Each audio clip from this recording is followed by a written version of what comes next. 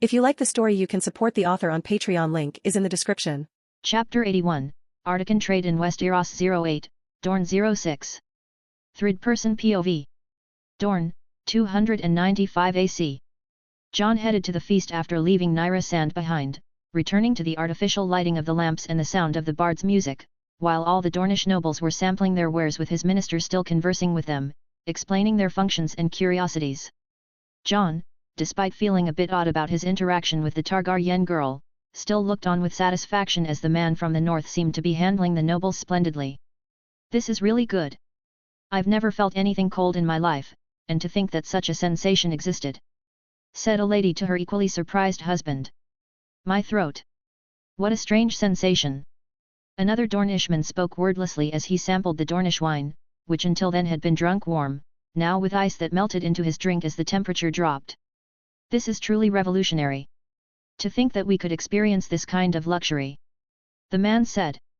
Jon continued to listen to the noble's conversation, but he wouldn't call it a luxury. Ice was cheap, the advantage was the quantity Jon could bring. He didn't want to limit it to just noble consumption but also wanted the common folk to have access to the masterpiece of the icy lands. But that will have to be discussed in the trade meeting, and speaking of which. Jon looked towards the main table, where Doran was speaking with his son, pointing at him. Doran, who had imagined his niece having success and speaking with Jon, was a bit disappointed as he left the balcony alone, not long after Nyra had gone to him, then proceeded with the plan to hold the meeting with the man from the north, since Nyra hadn't managed to get any information from him. Jon saw Tristana Martell approaching him before he returned to his table. Lord from the north. My father, Prince Doran Martell, would like to congratulate you on the success your products are enjoying among the guests and wishes to start the trade meeting. Tristana said courteously. I understand, let me summon my people. And show me the way, Jon said as he moved towards the center of the feast with Tristana accompanying him. Lord from the north. Your sister is a rare beauty, Tristana continued alongside Jon, and he almost rolled his eyes at that. This guy wants to court my sister, through me, he murmured internally. Well, I can't say the same for our father, so Arya was lucky to inherit our mother's beauty. Jon said just to say something, while the Dornish prince seemed to laugh at that. Tristana finally ceased his laughter with a comment. That's great, perhaps one day we can be relatives, he said pleasantly, and Jon just shrugged. It would depend on Arya, not even his father would have the final word. Jon approached his minister. Minister Junley, Jon called him, interrupting the conversation he was having with some nobles, and he turned to Jon respectfully. My king, Prince Tristanet, he said, nodding his head. I need you with me, as we negotiate with the head of House Martell. Can we borrow him? Jon said, turning back to the nobles jokingly, with a few polite smiles. They nodded politely. Thus, Jon went to the main table, where Doran was already leaving with his guards, daughter and brother. Do you want to come with me? Jon asked his wives. I'll stay, Jon. I want to stay inside, Ygritte said, feeling a bit nauseous, and Jon nodded. Can you stay with her? Jon asked Serena, who nodded without a problem. Now, you will come with me, Jon said to Arya, at least she would participate in the negotiation as a listener. Yes, Arya responded calmly, as she got up from her chair to follow Jon. If she noticed Tristana looking at her, she pretended not to. They proceeded to leave the banquet while some royal guards from the north took care of their wives. Jon noticed that Nyra Sand was also on the way, but did not wait for them as she followed a guard to the location, as well. Approaching, he saw the girl entering a door as they followed. Lady Stark. If possible, would you like to have a dance with me later? I would be honored, Tristana said, speaking to Arya. We can see that, Prince Tristanet, she said, more out of politeness than interest, and Jon didn't mind them. As they arrived at the door, Tristana's guard, who was accompanying them along with the royal guards and the two ministers besides Jon and his sister, opened the door. Jon saw they would be negotiating on an open deck with a section open to the natural light of the night sky, lit by some candles and accompanied by wine with Arctic ice. I see you're already getting used to my products, Jon entered with the group and observed calmly. There was a small table between two Dornish sofas, one already occupied by Doran Martell, his daughter, his sister, and Nyra, just sitting down while their guards stood behind them. However, his last son, whom he had seen at dinner, was not there, leading Jon to believe that Dorne did not regard him as very important in the family. "It's hard not to want after the first taste," Dorne commented with a small smile. Jon approached and began to sit on the opposite side. Nyra seemed not to look at him much, trying not to stare. The Arctic group began to settle down, with Jon in the middle between his sister and his ministers while the Arctic warriors stood behind them. "I've been wondering all day how they can wear those armors all day long." Oberyn was the first to speak, interested in the guards' armors. "The heat bothers us less than you might think," Jon spoke calmly. Oberyn was not offended, just laughed. But Jon turned his attention to Dorne. "Well, shall we begin?" he said, and Dorne nodded. A servant began to serve them, with ice and wine. "I would like to drink the whiskey," Jon said, looking at the bottle hidden on the table. The man nodded and began to pour for him. "Our wine is not to your liking, Lord from the North," Tristana said, already settled on the opposite side. "It's not that I dislike your wine, but a matter of habit, a good whiskey for a good negotiation," Jon said, taking his glass with ice and stirring it before putting it to his mouth. "Well, as you wish," Dorne started on the main topic. "The Martell family is very interested in your products. We want to negotiate them at a fair price that we can pass on to our buyers across Westeros," he spoke calmly. "For all of Westeros?" Jon raised an eyebrow. He knew the snakes would be greedy, but this was too much. "I was thinking of keeping them just up to the borders of Dorne," Jon said, but kept a neutral tone. "Well, if you want to negotiate the exclusivity of Dorne to keep your products for the Seven Kingdoms, of course, we can reach an agreement," he said again, while Arianne, Nyra, and Tristana just stayed silent, as Oberyn had a small smile on his face. Arya seemed angry, but Jon had taught her to keep a poker face and just listen until she was called upon. The ministers had raised eyebrows but stayed silent, waiting for their king to deal with them. "That depends," Jon said, taking his glass and bringing it to his mouth. "Are you willing to freeze the prices? After all, as a supplier, my goal is for my resellers to sell with a profit of 40%, nothing more than that," Jon spoke. "Even with logistics, are you willing to do that, Prince Martell?" "That would certainly be unfair, but you could make an exception for our family, couldn't you?" Dorne asked again, frowning. "Impossible, the Arctic has a set of trade rules. We will cease to supply our products, and especially our ice, if the end customer has to pay more than 40% over the provided price," Jon said with a firm tone, looking the prince in the eyes. "But that won't be bad, as we can profit from selling to noble houses and even luxury inns," Dorne said. "This product is intended for the common folk, Prince Dorne. We can sell more luxurious products, however, the ice will be priced low. You must understand that this kind of commodity is not about a high percentage gain but about the volume sold. You've seen how the nobles are fascinated with this masterpiece, imagine it among the common people. You will sell tons and tons of ice every month just in this city. Even with a profit margin of 5%, you will become so wealthy that money concerns will be beneath you." Jon gave a brief lecture. He knew the potential of this product, and so did the other side, but they were limiting themselves to thinking about profit per sale volume and focusing on quick gains, which Jon considered a very limited mindset. "You're right, father." Surprisingly, it was Nyra who said this, breaking the silence as she saw Dorne lose a bit of his smile. "You will earn more by making 20% on ice than you would by doubling your profit but only selling to other nobles. The Arctic Company is willing to sell at a low cost too, since it's not a product that's hard to obtain, right?" Nyra spoke, looking at Jon with a more neutral expression than she could muster. "Yes, we only have the cost of logistics since we have to bring it from the other side of the continent, and the men willing to leave their families in the Arctic and undertake such a journey need to be well compensated," Jon advised. After all, even though his people were not very interested in gold yet, the economy would be crucial for the Arctic to interact with other kingdoms and for its own development. Any civilization in the world needs good incentives to grow. Jon was not foolish. After years of studying various types of governments across different eras, he saw that every civilization needed something. The Arctic didn't suffer from hunger or cold, and its people were happy, but that wasn't enough. They needed to thrive in other areas, hence the opening of trade. The Arctic is not just already the wealthiest city but will surely become the commercial hub of the known world. With this journey, they would open the first Arctic company and start selling its shares.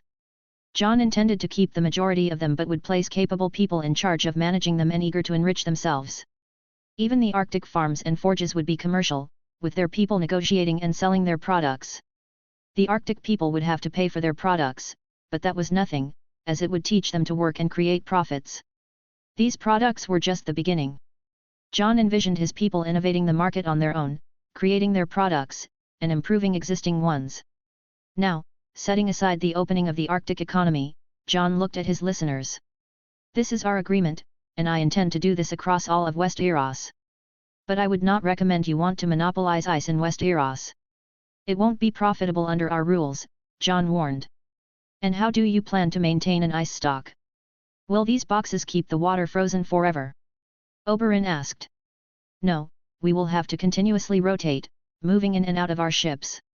However, I will also need a place within the city to maintain a building for storage. I need to construct it with Arctic materials, so I plan to purchase this piece of land, Jon elaborated. Dorne, though reluctant, eventually yielded and moved on to another topic, which was beverages and textiles. They began a game of offers and counter-offers. You may find it expensive, but I have a system of promotions every moon to distribute them. You can offset your price with this, but remember, these beverages are not like ice. They are scarcer and of even superior quality, and you know this. You won't find anything better beyond your wine, Jon said, causing Dorne to frown. Dorne was known for selling its wine throughout Westeros, and now with these Arctic beverages in Westeros, it would certainly hurt their profits. You know that many nobles won't be happy with the sale of this type of beverage, Dorne said in the end. I can't say that's not true. However, they will still profit from our other products.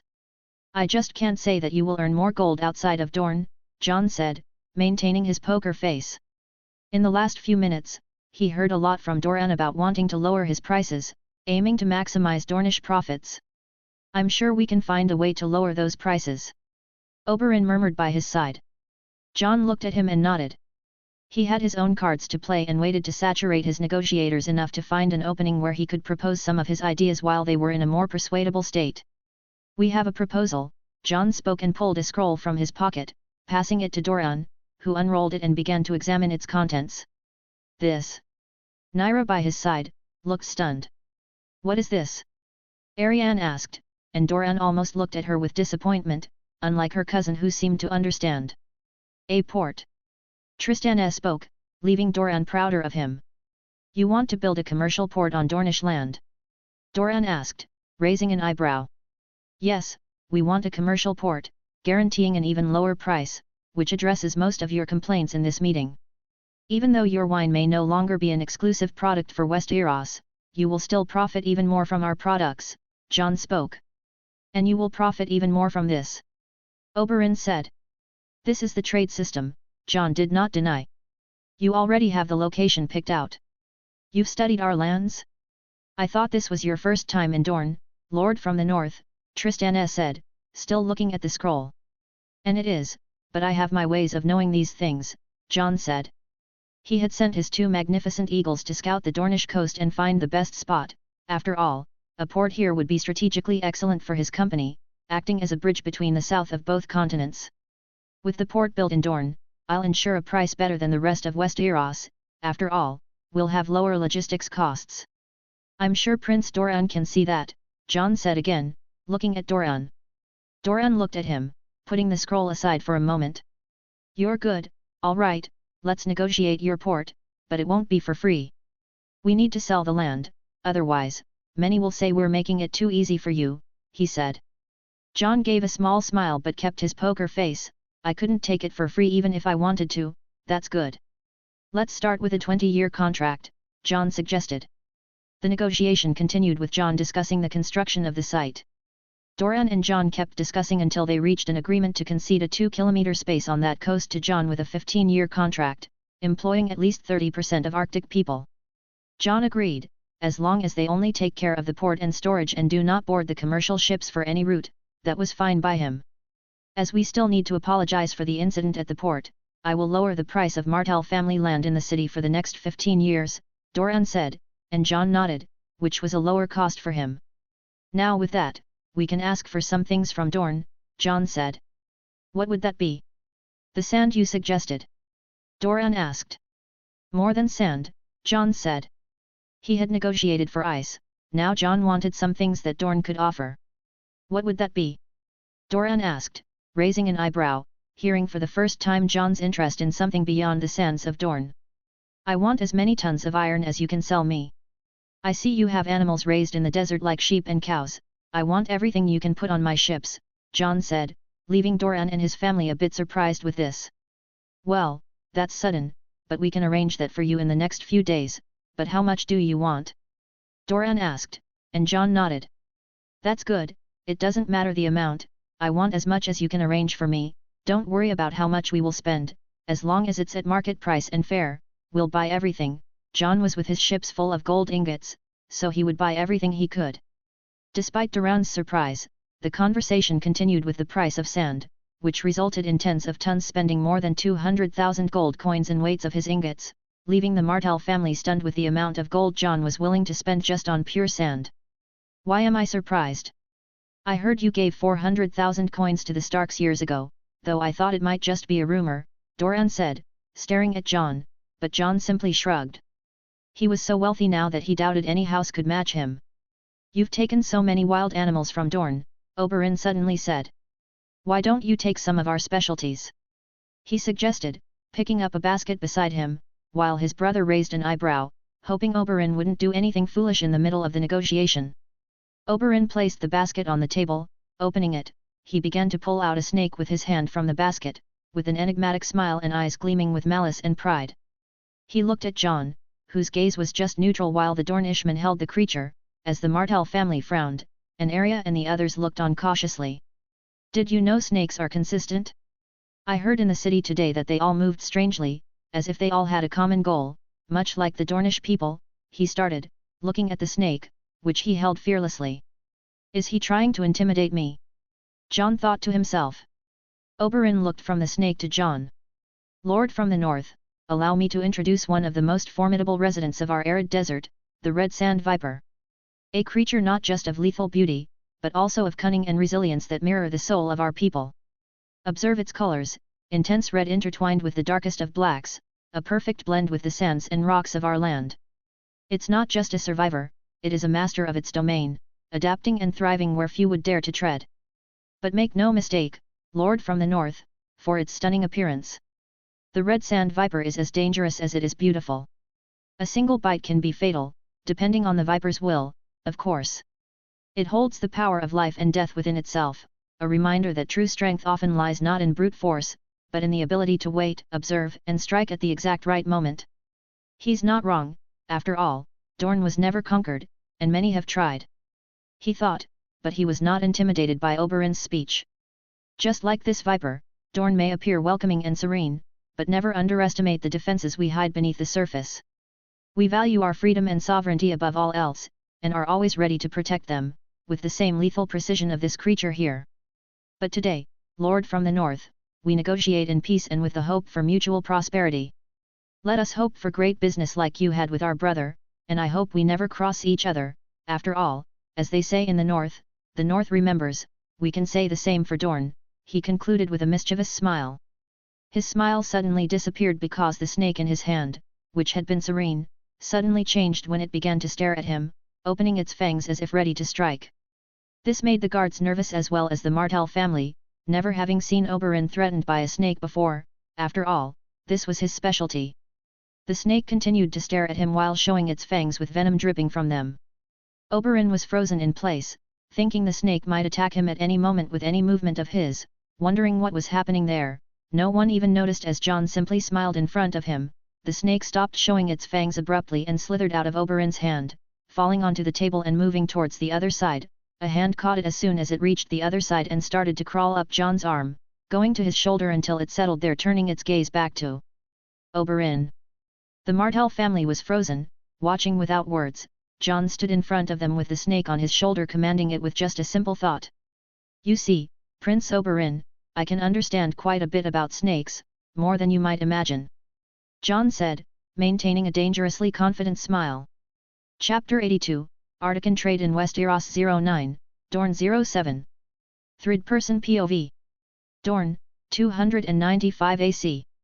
Jon returned to the party after the negotiation, leaving the Martell family still quite wary of him after his display. It didn't matter what they would call him now, likely a sorcerer, but that wasn't relevant as he saw his wives still seated at the table with no one bothering them, the guards making sure of it. "You finally came back, how did it go?" Jon approached and Serena asked quietly. "Shall we go back to the room?" Jon asked, already wanting to rest.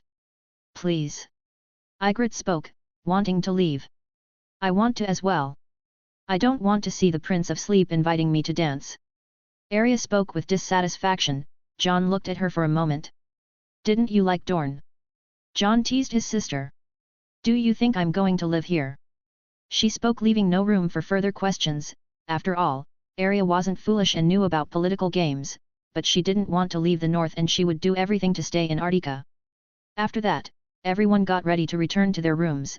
Jon asked the ministers to continue at the banquet, as they would still be quite useful with the Dornish nobles getting to know their products, and placed some guards to advise them not to speak important matters of the kingdom if they drank too much. Artica was a mystery to all there and Jon had to dodge many questions when he talked with these people. So they began to withdraw, returning to their rooms. "Finally, I couldn't stand listening to that Dornish music anymore," Ygritte complained as they settled into bed. "Well, you'll have to endure it for a few more days, since we need to pick up some materials as we negotiate over the next few days," Jon said with a sigh. "Anyway, I'd like to try my husband one more time," Serena spoke, approaching Jon with a seductive tone. "You guys can have sex, I'll just be sleeping today," Ygritte spoke, indicating she would sleep due to her nausea. Jon looked at Serena as he kissed her forehead. "All right, your husband has a lot of energy. But..." He spoke and turned back to the wall. "We need to deal with the intruder." On the wall, there was a servant who had been ordered by Dorne to spy on them before the banquet. He hoped to see something interesting there, but unfortunately, he didn't notice the snake at his side while darkness covered it. "I can see those naked women," he said to himself, but heard something next to him and his face turned surprised. Coming face to face with a snake showing its tongue, he didn't have time to react as the red viper sank its fangs into his neck. "Ah!" Serena looked at the wall hearing the scream. "These bastards," she murmured angrily. "Don't worry, it was just an easy rat to deal with," Jon spoke, and now seeing that he was alone with his wives, he began to take off his clothes. The night passed while Jon and Serena made Ygritte not sleep properly, and at dawn, Jon went out with all of them to join Dorne for the first meal, wearing more casual clothes in the Arctic style. The Martell's table was filled by the whole family, many looking at Jon with much caution after what happened yesterday with the snake, while Quentyn was oblivious to the events while looking at Jon with disdain, unlike the others. "I hope you had a great night," Dorne asked politely. Jon settled in with his group in the chairs. "It was a pleasant night, however, there's a certain odor coming from the wall, I could swear there's a corpse in that place," Jon said, laughing a bit at the end, but the atmosphere was not in line with his joke because Dorne became somber at this moment, like most of the Martell family members becoming tense. "Really? I'll ask someone to take a look, there must be a dead animal, perhaps a rotting rat," he spoke with a forced smile while Jon nodded. The rest of the meal was eaten in silence, until Arya decided to speak. "Is it true that Dornish women are incredible warriors?" She may not be excited about the idea of living in Dorne, but she certainly wanted to prove her worth against these people from the south. "Of course, we are, Stark girl, do you know how to fight?" One of Oberyn's bastard daughters returned Arya's comment. Tyene Sand said with a quite hostile tone. "You're known as the Sand Snakes, aren't you?" "I'm from Artica, I know how to fight. I'd like a fight later." She spoke excitedly while Jon sighed. "Ha ha ha. I want to see what you can do against a girl of 10 or 11 years. Obara laughed, finding Arya's courage amusing. Although Jon didn't like the tone, he said nothing and continued eating, feeling the gaze of a pair of purple eyes from across the table, which kept staring at him, but still ignoring it this time. The meal continued as Dorne exchanged some polite words with Jon. "Prince Dorne, I would like to spend this morning exploring the water gardens with my wives and Arya, if you don't mind," Jon said, wanting to spend time with them in this place and not just seeing it through others. "Yes, you are welcome to, and I can assign my daughter to accompany you if it pleases you," he said, pointing to Arianne, but Jon declined. "I don't want to delve too deep, just spend some time alone with the mothers of my children and my sister," he spoke calmly. "I understand. That can be arranged without any problems," he said in the end while Arianne looked somewhat disappointed. After the meal, they left the place, as Jon led his group to the water gardens. a large area of the castle cared for with beauty as the waters ran through the place with many palm trees. Jon just wanted to appreciate this space without caring for anything else. Meanwhile, inside the castle, the Martell family gathered as servants brought in a corpse, the dead man that Jon had eliminated for trying to spy on them. His death was by snake venom. Oberyn spoke, examining the body. And from the red viper, he concluded. That bastard, he's some kind of sorcerer. Obara spoke angrily. Silence, Obara, I don't want to hear that tone, especially since you are offending an important guest, Doran spoke calmly. But he *LLED a Dornishman, inside this castle. We can't let this go without doing anything, Nymeria spoke. Have you seen what's in our gardens? Do you think only a Dornishman will die if we attack the Dornish entourage? Nyra spoke, raising her eyebrows. We can *LL them all. Tyene spoke. Silence. Doran spoke with a severe voice as his tone echoed throughout the place. He may have *LLED a Dornishman in my house, but he surely did it to someone spying on them at night, which I can't blame him for, even if I wanted to. Now, if I hear anything more about harming this group of visitors from the north, I will expel them from this place. Sorcerer or not, dangerous or not, remember that we have very important trade agreements with them now and I would not like to lose them due to your anger, Doran spoke severely. Oberyn, I know you taught them with hatred against the Starks, but harming the Artikans will be something I will not tolerate, he spoke in a very angry tone. He did not want to lose the chance of losing a great trade partner and ending up picking a fight with this Artika, a place still very unknown and even the north. Politically, it would be foolish, after all, Robert Baratheon has a very strong connection with the Starks, this could even lead to a war, a very high price to just avenge a servant he had put to spy on them. Oberyn looked at him for a while. All right, brother. But if we fight, can I let loose a bit against the snake charmer? Oberyn asked with a mischievous smile. As long as it's fair, just don't *LL him, Doran spoke, and Oberyn nodded with confidence that he could handle Jon Artika. Meanwhile, even unknown to the Martell family itself, the sound of chains was shaking on the shoulder of an old lord. This was a maester who was responsible for this castle sent by the citadel. Doran had paid for all his decades of study in the city, however, something that Prince Martell could not imagine was that this man had developed a loyalty to something greater than himself. After all, the citadel was a place of strong doctrine, all maesters had their loyalty first to the citadel, before their lord or even their own family. He entered his room, where there was nothing but his things, opening a drawer with papers and a pen with ink, he began to write on the paper like a scroll after putting ink on the tip of the pen. Grand Maesters! I am saddened to say that there is a sorcerer in Westeros. Jon Snow, son of Eddard Stark whom we have heard of many years ago, appeared in Dorne, with unique beings, giants, dwarves, wealth and unique products from his lands with one in particular, ice. And something even more alarming is that the boy of 16 named Days can control animals with his mind, according to what I have heard and how, my lord, came to me asking for explanations, he is a warg like the first men.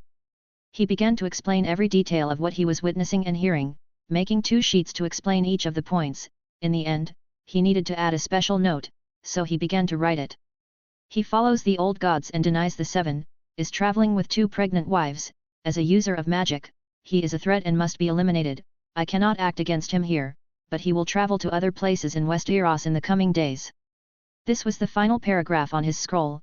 After that, he started to roll it up and took a raven that was there, a special one that he did not put together with the others in the Raven Tower, because this one had a special destination, it would fall directly into the hands of an order within the Maester's organization, one that aims to protect the world from magic and maintain the mind as supreme.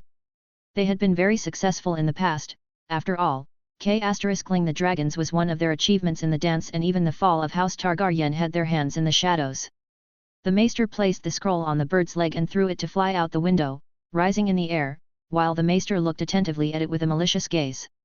Jon looked from the garden at the raven leaving one of the windows, but didn't care much, not knowing that his downfall was already being planned by enemies he didn't even know he had. The morning passed as he spent his time with his family in a high place where they could see the sea, eating Dornish grapes, with the sun in the middle of the sky. He decided to go to lunch that they would have again with the Martell family. Joining again at a large isolated table, they ate and Oberyn addressed Jon. Lord of Artika, would you like to accompany me to the training field? Your sister was interested in our fighters, we can show something more of Dorne than our wine, parties and gardens. he said.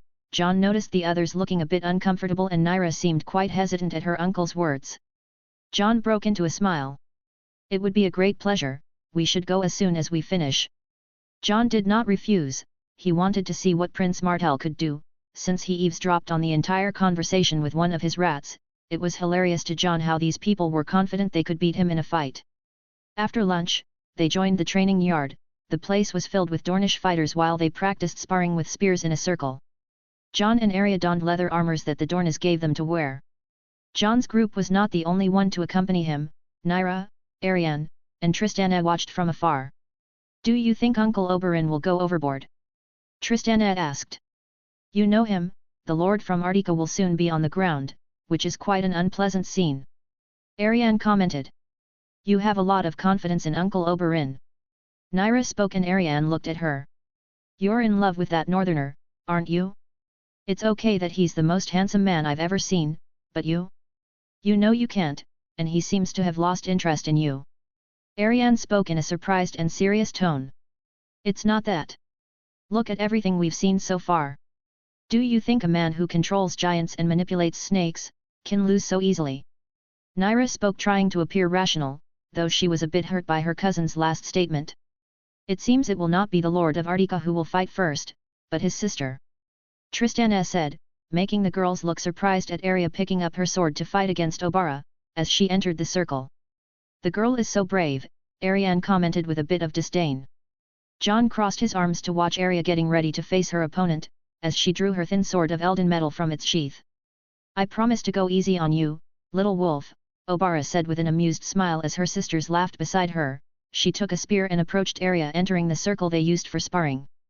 Oberyn watched with a small smile but looked at Jon as his prey, while Jon didn't care, even knowing about the eyes of the red viper on him. Arya looked at her opponent who took a fighting stance, but certainly didn't expect much from the little Stark girl. I heard that in the north women also fight, I hope that's true, she said. Arya positioned her thin sword in front of her and spent 5 seconds in silence as both stared each other down for the beginning of the clash with Arya launching a frontal cut. Obara seeing this just placed her spear in defense to block the attack. However, her smile froze as she found herself stepping back from the force of the girl's sword while feeling the weight of her blow. Her sisters also looked surprised at that. I expected a better stance from someone who likes to talk a lot, Arya commented with some disdain. Obara remained silent for a while after hearing that, then shook her head despite being surprised as she approached while swinging her spear. Very well, it seems I underestimated your strength, even though it seems impossible for a body of your size, but now I will show you why they call us the Sand Snakes, she said with some frustration as she approached Arya to fight more seriously. Arya was also watching with an attentive look and saw her daughter attack the northern girl, who also moved quickly, launching a small duel between a spear and a sword, with both delivering vertical cuts while moving their feet against each other. This left everyone surprised. Even Oberyn had to look at the fight with a skeptical look as his 15-year-old daughter was fighting a speed battle with an 11-year-old girl from the north. With the fight being tied, the other Sand Snakes fell silent without their mocking smile and the Martell family seemed quite shocked by this as well. You wanted to court that girl, Tristana? I doubt you could beat her in a fight, Arianne mocked, but also surprised by the girl's agility. In the fight, Arya proved to be quite fast and acted. She saw Obara spin the spear and try to hit her on the side, but she moved her foot to absorb the impact while raising her sword for the attack. Jon. Isn't this getting intense? They shouldn't be fighting with real blades. Ygritte spoke beside him. If they seriously hurt Arya, everything we negotiated will be over, so I don't think they will be foolish enough for that, even Oberyn's impulsive daughters, Jon spoke. In a moment, Arya showing she was stronger than Obara, threw her weight against her spear, opening a gap in the girl while kicking one of her legs, making her lose balance and end with the Elden metal close to her neck. It seems this northerner has won, Arya spoke with a satisfied smile. The place fell silent. No one believing that this little girl really beat one of Oberyn's daughters. Well, this is unexpected, Oberyn murmured. She really lost. Nymeria commented. To a Stark brat. Tyene whispered beside her. You just got lucky. Obara growled, standing up without caring about the blade at her neck, and Arya did nothing. Let's fight again. She spoke, wanting a rematch after that small disgrace. Jon didn't like this hostility and was going to stop the continuation of this, but Obara's sisters were quicker. Obara, get out of there. Now it's my turn to fight against a warrior from the north. I will have to clean up the disgrace you've brought upon us. Nymeria intervened. No, I want to fight again. Obara insisted. Obara, let your sister fight now. You've had your fight. Oberyn also knew this couldn't end well, so he intervened hoping another daughter could fight better, despite feeling displeasure with Obara's defeat. Obara heard this and left silently with her spear, but clearly frustrated. I will intervene, Serena spoke beside Jon, and he nodded. As Arya was preparing for the girl picking up a scimitar to fight with Arya, Serena intervened. Arya, get out of there, now I will fight, she said. Wait. I haven't lost yet. Arya said stubbornly. Arya, Jon called her with a stern look. Arya saw this and knew she had to obey, stepping out a bit frustrated. His wife is going to fight? Arianne asked beside her. She's not even wearing armor.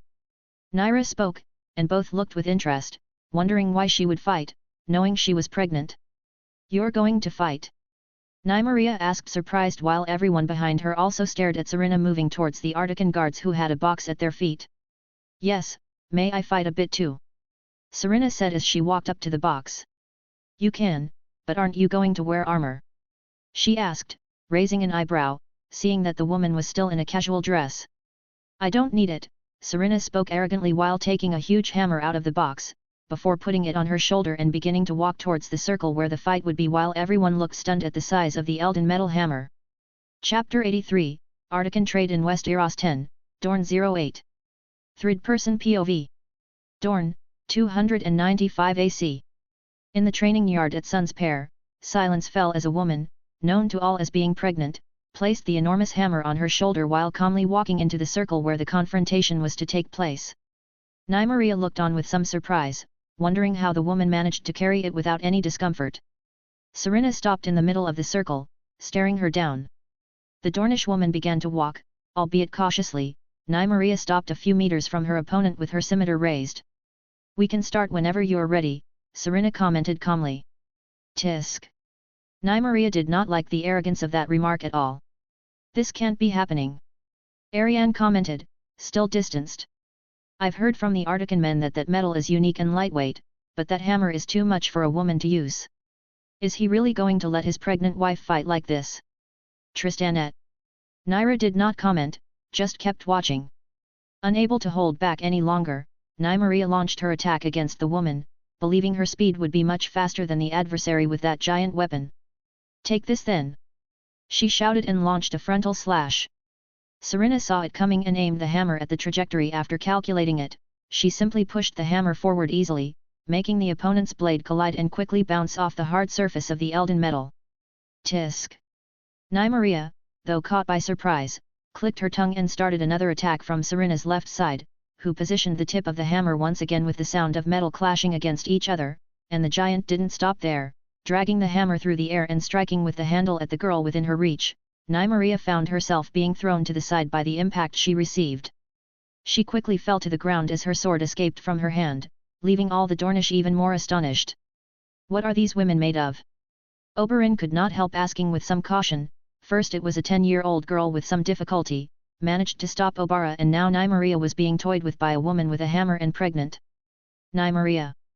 Elaria spoke cautiously next to her, looking at her daughter on the ground. This isn't over. Just like what happened with Obara, Nymeria growled, getting up and grabbing her scimitar again. This time no one interfered and Serena just nodded as if it was nothing, even with the hateful eyes of the Dornish woman.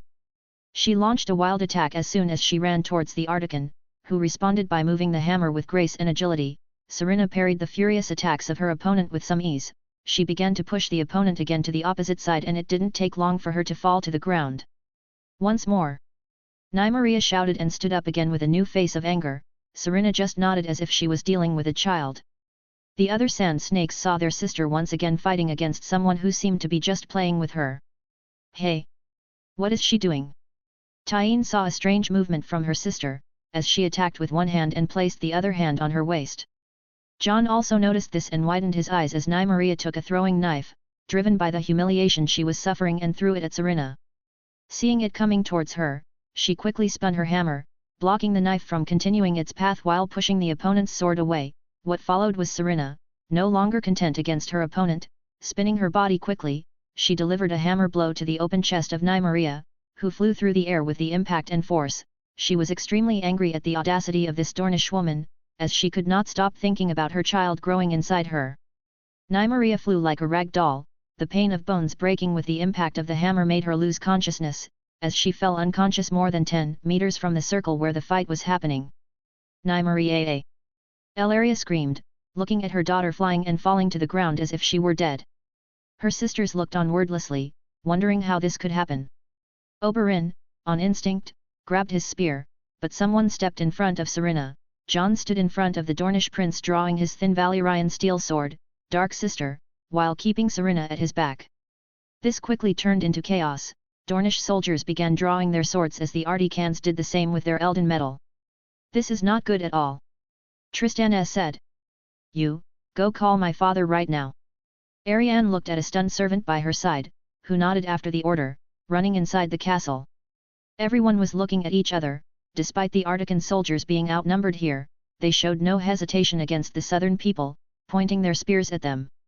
However, the soldiers on the garden side soon began to move, while some guards looked oddly at the sudden movement of the Ardican people as they shouted to each other in the ancient tongue, something they could not understand. There were wargs monitoring all the movements of Jon's family. They quickly saw what happened and informed everyone while they began to prepare for a possible war in this castle. This made the Dornish realize when the giants began to quickly equip themselves with sword and shield, since there was no time to put on their armor, leaving everyone swallowing hard nonetheless. Who could fight with those things? The hidden snakes throughout the castle also did not stay behind. Jon had already issued an order for all to prepare. While they were positioning themselves all over the place and would begin to bite Dornish in large quantities as soon as they started. Nymeria! Nymeria! Elaria tried to wake her daughter on the ground. The other two, Tyene and Obara, prepared their weapons with eyes full of hatred for Serena. Arya also drew her sword, while Ygritte also kept her short spear while out of range of her bow. You stabbed my daughter with the intention to KLL.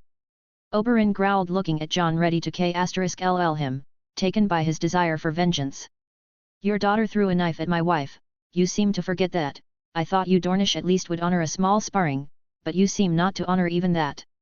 Jon spoke sternly as tensions rose. That sword. Oberyn for the first time looked at the sword Jon was holding pointed at him. It was none other than Dark Sister. It does not belong to you. He spoke, accumulated with the anger of seeing his daughter flying. He took the first step against Jon. Jon saw him coming and stepped back to Serena. Step back, and if you see any movement from another Dornish, KLL them all. He spoke to his men, leaving the Dornish hearing this with even more anger, but they did nothing more. After all, this fight was of the Red Viper of Dorne, no one could interfere.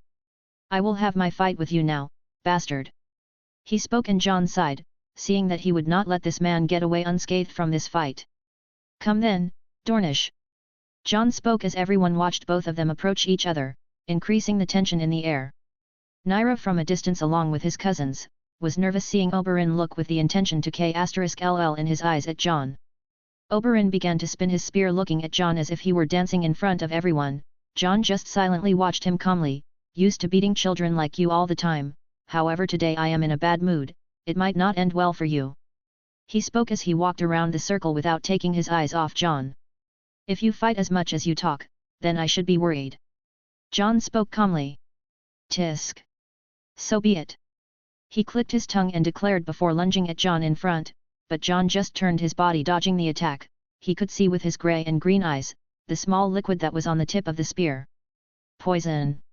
Jon thought calmly.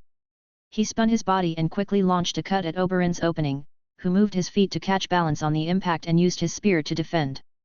The two blades clashed against each other, making a metallic sound. You really are better than I expected, bastard. He said with a malicious smile.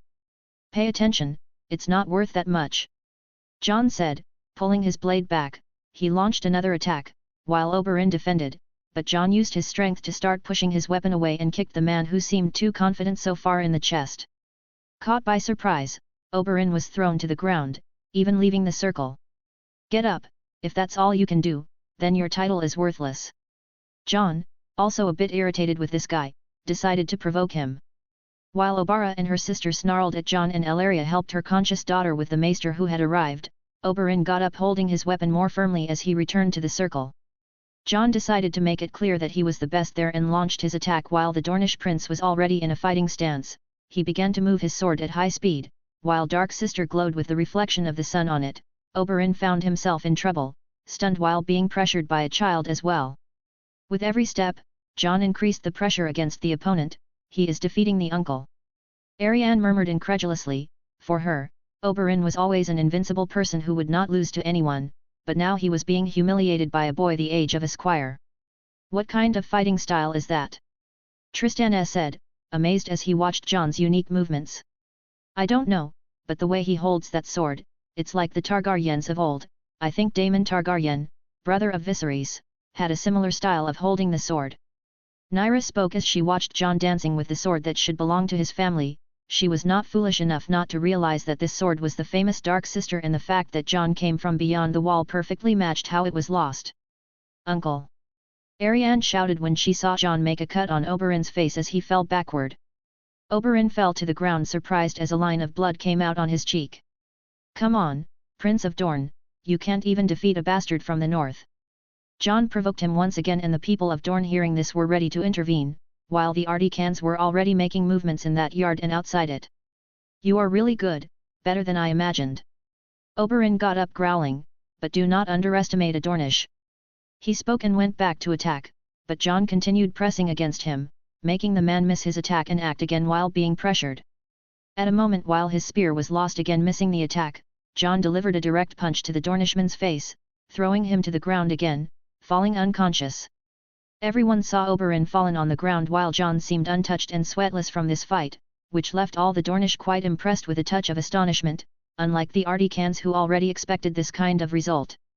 Silence had settled in the place, until Oberyn's daughters decided to attack them. Making all the Dornish men begin to act. We have to stop them. Nyra said. Stop everyone. As the heir of Dorne, I want you all to stop this. Arianne, knowing it would not end well for either side, shouted. However, she was not her father, her voice did not reach while Obara and Tyene were already advancing against Serena. Jon did not move and looked angrily, deciding to act. Snakes began to come out of places, and when the guards realized this, they were already flying at the necks of those who came launching attacks. Obara and Tyene were no different as snakes crawled against them and jumped on them, wrapping around their necks, falling to the ground before attacking Serena, who was already expecting the attack.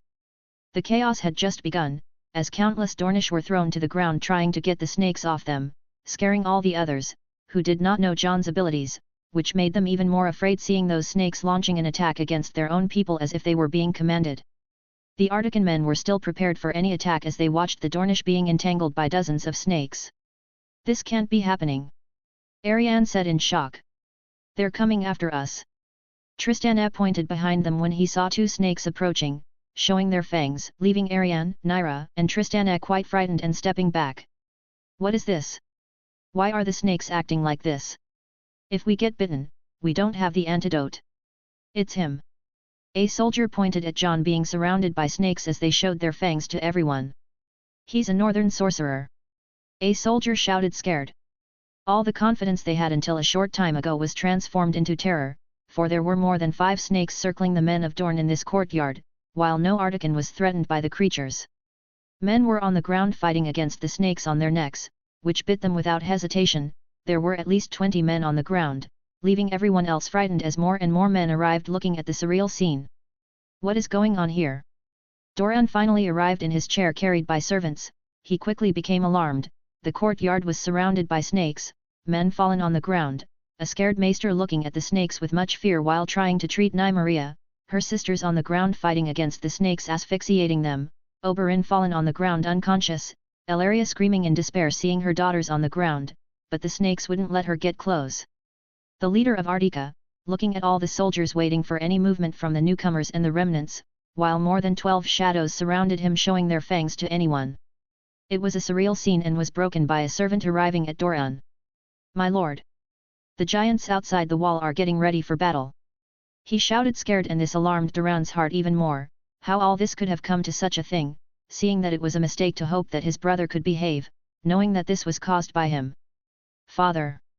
We must do something! Arianne shouted, looking at her father while the snakes wouldn't let them pass. Doran tried to breathe, seeing that the snakes were not being aggressive. His gaze returned to the mind behind all this bizarreness, ignoring the servant with the report of the giants. Lord Artican, I still do not know what happened here, but if I brought any trust between our agreements, I ask you to stop this madness. Doran spoke, trying to be as respectful as possible. His family was at risk of life there. It was enough that he lost his sister a long time ago. Your brother and your daughters threatened me and my family after losing some fights. Do you think we have anything more after this? Prince Doran, when my family is in danger, I do not intend to spare anyone, and if that means saving my family, I will exterminate everyone here.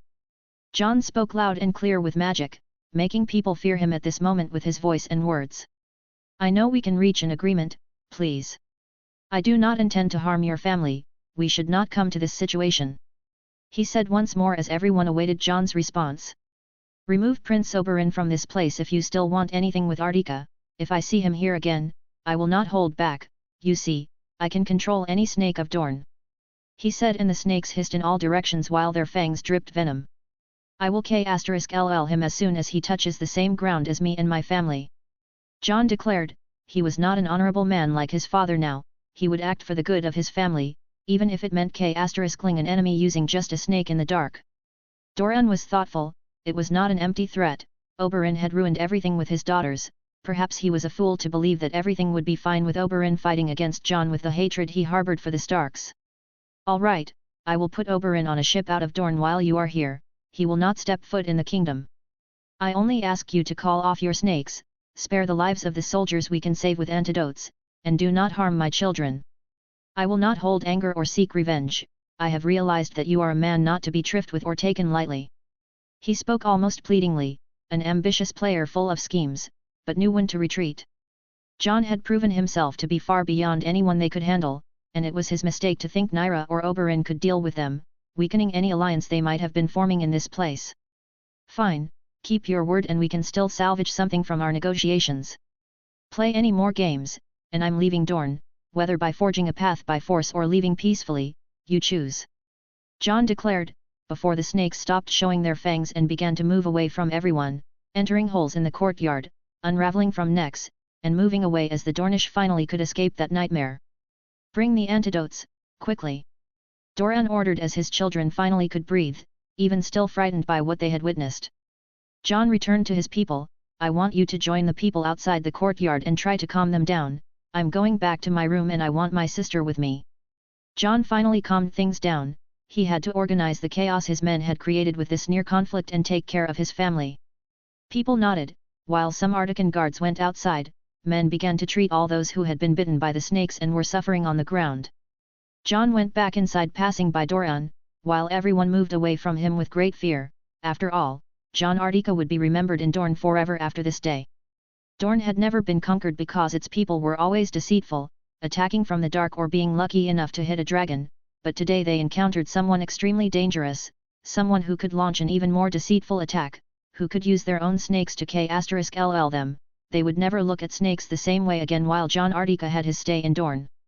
Chapter 84, Artican Trade in Westeros 11, Dorne 09. Some points people will argue about. Jon has a lot of snakes throughout the palace, but there's a difference between overhearing a conversation and reading a letter, or would the maester simply allow a snake there to read what he was writing next to him? Secondly, Jon is not omnipotent, he can't know everything. Is he going to watch all the ravens leaving the castle? That's madness. Third, Jon is an outsider. Artika is a kingdom under construction, unrecognized by anyone. I don't know why these people want Jon to be called king so badly, until he forces them to call him king in a land he doesn't control. Starting a war with Dorne will make him lose all chances of negotiation in Westeros and even in Essos. It's not smart to do that so easily. Another thing, for me, Westeros will always be full of intrigues, so there will be schemes here and there, people wanting to gain things here and there. But Jon can't just go around killing everyone. If you think that won't have consequences. About me was deleting this fanfic. Firstly, I never said I would abandon this fanfic. After all, 40% of my Patreon supporters consider it the best of all. Secondly, I really was going to abandon it on this site because this is the only place where people complain, so I don't need to continue things that seem bad. Thirdly, I lost 1k followers, and I hope it's these people, because I'm giving it another chance due to over 100 comments from people asking me to continue. Fourthly, if you don't like this story, you can stop reading it, do us all a favor. Fifth, if you want to give hate, then I have one thing to say, go f***ck yourself. Sixth, besides that, have a good read. Chapter size, 2,900 words. Third-person POV. Dorne, 295 AC. Jon returned to his quarters after the commotion while Arya joined them. These people. They are so treacherous. Arya growled. We don't have much to do about it, just to take care of ourselves. Serena commented, also dissatisfied with what happened. I will talk to Dorne later and I no longer intend to participate in his games, so this was the last straw. Jon said seriously and went back to Ygritte. How are you? He asked, touching her belly using some magic there. I'm fine. She said. You're going back to the Arctic. Jon said, seeing that Ygritte was not in good condition. But. No buts, you won't be able to for the rest of the journey. I know you are feeling sick, I will leave serum so that your journey goes smoothly. Jon said, not wanting Ygritte to go through the rest of the journey's stress. He also wanted Serena to do the same, looking at her. No. I'm staying. She simply said and continued. You need one of us, I'm fine and can take very good care of myself. She said, leaving no room for discussion. Okay. He returned to Ygritte and touched her hand. I need you to be safe, it won't be the first journey, so I promise you will participate in the next one. Jon said, and she nodded although reluctantly. What are we going to do now? Arya asked, sitting on the bed. I will talk to Dorne soon, at this moment he already knows he cannot deal with me easily, and he will have to think twice before trying something. My eyes are all over the castle and I have made it clear that I would launch an attack as soon as we feel threatened. Jon said as he approached the window and stroked a sleeping red viper there. The snake just looked at him and accepted his hand while sticking out its tongue. Meanwhile, Dorne was organizing the place, with some apprehension. How did this happen? He growled in his chair to his daughter. Nymeria thought it would be smart to throw a throwing knife at a pregnant woman. It was not Arianne who replied, but Nyra. Dorne was silent and looked at Nymeria still being treated by the maester. How is she? He asked. My lord. The maester began with some apprehension. From what I could see, to start with she has gone into a coma, there are rib fractures, the chest was broken, and I believe even her spinal column suffered a major impact, the internal injuries could be varied as well. He finished, leaving his sisters enraged by that. They will pay for this. Obara snarled. You tried once and almost died because of it. Dorne mocked, already irritated with Oberyn's daughters. Do you plan to leave them in peace after everything they have done? Elaria growled at Dorne and the atmosphere seemed very heavy. Your daughters caused this, maybe teaching that you could try to k*ll a guest in my house, was not a good choice. Dorne spoke seriously to Elaria. Elaria was going to respond, but Nyra spoke for her, have you seen what he can do? Do you want to k*ll yourself and the rest of your daughters out of revenge? She asked, who could deal with giants and an army of snakes roaming the entire city? Even she had to admit how afraid she was of the man from the north. That wizard. How can he do this, Maester, what the hell happened here? Shin sought answers from the man treating her sister. The Maester seemed lost and even Dorne was curious, even though he had already asked about the event of the previous night, he was still interested in what the man would argue. I cannot explain this phenomenon, there are the wargs with blood of the first men, ancient legends of men who entered the body of animals. He said. Entering the bodies of animals. A soldier beside commented a bit scared by that. But what we need today? The Maester continued. I have never read anything like it, no warg I read about in the Citadel could control multiple animals and still remain conscious. The man finished. This left everyone entirely a bit shaken, after all, who could deal with someone like that, seeing what he has already been capable of without losing a soldier on his side. What are we going to do, father? Arianne asked with a tone of concern. We can't do anything for now, let's just make Lord Arctic stay pleasant, he concluded. And your brother, he's lying on the ground. Elaria commented, frustrated with Duran's words. How is my brother, Maester? He asked. He's fine, if we disregard the broken nose, he'll be all right, much better than your daughter's condition, the elderly man spoke. Dorne looked at his brother on the ground with a bleeding nose and another cut on his cheek before nodding. He turned his attention to Elaria and her daughters. You've caused a lot of trouble, you will stay out of Dorne while the Articans are here, I will put you on a ship along with my brother, I will send a raven when you can return, he concluded. You can't be serious. Elaria shouted, but Dorne ignored her and looked at his daughter. Let's go inside, we have a lot to plan with our guests, you too Nyra, he said, sighing with some relief after everything that happened. They began to leave to review how they would deal with Jon Arctic. At the castle entrance, the giants and Artican men began to calm down as the royal guards were explaining the current situation along with the wargs. The Dornish soldiers were fearing the imminent conflict and were relieved when they saw the creatures putting away their weapons. A few hours passed until Dorne invited Jon again for dinner with his family. I hope our relations have not been too damaged, Dorne commented as Jon approached. They attacked my pregnant wife unfairly, Jon spoke with a not friendly voice. I don't know if that can be forgotten. Arianne and Nyra seemed to sigh at this, but Dorne kept a neutral face. I can understand your anger, I ensured Oberyn and his daughters left the city, he assured. Jon nodded, after all, at this moment, while Oberyn was waking up with his nose bandaged, and his daughters talking to him for the first time, there was a snake in a corner just watching them. Snakes may not hear as well as humans, but Jon could see their intentions, should they try anything. Then he heard the drama and the thirst for revenge against the Arctic family from those individuals, ready to act at any moment. Meanwhile, the dinner turned more silent, with the atmosphere a bit strange between the two families. Dorne asked recurrent things without delving into the subject of recent events, and Jon nodded, answering all the questions calmly. I spoke with some large pasture owners in the desert and some merchants in the city, we could talk about prices tomorrow if you want, Dorne commented. That's good, I'm bringing some ships to the harbor, they will bring the products we negotiated, Jon said. After dinner, both returned to their quarters, with Arya sleeping in an extra bed in Jon's room. And the next day, the meeting began with Dorne and some merchants, one of them even from Essos establishing his own company in Dorne. What would you like? I have various animals that will surely be to your liking. The man spoke while clasping his hands expressing his greed for a big deal. I want everything you have, Jon spoke while Arya was on the other side. His ministers smiled, seeing the other side of the table surprised by that. I think I didn't understand well. I have more than 3,000 animals on my lands, the man spoke a bit lost. If you sell them to me at a fair price, I want to buy all of them, Jon spoke, he didn't mind buying something a bit above market price, just not being abusive, after all, he might be rich but wouldn't throw money at people outside of Arctic. Are you serious? He asked still dazed. Yes, I want all of them, he affirmed, and the man nodded, picking up a paper and starting to do the calculations. Now on to iron, Jon turned to the man from Essos, wearing jewels.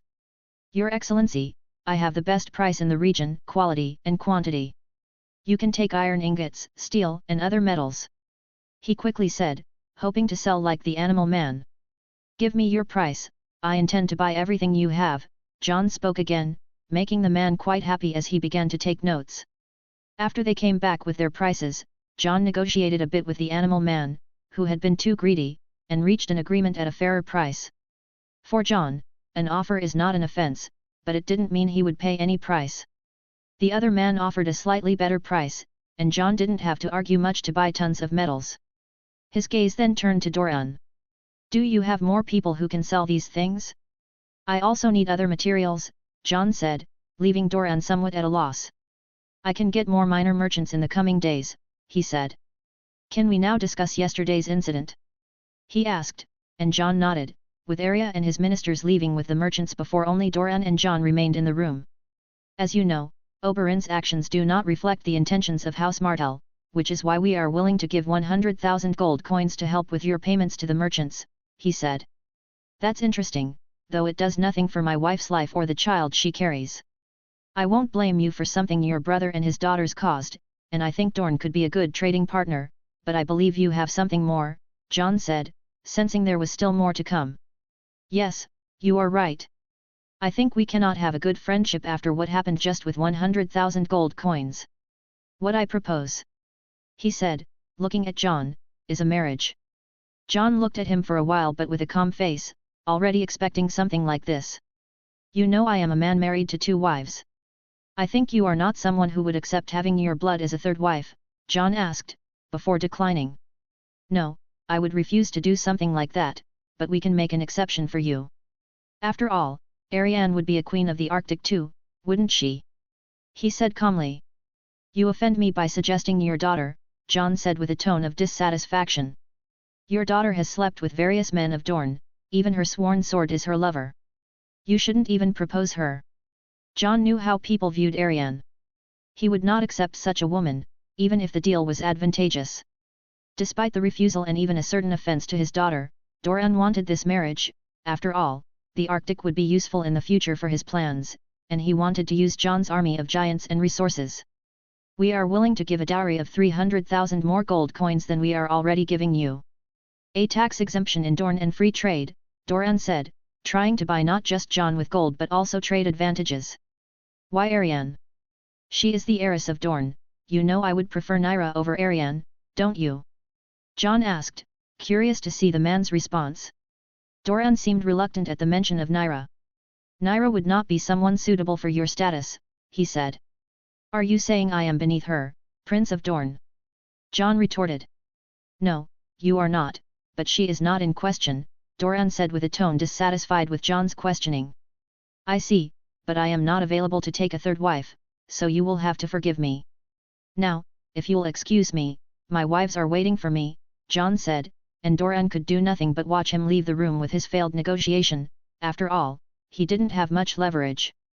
Nyra, as much as Jon wanted to know Dorne's answer, the man wanted to use Nyra for other political matters.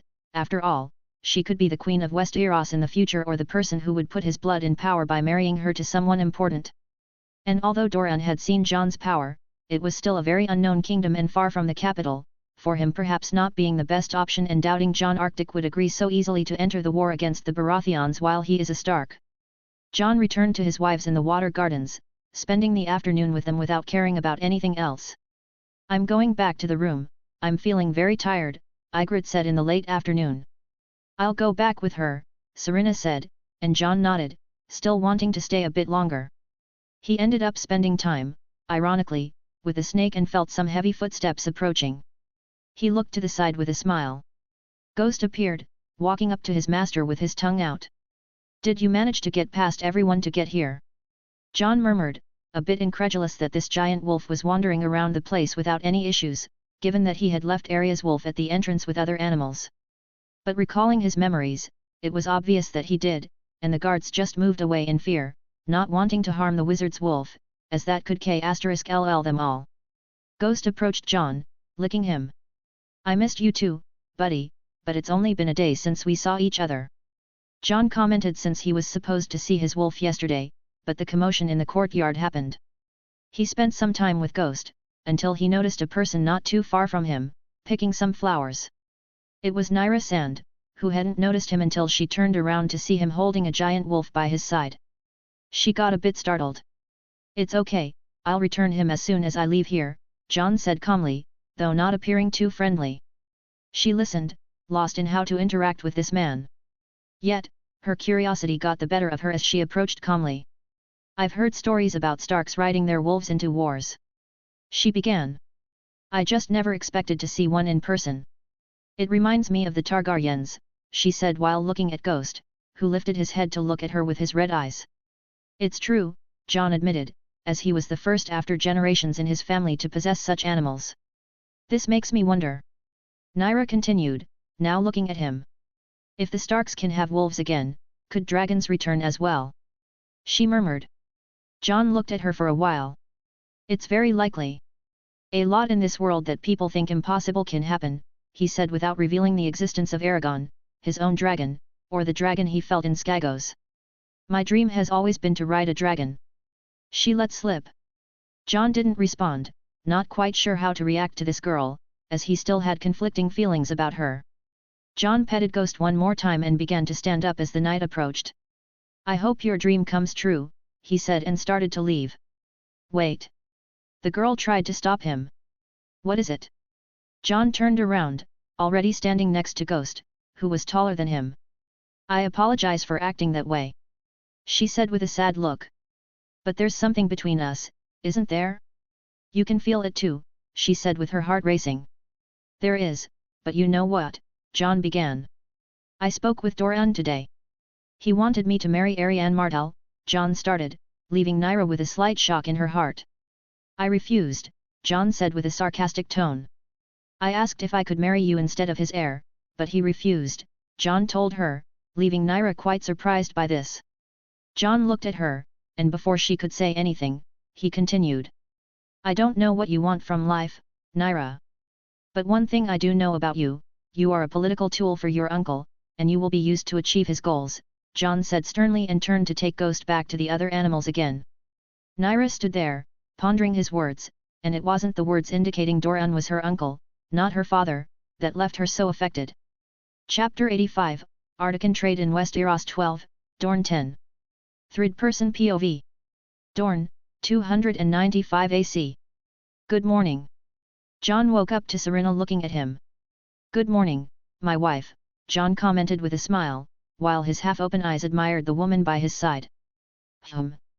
Ygritte moaned beside him, waking up as well, while Arya was in a separate bed.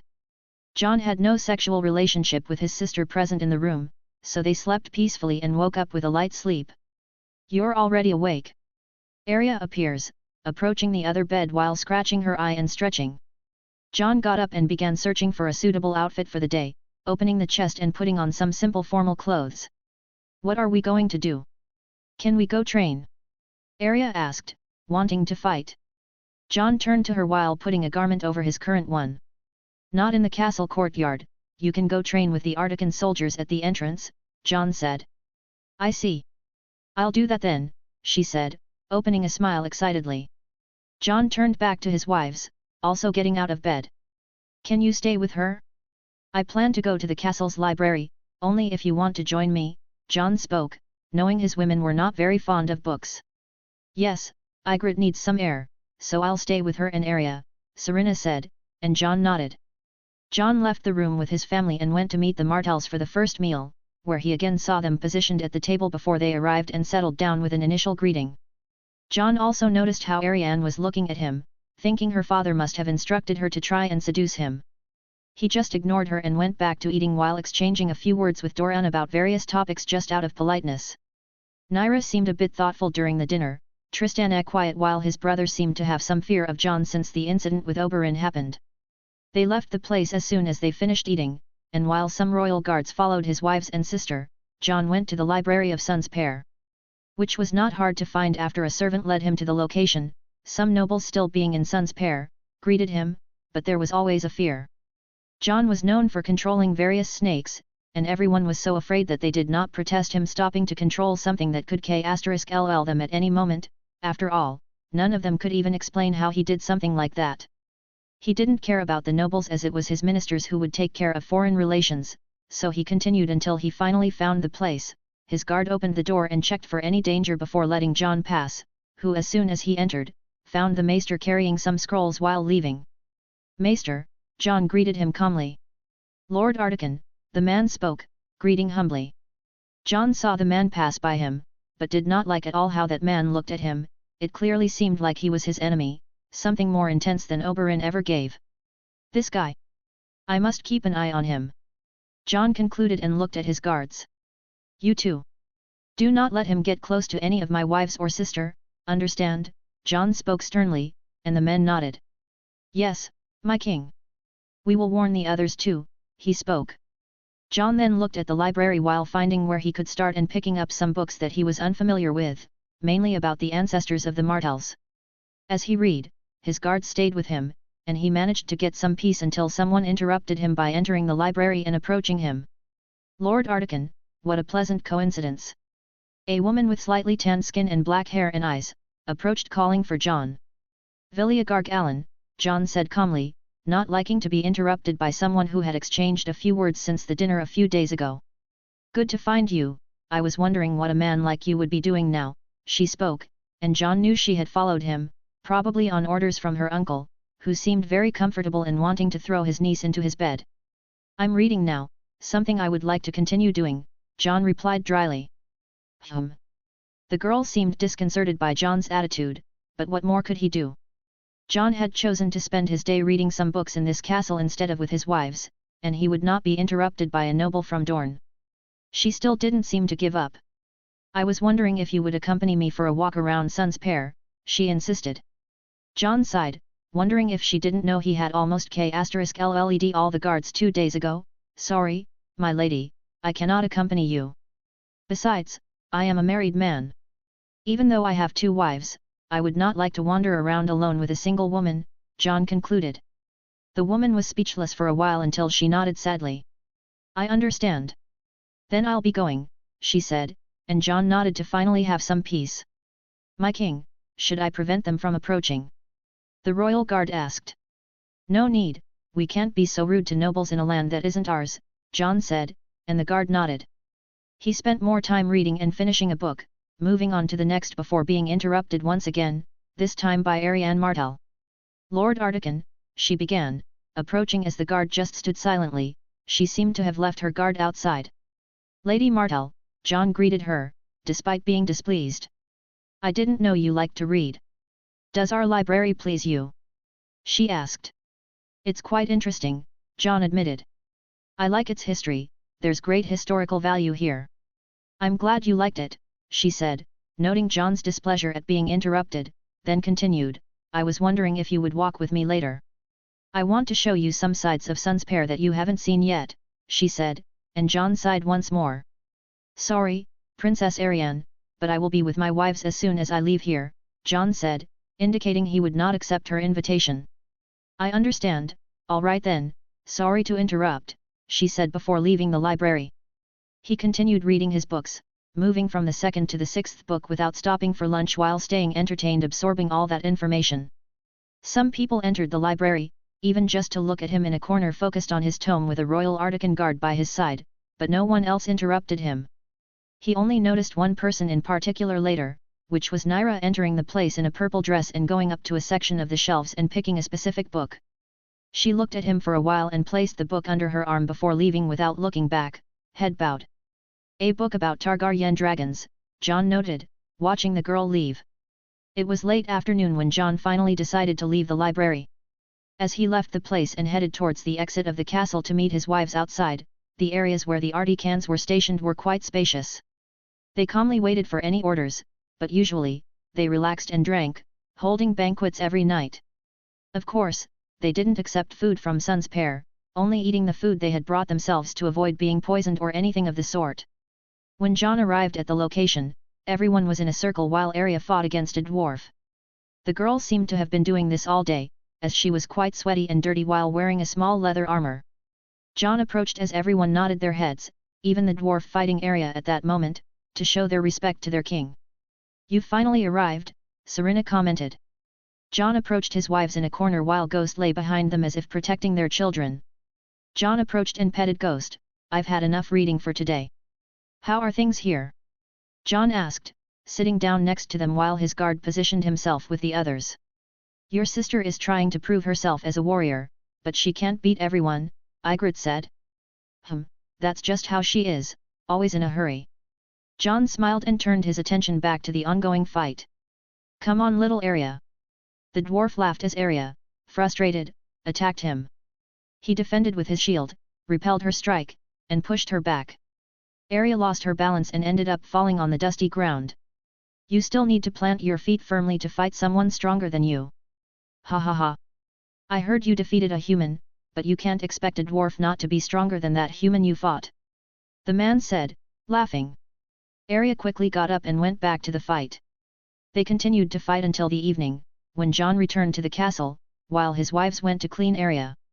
Jon went to an Artican soldier who kept some of the warg's birds in the fleet and requested to bring back 50 ships to the harbour as it was time for them to conclude their negotiations, and Jon would make the final one the next day.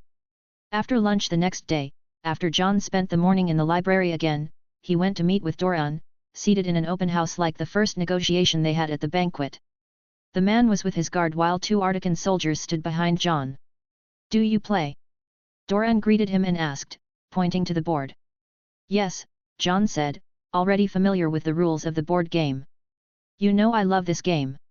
It has a strange name, checkers.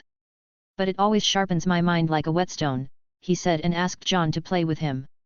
Jon nodded and saw him make the first move with a piece. I always feel good about the strategy of this game, and it helps me think a lot about the future of House Martell, he said. Jon said nothing and played his piece. The man looked at his move and made another. Jon moved another piece. Doran moved another piece, pondering Jon's strategy. I like to play this game mainly with other nobles, after all, I can always match my sharp mind with theirs, Doran said. Jon moved a piece to the other side. A game cannot define a mind, he said as he made his move. Doran moved his hands before starting to shift the middle of his game. It's true, but it's always good to see what kind of person you're dealing with. Jon didn't respond and moved another piece, trying to block Doran's advance. You're amazing, you know, Lord Artican, he said, moving another piece, eyeing Jon's game. You're incredible, there's no one like you in Westeros.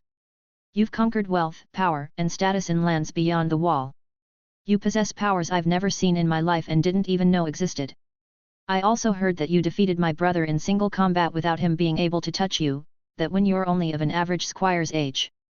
My brother was supposed to be one of the greatest warriors of Westeros and lost to you, a man half his age, he commented.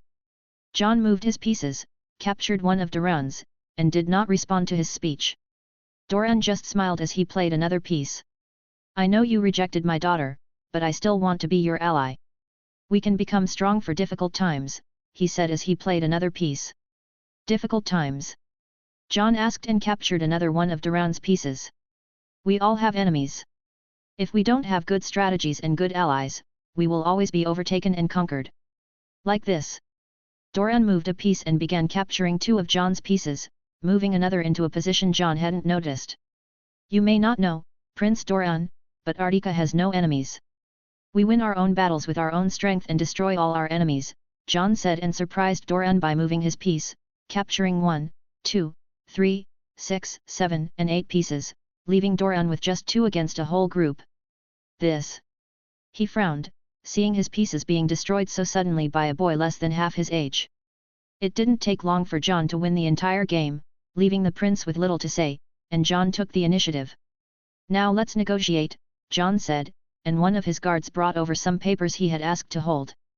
Here are all the contracts regarding our negotiations, Jon said and handed them to Doran, who began to read quickly, contracts for ice, the port, and sand with the goods that Artica would sell to House Martell. Doran nodded as he began to read, and seeing that everything was as they had negotiated, he started to sign. I'm sure you haven't finished yet. No, Jon said. I want something else. He showed another paper to Doran, who set aside the one he had signed and started to read. You want this? He looked surprised at what Jon was requesting. Yes, I want your approval to bring these people to Artica, Jon said. You really want to bring literate people to Artica to be stuck for 5 years without leaving the country, but earning a sum of 1,000 gold coins and even an opportunity to live on your lands and settle there? Doran said incredulously. Jon had a plan to accelerate the intellectual development of the nation. He planned to bring in 2,000 new teachers from the south, literate people who could teach everyone in the common tongue. This would be an expense of 2 million gold coins, but Jon could easily guarantee this with the trade he was opening in just 5 years. Yes, they won't be able to leave the country for 5 years, but after that time passes, we can open our borders, or they stay there as long as they do not harm the kingdom, or they can return with the money, Jon concluded. Doran thought quickly and worked all this information in his mind, ending up accepting it. After all, he could send some spies, since Oberyn could not enter after all the hostility created. Jon was well aware of Doran's plans but didn't care much. After all, no one could leave Artica or pass information to the south during that period. As for the books, I will provide them, Doran also said about the other paper where Jon demanded a large quantity of books to take to Artica. Jon nodded while letting Doran think about his plans and everything he heard in that room. Jon continued his way until he stopped at the window with his guards. Looks like our ships are arriving, Jon said, smiling as 50 ships were appearing on the sea horizon and coming towards the city's port. At the port, the citizens of Dorne were already starting to get used to the strange events in the city over the last few days, giants appearing with dwarves as a group from the north came to negotiate, snakes crawling through the city strangely, and now the gossip was about how the man who controls the giants and all this new group is a sorcerer who can charm all the snakes in the city, making many fear him. The ships in the port with the people who hadn't accompanied Jon to the Martell castle had become a sort of attraction for the local people, who showed up every day at the port to watch the giants walking through the huge ship, while there were grumbling dwarves that scolded the people occasionally when they bothered them too much, but they ended up finding the scene amusing. However, today was different, and the people and fishermen soon noticed something as the ships in the port quickly made way. After all, another 50 Artican ships were waving their flag as they approached the port. What? More ships? Someone alerted. They're not going to attack the city, are they? Another murmured. May. More giants are coming. A child pointed to the sea next to his mother, while she swallowed hard. Jon saw all this through his eagles as he left the castle. After all, he had to organize the place with his men and the merchants. He approached Ghost, mounting him with some guards following. I hope Dorne hasn't forgotten to warn his men. After all, the city is getting agitated with the presence of our 50 ships. Jon smiled and headed for the port. I deeply appreciate your support since the beginning of this exciting journey. I hope each chapter has provided incredible moments. If you like my work and would like to support the continuation of this fanfic, consider becoming a patron with plans starting at $2. As a token of gratitude, I offer access to more than 165 extra. Chapter 86, Artican Trade in Westeros 13, Dorne 11. Third-person POV. Dorne, 295 AC. The ships began to anchor in the harbour while Doran's guards were already trying to maintain order in the city, announcing that there was no attack, just commercial boats setting up stalls in the harbour, as the giants lowered the sails and undertook the heavy tasks required to dock the ship and begin unloading their goods. At that moment, Jon approached the ships with his guards mounted on Ghost, as people moved away with a mix of fear and respect after what they had heard about the Wizard of the North. My king. The men already on the ships that had come with Jon many days ago approached while displaying their Elden metal armors. How are things going? Jon asked. The ships are docking and getting ready to start removing the goods, the man informed Jon. Jon nodded, and they began to move towards the ships filling the entire harbour. Prepare to unload and keep the products safe before the Dornish inspect the cargo for the merchants. Do not let anyone else through, Jon said, and the men nodded as more soldiers came off the boat. Since a crowd was forming at the harbour, this would prevent problems. The ships that had just anchored began to come out and greet Jon. Bring the goods to the front of the ship, he said, and the men began to do so, while the giants started to bring the heavier loads and all the ships began to do the same throughout the harbour. Jon waited for the goods to accumulate while only merchants began to arrive after getting past the guards who kept the crowd from approaching. Jon continued talking to them and instructing the men as they began to move the goods into the city. His ministers also soon appeared as they assisted him after the Dornish confirmed the negotiated goods. The giants present were much larger now, and the curious people just stayed there to watch them with curiosity and admiration, seeing men of 4 meters in their armors for the whole city. What can we do with the ice? Asked a man from House Martell responsible for the ice in Dorne. You can place them in Sun's Pair, at least until we build the storage, but I would recommend using it and distributing it throughout Dorne for everyone to know. After all, they may not last long, Jon said, implying that his storage would be made with a special material to hold the energized boxes by the Grand Weirwood even more. Yes, my lord, he said and began to leave and start asking for Martell men to pick up the boxes and leave for the castle.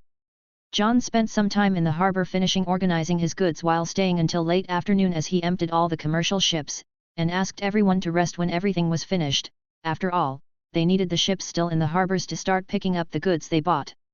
Let's return, we have more work tomorrow, Jon said as they returned to his wolf with his guards before going back to the Dornish castle.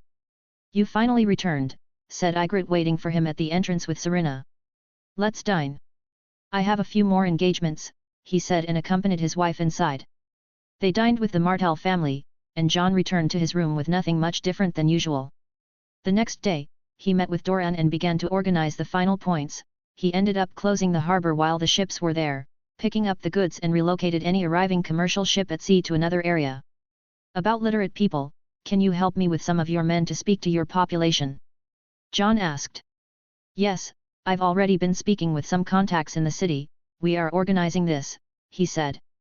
All right, but I need to filter these people, so we will be interviewing the candidates, Jon said. In short, he could not place just anyone in his kingdom, even if it was to be isolated. Dorne nodded a bit hesitantly. After all, he wanted to place many spies, but nodded, seeing that he could not go against Jon's logic. All right. My men will be in touch soon to talk about this, he concluded, and Jon nodded, before returning to the city, as today would start the first shipment of items bought for the ships. And as expected, the first wagons began to enter the city, filling its streets with various animals inside them. After all, Jon had purchased thousands of animals not just from one trader, but from all who were able to negotiate. Throughout the rest of the day, Jon and his men began to organize the ships.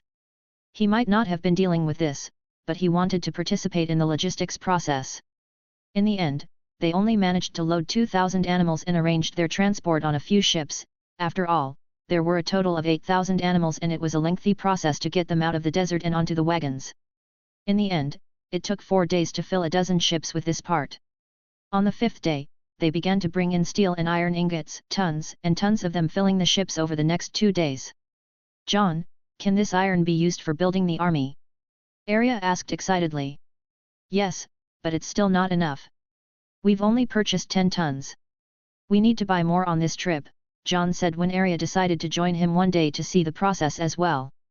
He had been talking to all the merchants and ended up creating some contacts, which he found even more important than the nobles residing in Sun's Pair. On the 7th day, Dorne managed to find someone who could make a large purchase of books, and Jon had bought more than 28,000 books as they filled the ship's storage. My king, the ships are almost full, said a man responsible for the Arctic load. That's good, just one more thing left to finally leave the port, Jon said. Should we organize our interviewers? The man asked. Yes, I want the literate and some wargs to interview the men Dorne is trying to place in our realms.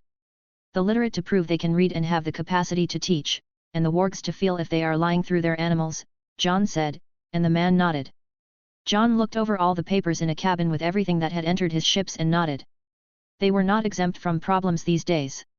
He found some tongueless children trying to sneak onto the ships and even listen in, but with his constant vigilance of wargs, none were successful. Attempts were also made to rob them, but the Arctic soldiers were quick to intercept them.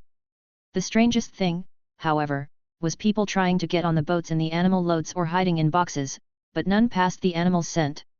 Dorne said he would take care of all of them, and Jon suspected that Dorne had placed some of them to try to get onto the ship, but Jon just wanted to laugh at their failed attempts.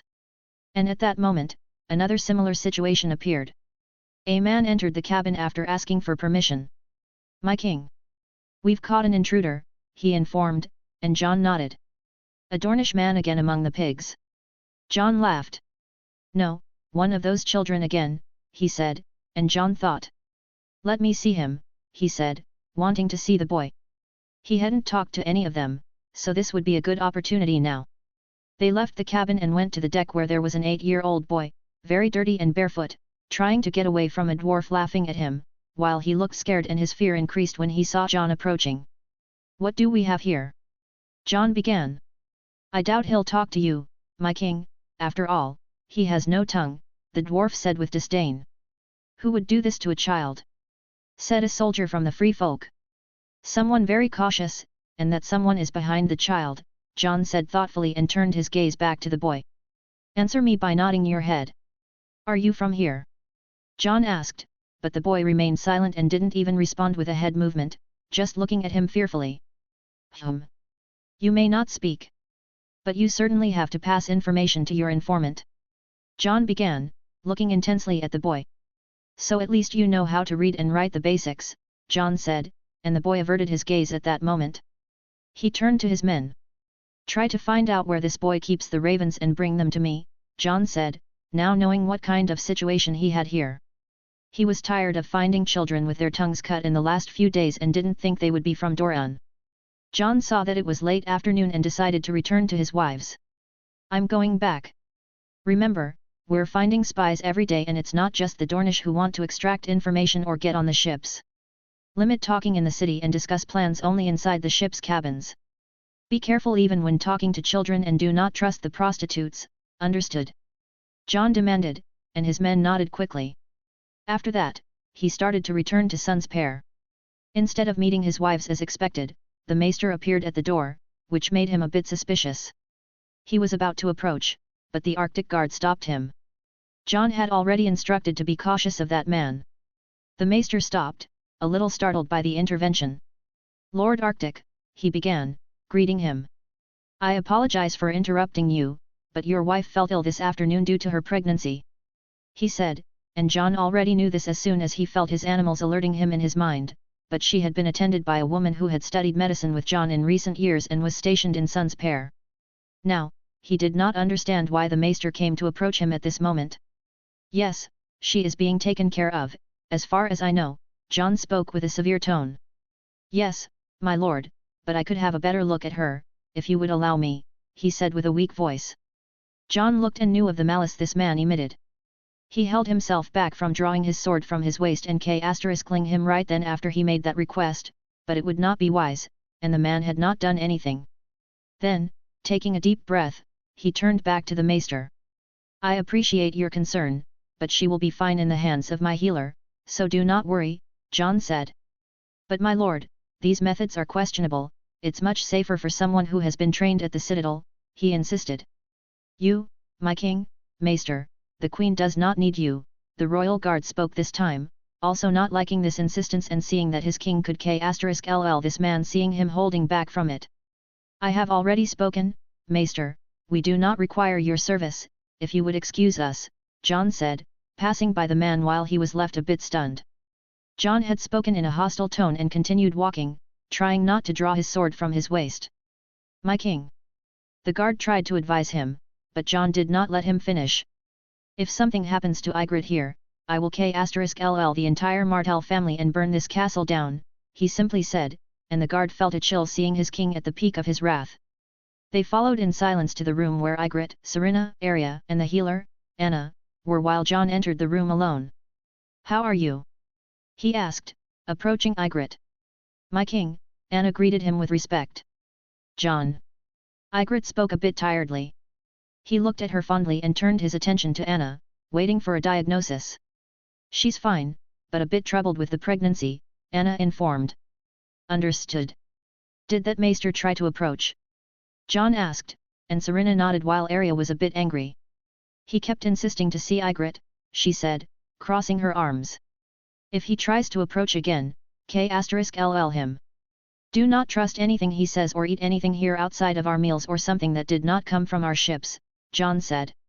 He would keep an eye on the kitchen with his animals, any abnormality would be a declaration of war worse than any so far. They nodded, staying a while longer, they went to dine with the Martells. Jon looked at the family as they sat at the table, some things had changed.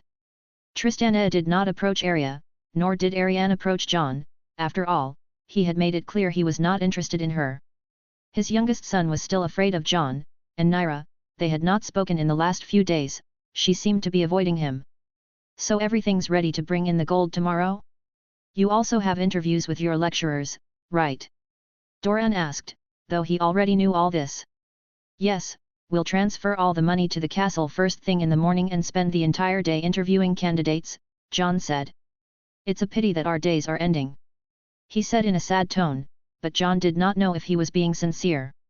Our paths may cross in the future, for now, we're heading to the other side of the continent, Jon spoke.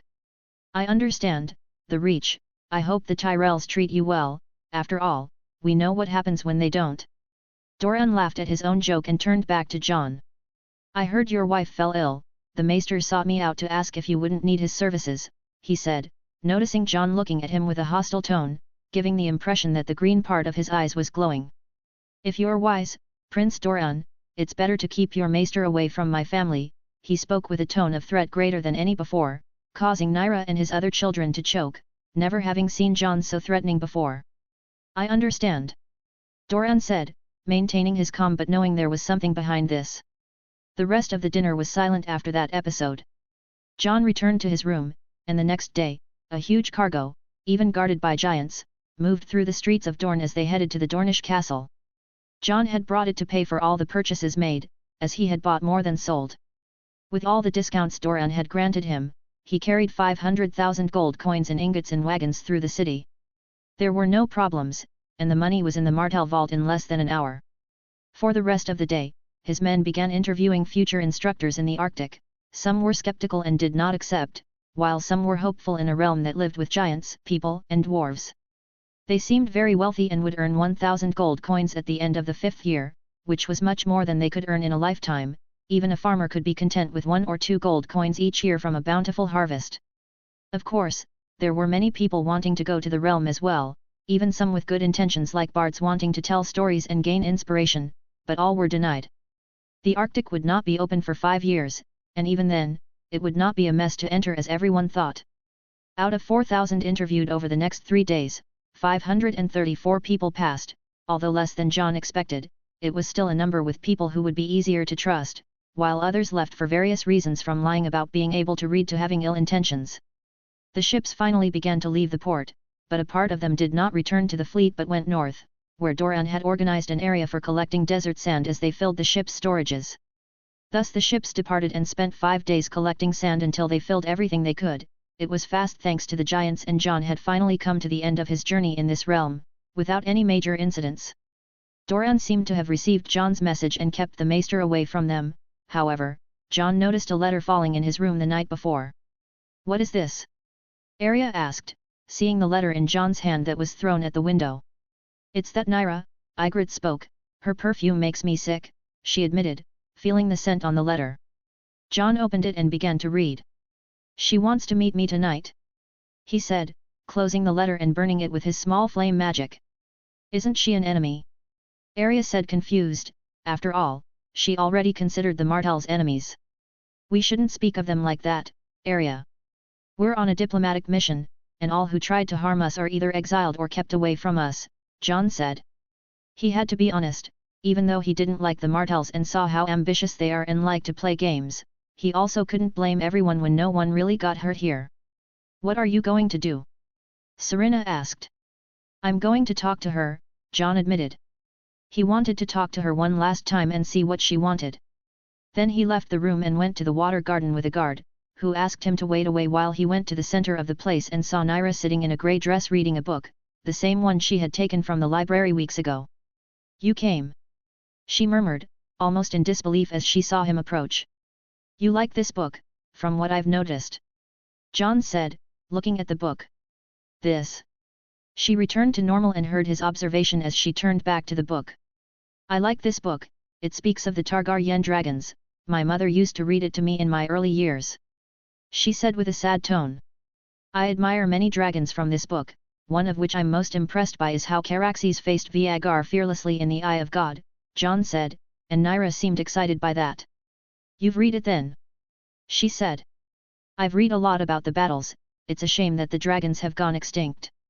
Sometimes I think that the dragons from the dance, who fled, are still out there," she said in a hopeful tone. "Perhaps, they might surprise us one day," Jon said, recalling the dragon he felt in Skagos, that surely was cannibal, making him question why that dragon had been sleeping in those mountains for hundreds of years without anyone having reports of it. "I hope you're right. After all, what we want doesn't always happen, but we might end up with something we desire in the end," she said and looked at him. "Do you believe we can be free if we wish?" she asked suddenly with a melancholic tone. "I believe so, I am proof of that. I thought I was a person trapped, but not by someone or by a set of iron bars, something worse. I thought I was trapped by destiny, the destiny of being a nobody, a bastard who tarnished his father's image," Jon said, and Nyra looked at him with admiration. "Seeing you makes me feel the same way. Maybe I can choose my own path one day and not what people impose on me. Sometimes I just wish for peace, to live a calm life, without political games or the worry of a new war coming." She spoke without caring about giving valuable information to Jon. After all, he already knew she was a Targaryen. "You can have that, but are you willing to pay the price for it? I am a powerful person, but I had to pay some things. My own blood hates me out of envy, not that I regret it, but everything has a reaction," Jon spoke, and Nyra shivered a little. "I can't abandon my family, Jon," she said, calling him without titles and knowing what he meant by that. "So you'll be a puppet?" Jon questioned with a raised eyebrow. "No. Stop, I don't want to talk about this anymore," she said, tears starting to flow from her eyes. Jon remained silent. She wiped her tears after a while and looked at him again. "I may not have the life I could wish for, but the moment I saw you, I knew I would love you after so many days," she admitted, being in love, feeling a kind of connection she hadn't felt with anyone. She saw how Jon was a powerful leader, unbeatable on the battlefield, and would do anything to protect his wives and sister, Nyra was envious of Ygritte and Serena. She stood up after seeming better and looked at him with her purple eyes internally. I don't know about my uncertain future, and believe me, I would love to run away on that ship with you, but I can't. The only thing I can do is give you what's most precious to me. I want you to be my first man, and if one day you can take me with you, I want that. Nyra spoke sincerely, not minding giving her virginity to Jon in the hope that if one day she marries according to her uncle's plans, she at least experienced love in her life. Jon looked at her approaching and listened to her words. He knew he loved this woman too despite their turbulent relationship during Jon's stay in Dorne. He wanted her and would marry her if he could, but it seems he cannot do that, not now. Still, he let his desire take control of his actions as he accepted Nyra's approach and started to move towards her lips while beginning to take off her dress right there. At the same time, with a mental command, he made all the snakes drive away anyone nearby so he would have that place just for the two of them for that night. Raccoon here. I won't build a sex scene between siblings, but you can understand what happened. I know it's incest, but this is Game of Thrones between two Targaryens. Chapter 87, Artican Trade in Westeros 14, Journey to the West 01. Third-person POV. Dorne, 295 AC. The stars in the sky began to disappear, as the light of dawn approached the Dornish lands, but only with a small glimmer on the sea horizon. Nyra gently opened her eyes while lying on a fabric she had spread out as she spent the night in that garden without anyone knowing, since Jon had ensured there were no interruptions, keeping any drone guards away and telling his guard not to come close. Both had been carried away by the passion they felt for each other. Nyra had lost a significant political bargaining chip by giving her virginity to this northerner, but she would not regret it, doubting there was another man like Jon in the world, or one who made her feel such intense emotions since she first saw him. She still remembered, while moaning with pleasure, that Jon wanted to take her as his wife, even now facing some difficulties with trade relations, he would in the future. Nyra wanted to deny this. After all, she also did not want to run away from the family that saved her life when she was just 3 years old in King's Landing, where she would have been brutally killed by Lannister men. She took a deep breath and saw Jon with his eyes closed while he held her in his arms, her breasts pressing against his body. She looked at him fondly while gently running her hand through his hair, experiencing something she had long desired, and was emotionally happy for it, storing all the memories of that night in her mind. I have to go. She thought with some regret, beginning to move Jon's hands away from her body, starting to get up and put on her dress before the sun rose. She approached Jon one last time and kissed him on the forehead as she started to move away towards a discreet entrance that led to her room, as she had left yesterday. After all, Dorne would never leave her unguarded and walking alone in Sun's pair. It wasn't long after she left for Jon to open his eyes, seeing the silhouette in a dress leaving the place. He had been awake the whole time she was conscious, but did not open his eyes because he did not want to make her departure difficult. Now alone as the first rays of the sun began to appear, and Nyra's soft fragrance lingered in the air, he decided to return as well. He got up, putting on his clothes and burning the fabric with a bloodstain, letting it burn as he walked away from that place. His guard was on watch in the same place as he had settled yesterday and saw his king, greeting him. You must be tired, rest a few hours before we depart. Jon said to him as they returned to the castle together. Yes, my king. You scared many Dornish who patrolled the area last night. He said as they continued on their way with a smile. You can say that, at least I kept some eyes away. Jon admitted with the confusion he caused last night. After all, many sentinels had to deal with hostile snakes, and when they called more people to see what was happening, more snakes appeared, preventing the guards from approaching the water garden. Of course, Dorne also knew about it, but knew it was Jon somehow and let the man use that space without approaching, something that would change if he knew his niece was sleeping with Jon that night. They returned to the castle, and Jon went towards his guard, while his man went to rest in the Arctic field and change shifts. Jon opened the door and found Serena and Ygritte waiting for him.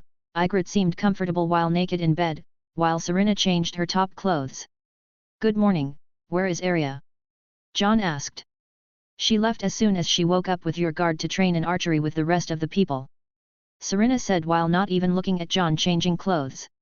And you Jon, spent the night asterisk-ing that Dornish woman? You reek of her perfume. Ygritte said dissatisfied and nauseated by that smell due to her pregnancy. Jon sighed, not hiding anything. Yes, I was with her. He said without any tone of apology or guilt. Serena stuffed her breasts with an Arctic fabric before turning to him. I'm not surprised by this, after all, it was quite obvious you wanted her since you saw her, and don't get me wrong, I'm not mad at you, after all, we knew you would have more than one wife, she said, looking at Jon, while he maintained a firm gaze. Just don't *ck prostitutes, if you slept with her and she seems suitable, you should bring her with us, Ygritte said from the bed at this moment. Jon shifted his gaze from Serena, before turning back to Ygritte and sighed. You're right, I intend to take her as my wife, but not now. If she truly waits for me, I will do so in the future, he said. After all, he was having his first commercial contact with Dorne, it wouldn't be wise to interrupt this when the fault was his own, but being sure it could change in the future. Serena approached. If that's what you plan, then I will support my husband, she said softly, hoping to be a wife who supports her husband in his decisions.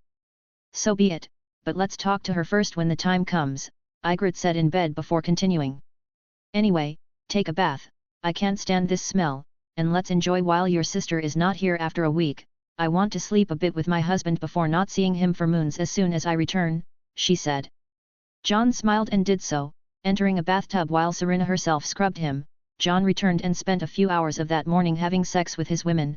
Arya had returned from her training a while later while they remained packing their bags. Pack your bags, Arya. You have to be ready before we have our first meal with the Martells, Jon said, and Arya nodded, storing her bow. After getting ready, they went to the Martells, having a quiet meal and talking about common things and about the trip. Jon exchanged some glances with Nyra but remained neutral as they finished the meal. We will miss you, Lord of the Arctic, but our paths are to follow opposite sides. However, I hope we can have some visit from you and can have a strong friendship, Doran said at the end. Jon just exchanged a few words knowing that this was just politics. He never intended to step here again after everything that happened, and neither would Doran like to have him again. After all, he could easily conquer the whole castle. Thus, Jon left the place with his people and went to the castle entrance with the Arctic group. For the rest of the morning, Jon dedicated himself to organizing his things for the departure from Dorne. He and his men began to pack their belongings, and picking up some products to buy in the kingdom, they mingled with the city, exploring the place, and many tried to seduce and bribe them for information, but were quickly denied by the disciplined men of the Arctic. The armors were polished and carefully packed, the books acquired protected against the wear of the journey, and the gifts and souvenirs distributed among the boxes, ready to be transported to the ships still anchored in the port. The activity was constant as Jon's men prepared to depart. Some said goodbye to Dornish people after making some friendship among them. Despite what happened, everything seemed fine among some, and Jon was not bothered by this. As noon approached, Jon knew it was time to say goodbye to the Martell family. He dressed appropriately for the occasion, putting on his armor that entered Dorne for the first time. After all, he was not just a noble, he had to represent power beyond wealth. Accompanied by Serena, Ygritte, Arya, and his two ministers, he headed to the hall where the Martell family waited for the final farewells. Prince Doran, supported in his chair, offered them a welcoming smile, while his children, Arianne and Tristanette, expressed a mix of respect. His last son seemed not wanting to have come. Nyra was also present. Her expression was a complex mix of emotions, trying to convey as she kept her eyes on Jon last, with the chance of never seeing him again. Prince Doran, it was an honor to be in your land, began Jon, his voice firm, carrying a diplomatic and respectful tone. I appreciate the hospitality and the partnership we have built. I hope the ties we formed here continue to grow, bringing prosperity to both Dorne and the Arctic. Doran nodded, his expression serious. Lord of the Arctic, you have brought many changes during your brief stay with us. Dorne and the Arctic are now connected in ways I never thought possible. May the winds guide you and your ships safely back to your home. We look forward to your men coming to start the construction of the port soon. Arianne and Tristanette offered their farewell wishes, each expressing their respect and admiration for Jon. Nyra, in turn, approached with hesitation, her words an almost inaudible whisper. I hope our paths cross again, Jon, she said, the promise of an uncertain future shining in her eyes. As Doran was conversing with his ministers diplomatically, Jon passed a note to Nyra, and she hid it in her dress. With the farewells said, Jon mounted Ghost in his armor after the dwarfs dressed him. His entire group was at the forefront with types of curious onlookers, watching the giants, men and dwarfs of the Arctic lined up as a powerful squadron ready to face any threat. Jon saw the nobles who had stayed since he had arrived, even the man who tried to push his niece towards him with a look of loss. Let's go, to the port. Jon gave the order, and his entourage made their way back to the port, where the ships awaited them, ready to set sail. They took the same path through the port while the city stopped to watch them, and arrived at the ships quickly, which were now loaded with goods, Dornish and Essos teachers, with various resources from Dorne. "Settle in before me, I will organize the men before we depart," Jon said, and his family nodded, heading to the largest ship, the flagship. Meanwhile, he was already preparing the last details. "How are the other ships?" Jon asked those who were collecting sand. A warg responsible for the fleet's communication approached. "My king, they have already joined the fleet and are waiting for us, there has been no attack at sea during this time," he informed Jon, and Jon nodded. "That's great, now on to our last matter, take me to the ravens you caught from the hidden location." After following them, Jon requested one of his men. They had successfully tracked those tongueless children and, as Jon suspected, they knew how to write and were sending letters to their real recipient. He hadn't bothered with this before, but now it would be a good opportunity. "My king, we will bring the ravens here," he said, and left, returning with a cage with 3 ravens. Jon looked at the ravens and quickly accessed their memories. His memory came from a large city, with a grand castle. King's Landing. He saw the raven going to one of the windows of the Red Keep, landing with a scroll and a bald man picking up the scroll and reading it before sending the raven back to the south. This must be the Master of Whisperers. Jon considered getting to know the bald man further, remembering having seen him while in the green vision watching Ares. This man was with him. Jon began to forget about it. After all, there was nothing he could do now, except, "Let's pay a little visit," he thought, thinking he could be a better spy than cowardly cutting children's tongues before teaching them to write to make them spies. Jon also wanted to know what the people of King's Landing were like. His father always said Robert was like a brother. Jon had told him to send a decree on his ass, but never got to see the man as he is now. Perhaps this is a good opportunity. Jon opened the cage and released the 3 ravens without his men questioning him, watching them fly away with satisfaction. "Let's head to the ships, release those captured children." After all, they didn't see anything compromising. "This is the end of our stay in Dorne," he decreed, and his men quickly nodded in agreement. After boarding and Jon heading to the main ship, he found Tormund in a bad mood. "Finally! You had me stay here the whole time while you were in that huge sand castle," he complained, and Jon shrugged. "You're the guy who spent every day drinking and partying," Jon said. "You're right, but hearing about all the things you did there, the people in the city call you the Wizard of the North," he said, laughing. Jon left him and went back to the captain.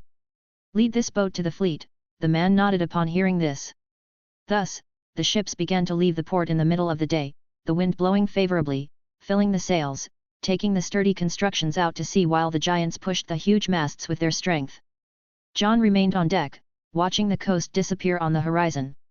Thinking of the highs and lows of his time there, hoping he would see Nyra again and even contemplating if he would ever return to Dorne one day, with luck for the Dornish that he wouldn't be their enemy at that time. Jon's thoughts were interrupted as he heard a sound calling his attention from above, being 2 eagles approaching. "So you've finally arrived, did you enjoy the desert?" Jon asked his loyal companions, Phoenix and Bluefire.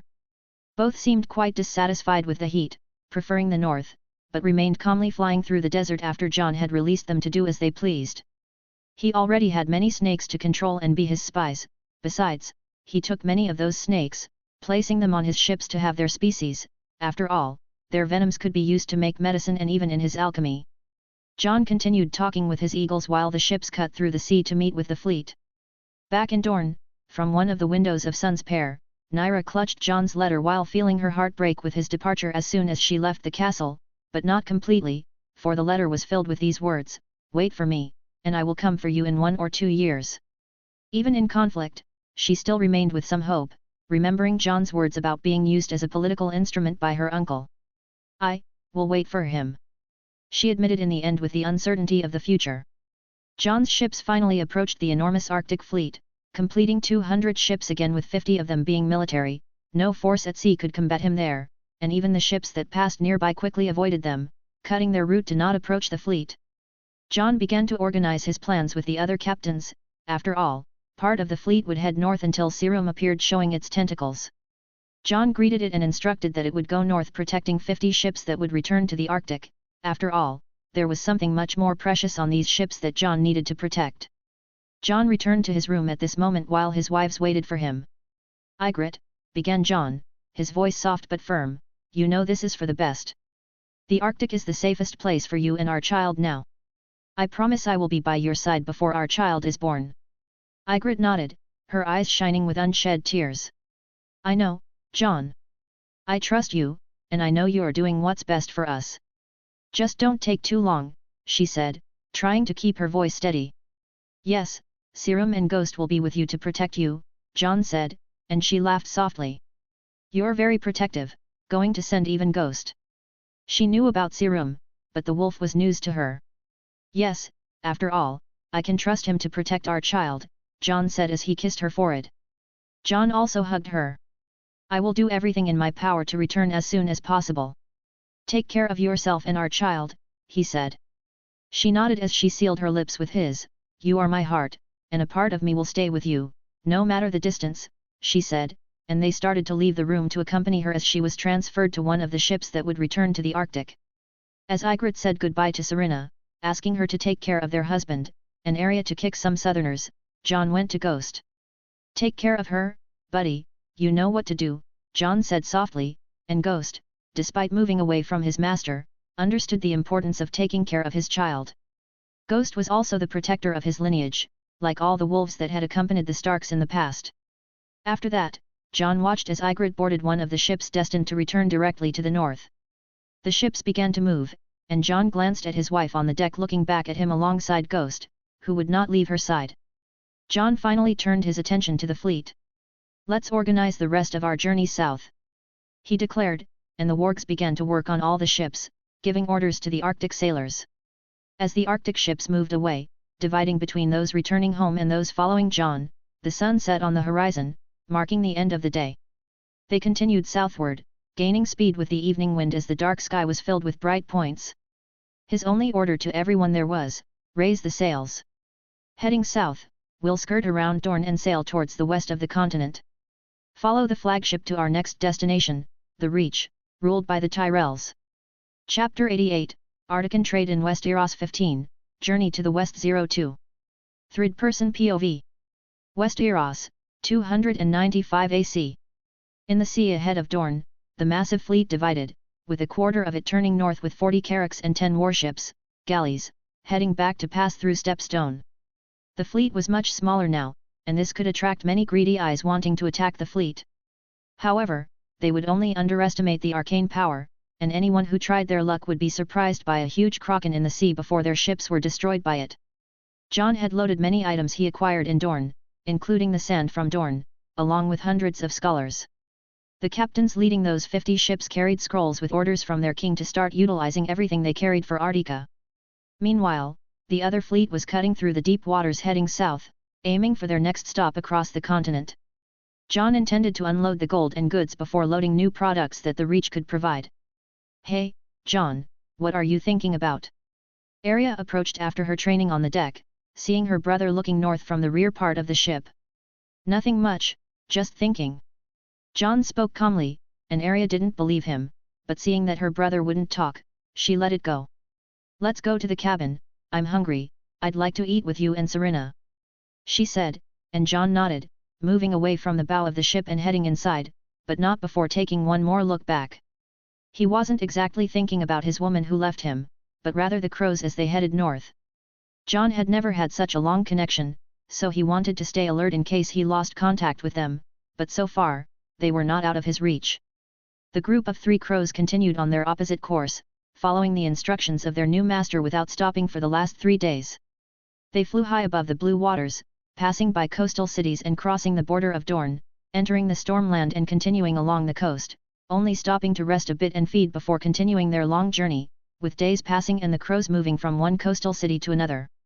Another week had passed, and they finally crossed the second border, entering the Crownlands and heading towards King's Landing, which took only a few more days. Finally, seeing King's Landing, the grand capital of the 7 kingdoms, one morning. Jon, finally seeing through the eyes in real time without losing the connection despite the enormous distance, saw the capital for the first time not through green sight. He had to admit that when he was there, it was a bit different. To begin with, the smell was much more horrible than before. After all, the green site could not have accessed it 15 or 16 years ago. The crows flew over the city walls while some guards patrolling there, known as the City Watch of King's Landing, were just watching the walls while noticing the trio of crows passing in the sky, but none paid it much attention as they continued with their activities. It was the early hours of the day, and at that moment Jon was in his bed with his naked wife beside him, so he just lay in bed watching all those scenes while the ship cut through the south of Dorne. This city, even seeing it through the eyes of these crows, I can feel how heavy the atmosphere here is. He murmured as he continued over the red rooftops, a bell of the Great September ringing at that moment, seeming like the High Septon was going to speak something to the people at that time, but Jon guided the crows towards the largest structure, but not without passing by one of the most iconic places in the capital, the Dragon Pit in the middle of the city. Its history always intrigued Jon, with the people themselves coming together more than 200 years ago to *LL the dragons chained there during the dance. Jon didn't know what to feel about it, since he had mixed feelings. He really didn't appreciate the idea of *ling a caged animal in such a cowardly way, but it was total war and times were different. Jon could also see in that space where dragons used to dance in the sky in their time, the black water, which stretched from the city's harbour to the open sea with many ships coming from these and other parts of Westeros entering the harbour, while an equal amount were leaving. The crows also flew over the poorest part of King's Landing, Flea Bottom, where people were not hygienic at all. Sewers cut through the streets while the people themselves defecated in the middle of the place, its streets were infested with beggars, and low-standard prostitutes looked for clients while children ran around looking for food. This is totally different from Artica. Jon couldn't help but think, not even in the north with his father, was there so much poverty. Turning his attention back to the city, as he flew over the pit and looked at the abandoned and quite destroyed place, he followed to the Red Keep in the middle of that atmosphere boiling with intrigues and power games, where one wants to gain advantages over another, where one wants to *LL another, where one wants to set one against another, all to have power in their favor. After all, Jon used to say to himself while visiting King's Landing at various times, when it comes to the game of the Iron Throne, regardless of who you are, either you win, or you die. Turning attention to the streets below the crows, in an even richer neighborhood, there were numerous merchants circling the streets, some pickpocketing children fled from guards trying to catch them. There were much more patrols here than in other neighborhoods. Some nobles also walked through the streets being surrounded by guards with the coat of arms of their house. Seeing the last streets, Jon finally saw himself entering near the gate of the Red Keep. As he guided them to circle the place, his piercing gaze watched the comings and goings of courtiers, soldiers, servants, and one or two white cloaks. Jon could say he was looking at the place with his eyes while focusing on everything he watched in his brain. The Red Keep was an imposing structure, with its towers reaching for the sky like spikes, but nothing compared to his castle in Artica, which will be even bigger. Jon decided to split them and the crows quickly departed in 3 opposite directions. The first went to the gardens, landing in a large place, where there were many nobles, mainly women, talking about things Jon did not pay attention to because they were useless, as they were gossiping about Prince Joffrey and the king. The others continued mapping the fortress. The second followed behind the fortress and saw a large window on a wall. There was the Baratheon symbol affixed to the place, and seeing one of the entrances open, he decided to explore. Passing through the hole, Jon saw himself in a place he did not believe to find so soon, which was the Iron Throne in a huge place that could accommodate more than 100 people in an audience or trial. The crow landed gently on the continent's most desired chair and it startled a servant by the side, seeing a crow approaching. "Are you all right?" said a servant girl approaching the one who had fallen. "Yes, they left the window open, now there's a crow on the Iron Throne," he said sarcastically. "Shoo!" The woman tried to scare the crow away, making Jon fly upwards. There were many servants cleaning the place before the day officially started. Jon tired of staying there, and although he put his claws on the Iron Throne, he was not seeking a throne, but rather the knowledge of his possible spies and what they seek. The crow left the servant still trying to scare him off and again passed through the open window and continued gaining altitude by the fortress, going to the higher windows, with the intention of catching an important room. He continued to the highest and found the crown prince, who was picking up a crossbow and shooting at an apple on the other side of the room, smiling every time he hit it. "I don't like that smile." Jon looked at the boy and had the impression that that boy did not have a good personality. Leaving the prince aside, he moved to the next window, where there was a younger boy playing with some objects innocently. This must be Tommen Baratheon, the youngest. Leaving the second prince, he found Princess Myrcella, combing her hair by the window, who soon saw movement that morning. She noticed the crow and was surprised by it as it landed in front of her, tilting its head like a curious bird. "Who are you, little friend?" she said softly. "Caw." The crow simply emitted its normal sound in response. "Do you understand me?" The girl seemed fascinated by this thought. Jon was laughing in his bed, wondering if it would be all right to deceive a child with a bird. "Jon, why are you laughing?" Serena beside him placed her chin on his chest and looked confused at her husband laughing alone early in the morning. "It's nothing, just guiding those crows in King's Landing, I got there, you know," Jon said, and although Serena was curious, she knew her husband was in the middle of a task and just stayed silent, feeling his body heat. Meanwhile, the crow, under Jon's mental command, nodded its head, leaving the little girl enchanted by it, but before she could say anything, the crow took off, flying to another side of the Red Keep, leaving Princess Marcella a bit sad about it. Jon continued exploring each of those windows, trying to mark where each of its residents stayed.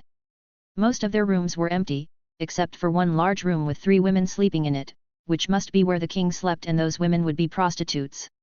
Where is everyone there? Jon wondered as he moved to the rooms below. He did not limit himself to seeing if there was a resident. The crow entered the room and saw scrolls on top of the tables, reading all of them with maps and some quite compromising things, but nothing so important to Jon. He entered rooms where there were also visitors, listening to their conversations and whispers. His question of where the residents of the main rooms were was answered by the last crow, exploring the central part of the castle. While there were many open areas like courtyards, small gardens, the crow found something quite interesting. In an open area but protected so no one could approach, there was the council chamber. It was in this place where the main decisions of the 7 kingdoms were made, where the people closest to the king should discuss important matters with him, but it seemed that Jon had a very ideal view of what it should be because this king was not as responsible as he imagined, seeing that his father saw him as a friend even though he had offended him. The first thing the crow heard as soon as it landed was the king himself in a bad mood, entering the place thundering. The crow perched in a spot near the ceiling unnoticed, and the place seemed already filled. "Why was I pulled from my fun before even the first meal? I was sleeping with my horse," he roared, clearly annoyed at being pulled away from his carnal pleasures as always. His demeanor was that of a man who preferred the company of wine cups and prostitutes to the responsibility of the throne. "Is there something that justifies this interruption, or was it just to ruin my day?" he growled. Cersei, the queen of the 7 kingdoms, with the Lannister appearance that the crow was seeing, trembled at the mention of prostitutes, as Jon could perceive, seeming to not appreciate the humiliation in her husband boasting about sleeping with paid women. Jon then looked to the oldest man in the place. He seemed the calmest of all and quite disappointed with the king in some way. Then it was easy for Jon to realize that this was the hand of the king, a man who was supposed to control the kingdom after the king. There were many other people, but Jon first paid attention to the main ones. In fact, he was quite disappointed with what he was seeing. It was the first time he saw the king of Westeros and the man already had a belly, nothing compared to the stories of the rebellion against the Targaryens or the Greyjoy rebellion. Jon could see that this man was nothing like the ideal of a king he aspired to be in Artica. First, Jon didn't even have a hand of the king to delegate decision-making responsibilities for the kingdom. Another thing was seeing how the hand seemed more like someone trying to balance Robert's extravagances rather than the kingdom's needs, with the king himself not even wanting to be there, preferring to stay in his room with prostitutes than to discuss kingdom affairs, according to his own words. The older man cleared his throat, shifting his face from disappointment to one of seriousness, responding to his king's inquiry. "Your Majesty," he began, with a calm voice that sought to soothe the monarch's fury, "we have urgent news from the south that demands your attention." Robert gave a disdainful look to the man in front of him, still clearly reluctant to exchange immediate pleasures for state affairs. However, the mention of the south seemed to pique some interest. "What news are these that cannot wait until I am properly inebriated?" Robert questioned, crossing his arms, appearing irritated and resigned while waiting for a satisfactory answer. The hand of the king sighed before continuing. "Reports have arrived from Dorne, Your Majesty. It seems that an ancient icon from the north has returned and made significant moves in the region, involving trade alliances and even reports of witchcraft," he said. "What are you talking about, witchcraft? An icon from the north?" "Jon, spit it all out at once." Robert seemed even more irritated by this strange conversation. "The fleet that all the ports are talking about, where you yourself wanted to know who they were and what their objective was, heading south with 200 large ships," he began, and now Robert appeared to have a keen interest in the matter. "Continue," he said, moving to a table and grabbing wine.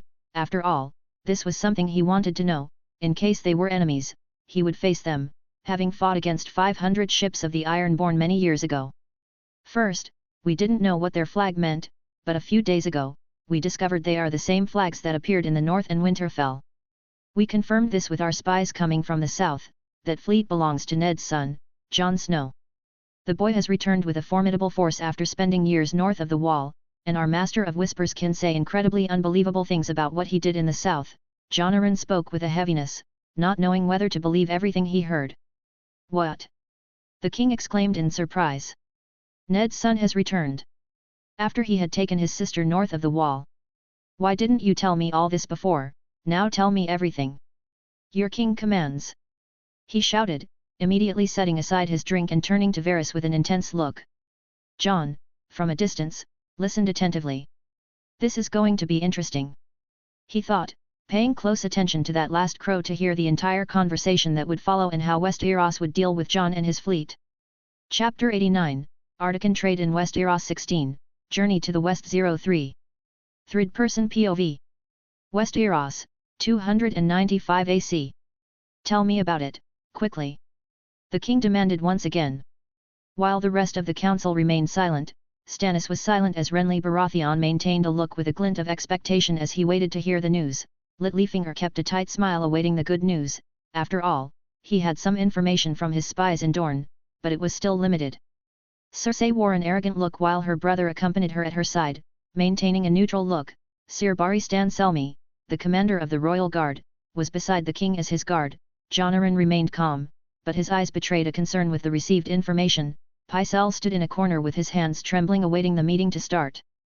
While everyone kept their eyes on Varys, who cleared his throat before beginning. My lords, your majesties, Varys began with his calm tone. As you know, coastal cities across Westeros on the eastern continent reported a large fleet at sea heading south. Their flags were white with a not very known blue symbol, but now we know it means a snowflake. After all, it was a symbol used by Jon Snow on his visit to Winterfell and the Wall. He said calmly, but Robert seemed a bit impatient. I don't want to know about these things. Tell me about Dorne and what Ned's son did there. Robert demanded, drinking a glass of wine he had served for himself. Jon Arryn sighed as Varys looked at him asking for help. Come on, Robert, these things are important. Let the man speak everything. He suggested, and although still reluctant, he grumbled and poured another glass of wine. Back to the matter. Varys resumed. The first sight of the fleet was in White Harbor, which leads to the conclusion that the fleet came from the north, but there hasn't been any sighting of it yet, but I personally believe this could have happened if they went around Skagos. He spoke before continuing, as everyone paid attention to him. Their first closer contact was in Stepstone, with fewer ships passing by the place. Some closer passing by the fleet saw men in bright green armor, with the leading ship being larger than others, but on all the ships that could be seen, there were men 4 meters tall handling the ship, which leads to the conclusion that they are giants. He said. So those savages built ships? Cersei commented with an arrogant tone and a bit surprised. Now about Dorne.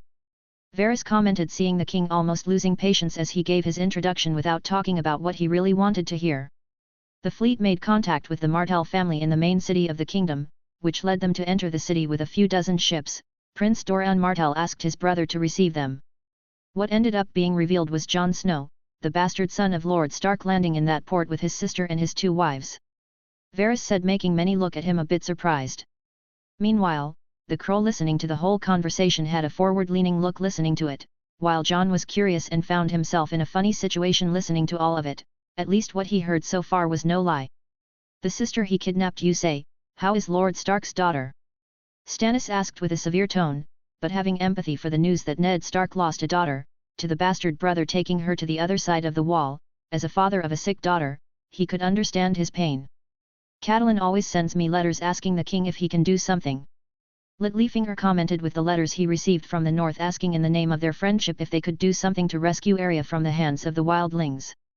But nobody paid attention to him as they waited for Varys to answer Stannis's question. That's how he thinks when I brought Arya to the Arctic, but I shouldn't be too surprised. After all, that was what I expected. Jon admitted as he listened to the conversation. Better than ever, I would say. Varys admitted, leaving many surprised with that. Her appearance has changed a lot. I always heard about the girl being the opposite of her sister, not liking to be a lady and neglecting all the activities her sister practiced, being quite criticized by her septa and mother. He spoke. A wild one, indeed, Cersei commented softly. However, even though she still looks the same, she had no flaws in her activities as a lady, despite being very sk*lled with a weapon and putting one of Oberyn's daughters on her knees with it. She shows herself to be a blossoming beauty, considered by many to be the most beautiful woman in Westeros when she grows up, he concluded. Cersei shivered at that, finding those words absurd, while Stannis and Renly had a surprised look at this declaration. Littlefinger stopped his mocking smile while paying a lot of attention to Varys's words, as the royal guards maintained a neutral look. Wait a second! The king suddenly shouted, and everyone paid attention to him at that moment. You said he has 2 wives, tell me about that now. He ordered, completely ignoring what Varys had said about Arya. Yes, Jon Snow, or as he now calls himself, Jon of the Arctic, has 2 wives, both pregnant as my little birds have told me, he said. How did he do that? I would have liked to have had 2 wives too. Robert exclaimed while not caring about offending Cersei, who was angry, and her brother beside her also seemed offended. The boy was not married in the faith of the 7, so we cannot consider him married by us, Jon Arryn warned. If you recall, the Northerners follow the old gods, and they are also our subjects, Renly commented to the Hand. But 2 wives is an affront to the gods. Maester Pycelle commented. The gods of the North allow having more than 1 wife. Just because no Northerner has done it today doesn't mean they are forbidden in the faith, Stannis spoke in a neutral tone. Anyway, continue with the story, Jon Arryn commented. There was a commotion as soon as they arrived at the port. Jon of the Arctic ended up offending Prince Oberyn, and they almost started a fight, he said, leaving everyone curious about what happened. Really?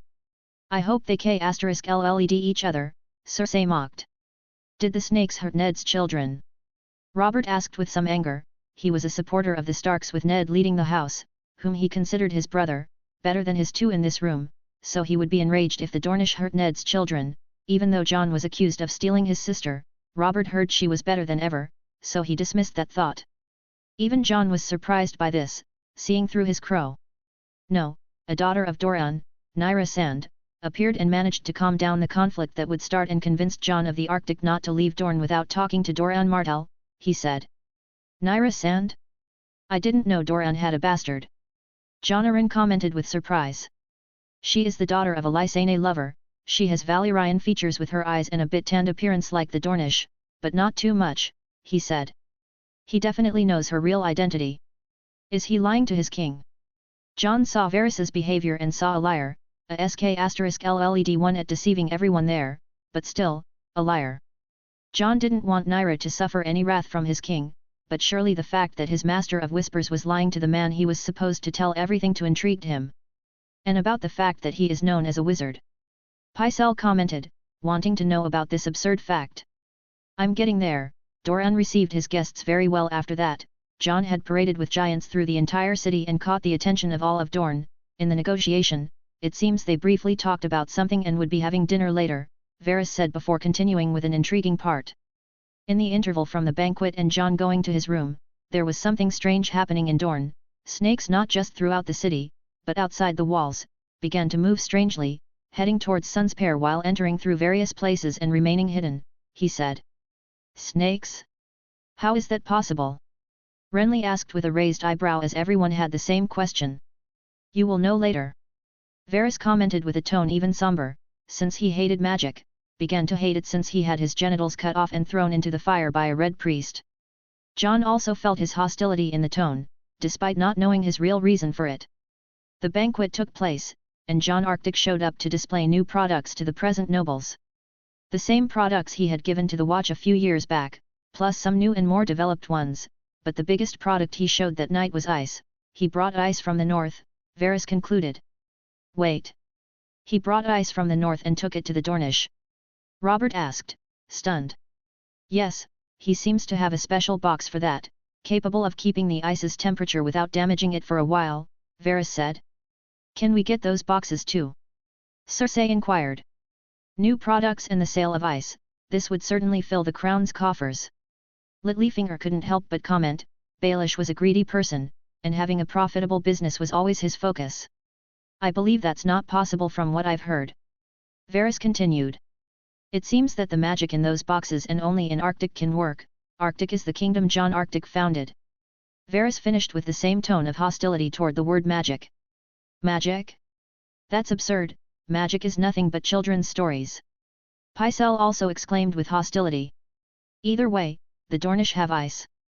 And I'm here drinking your warm wine. I want that ice here too. Speak to Ned's son. Robert demanded. Let's see about that after the story, Robert. I think we should hear it in full, the Hand suggested. Then tell it. Robert wanted to finish with it to ask for his ice again. There was a negotiation while the nobles were sampling Arctic's products.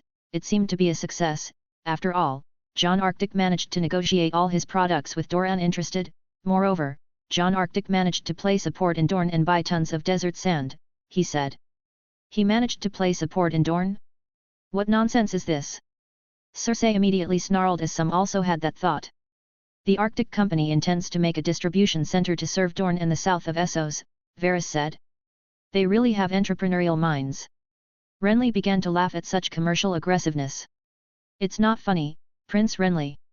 Jon commented. They could harm the commerce of Westeros with this, he said. My father must know of this immediately. He certainly won't allow something like this. Cersei said.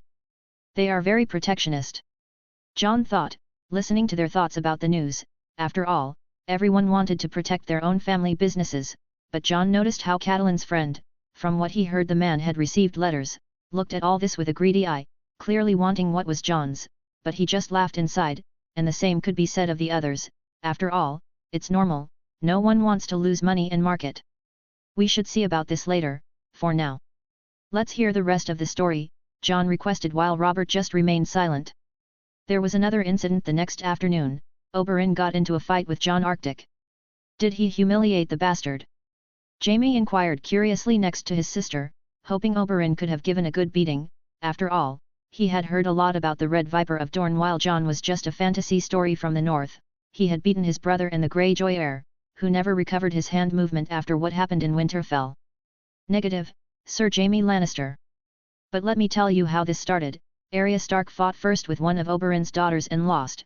It was a girl of 15 years against another of 11, yet the Stark proved herself a warrior at this age, he said. What? Ned's daughter kicked an older Dornish girl. Ha ha ha. That's great, I bet she could even beat up my son then. Damn Ned, what does he give to his children? Robert started to laugh and drink while speaking.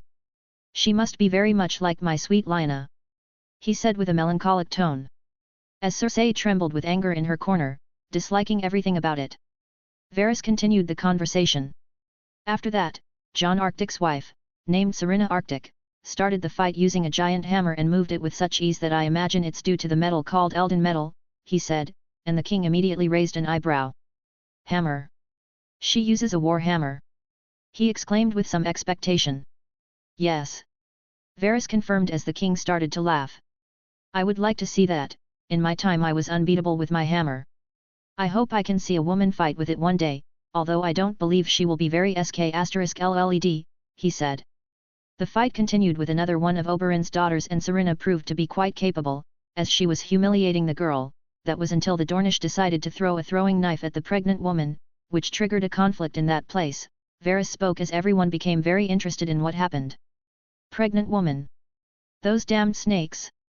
Robert spat on the ground upon hearing this with disgust. So as you know, Jon started a fight against Oberyn, and if everyone was expecting Oberyn to win against a young man half his age, they were mistaken. After all, Jon Arctic won the fight wielding Dark Sister and knocked out the Dornishman, he announced, leaving Selmy and the Lannister quite surprised by this. He really did that? He's what, 15 years old? Barristan Selmy commented. Ha ha ha ha ha ha. This is what I like to hear. Robert exclaimed joyfully. Ned's son has always proved capable, it's a shame he had to say such a thing. He murmured in the end, after all, he still wanted to beat Jon for what he said about his summons to King's Landing a few years ago. So you mentioned him being a sorcerer? Stannis asked. Yes, but not because of the fight, but because of something that happened afterwards, Varys spoke and began. As soon as Oberyn was knocked out, the soldiers of Dorne launched an attack, but were surprised by snakes coming out from everywhere. Jon Arctic proved that he could control all of them while only the Dornish were bitten, all the snakes that moved through the city. It was by his order, leading to the belief that he is a warg, and just that was enough for him to conquer Sun's pair. Keeping the somber tone, he concluded. This can't be real. It's absurd. Everyone had a look of disbelief. After all, they had never heard of someone using such abilities. Even Robert frowned. You might not believe it, but that's what happened, and you can ask anyone who was there. They say that Jon Arctic is a warg, a man with the ability to enter the bodies of animals, although Jon seems to be an anomaly even among them, Varys said. Are you saying that the wildling bastard is also a sorcerer? We should k*ll him. Cersei exclaimed, while Jon listened to this with an eyebrow raised at such gratuitous hostility from that woman. Tell us what happened after, Jon Arryn requested with a furrowed brow. As soon as the conflict was neutralized by the snakes, Prince Doran appeared and talked with Jon that they would still be at peace and with the trade agreements, but as long as Oberyn left Dorne while they are staying there, Varys spoke and continued without anyone interrupting him. The days passed without many problems with Jon there until the end of their stay. It seems that Prince Doran wanted to push his daughter towards Jon Arctic, but he refused, he said. He wanted the Princess of Dorne to marry a northern bastard. Cersei raised an eyebrow in disgust. A very rich and powerful one at that. Renly retorted with a smile after everything he heard. Anyway, Jon Arctic negotiated many products from Dorne during that time, buying thousands of animals to take to the north, books, and even hired people from Dorne to teach north of the wall, Varys commented. He wants to teach the people to read and write. Stannis seemed surprised. Yes, he managed to get more than 500 teachers after his men interviewed thousands, Varys said and continued. There was nothing else beyond casual conversations, but Doran always seemed quite cautious with Jon, despite the boy being only 15 or 16 name days. He certainly knows how to lead and negotiate, a quite unique *LL for someone who lived beyond the wall for years. I believe 6 or 7 years there, Varys spoke with even some admiration. After all, who could have done so much with 16 name days? This boy is really from another world. Sometimes I wonder if Ned is really his father. Robert had to make that comment after hearing everything in full. Where are they now? Jon inquired. They are leaving Dorne at this moment.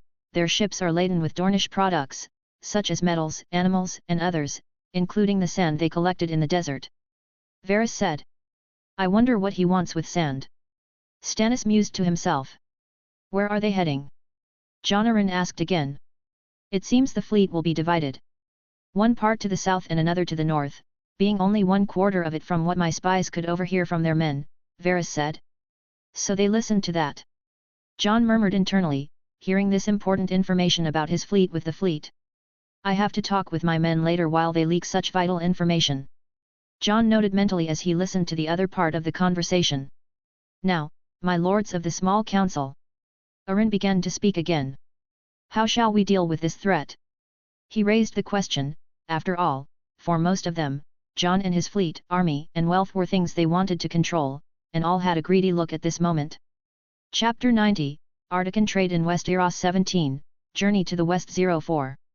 Third-person POV. Westeros, 295 AC. As soon as Jon Arryn reported, the room fell silent, while everyone had a moment to themselves to think, after all they had heard. Some were already aware of this group and some of their actions, even the information that the fleet would divide with its own spies, but certainly, there were more details with the accounts from Varys. Threat. Ned's sons are not a threat. Robert exclaimed angrily. My king, I think you should see the situation as a whole. A fleet emerging beyond the wall is concerning. Pycelle advised. The boy was just negotiating with those snakes. I don't see what the problem with that is, besides him not bringing the products and ice here, of course. Robert spoke firmly, believing that Ned's sons were not evil or a threat, despite everything. The bastard offended you some years ago when you demanded him to come here. Cersei said, not wanting a northern bastard wandering around taking Westerosi trade, which could be bad for her family and her father. Yes, he deserves a beating, and I'll give it to him when I see him in front of me, but that doesn't mean I see him as an enemy. Robert spoke, still not wanting to see Ned's blood as a threat. I'd like to see that. Jon thought, looking through the raven calmly while listening to the conversation. After all, that fat man no longer had the ideal weight to hold a hammer as he claimed to carry. Even so, my king, many might think otherwise. Catelyn Stark certainly declares Jon Snow as a wild kidnapper. Since Jon took her daughter to the north of the wall, many nobles began to see her in a better light, while Jon Snow, who was once cheered in the north, is highly criticized after the kidnappings. Besides many northern houses now supporting Catelyn, the Riverlands support her in seeing the bastard as an enemy and a kidnapper. The same can be said of Arhan's wife, since her niece was taken. Baelish commented calmly with a small smile. That's true, Robert, the nobles of the Vale take this as a very delicate matter after the amount of help requested by my wife's sister sent to whoever she could. Jon Arryn spoke, while Baelish gave a small smile. After all, he was trying to pit all the Vale's nobles against Ned's bastard son. But Arya Stark is better than ever. The boy's capture of the girl is a farce. Robert said. Yes, but many in Westeros will not think so. We have to do something, otherwise the houses of Westeros will see us as a weak power. Varys commented, giving his opinion. This guy hates me, but it must be something to do with my magic. Jon thought. But certainly, it wouldn't be very nice to attack the fleet without a good excuse. After all, they are closing a big deal with Dorne. What kind of image would we convey if we attacked them openly? Renly commented, trying to appear rational. After all, it's always better to have a friend than an enemy. They can control giants. They have wealth and goods. Think of what we can gain from this. Cersei said. Do you want me to start a war with Ned's son just out of greed, woman? Robert retorted.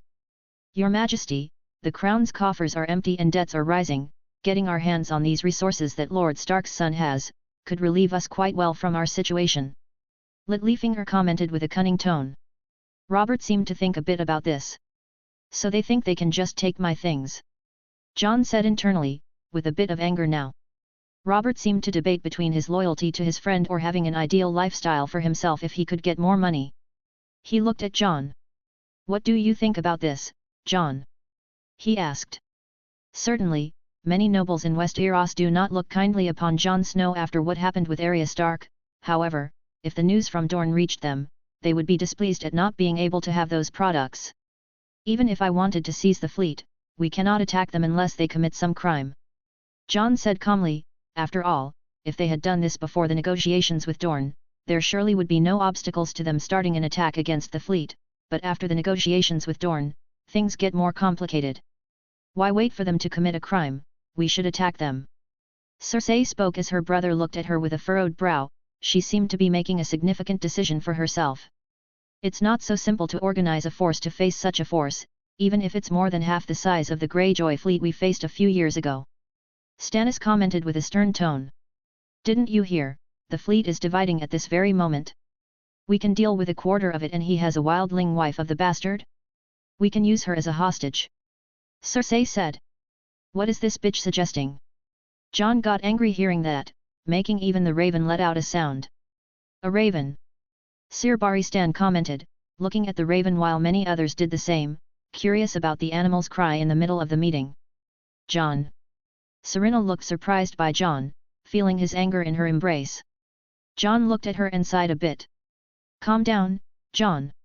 It's not as if they could get past serum and ships that can launch wildfire with harpoons that only giants can handle.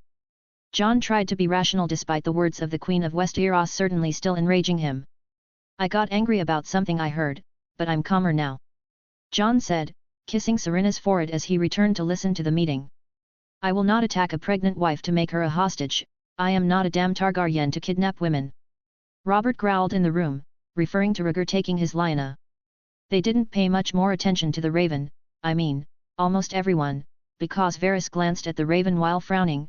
Jon seeing this decided to remove the raven from there so as not to look suspicious and placed it in a point early from Varys. I agree with Robert, we cannot start an attack on them for free, we must wait for them to commit some crime so we can justify this action. The Hand of the King commented. Yes, we won't attack them. Not until it's justifiable. Robert concluded while Peter Baelish, Cersei Lannister, Pycelle, Varys, and even Jon Arryn seemed dissatisfied. Though the first two already had their minds working to change the situation. I'm heading back, my whores are still waiting for me in the room.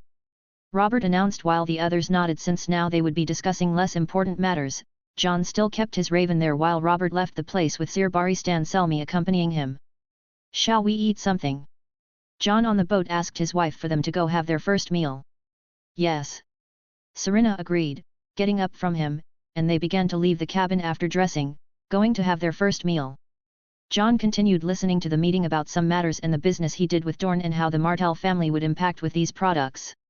After the small council meeting, Jon had already guided the birds to follow the people he was most suspicious of trying to cause something with him and his people, so one of the ravens followed Cersei, another Baelish with the last following Varys, who looked quite suspicious looking up at the sky.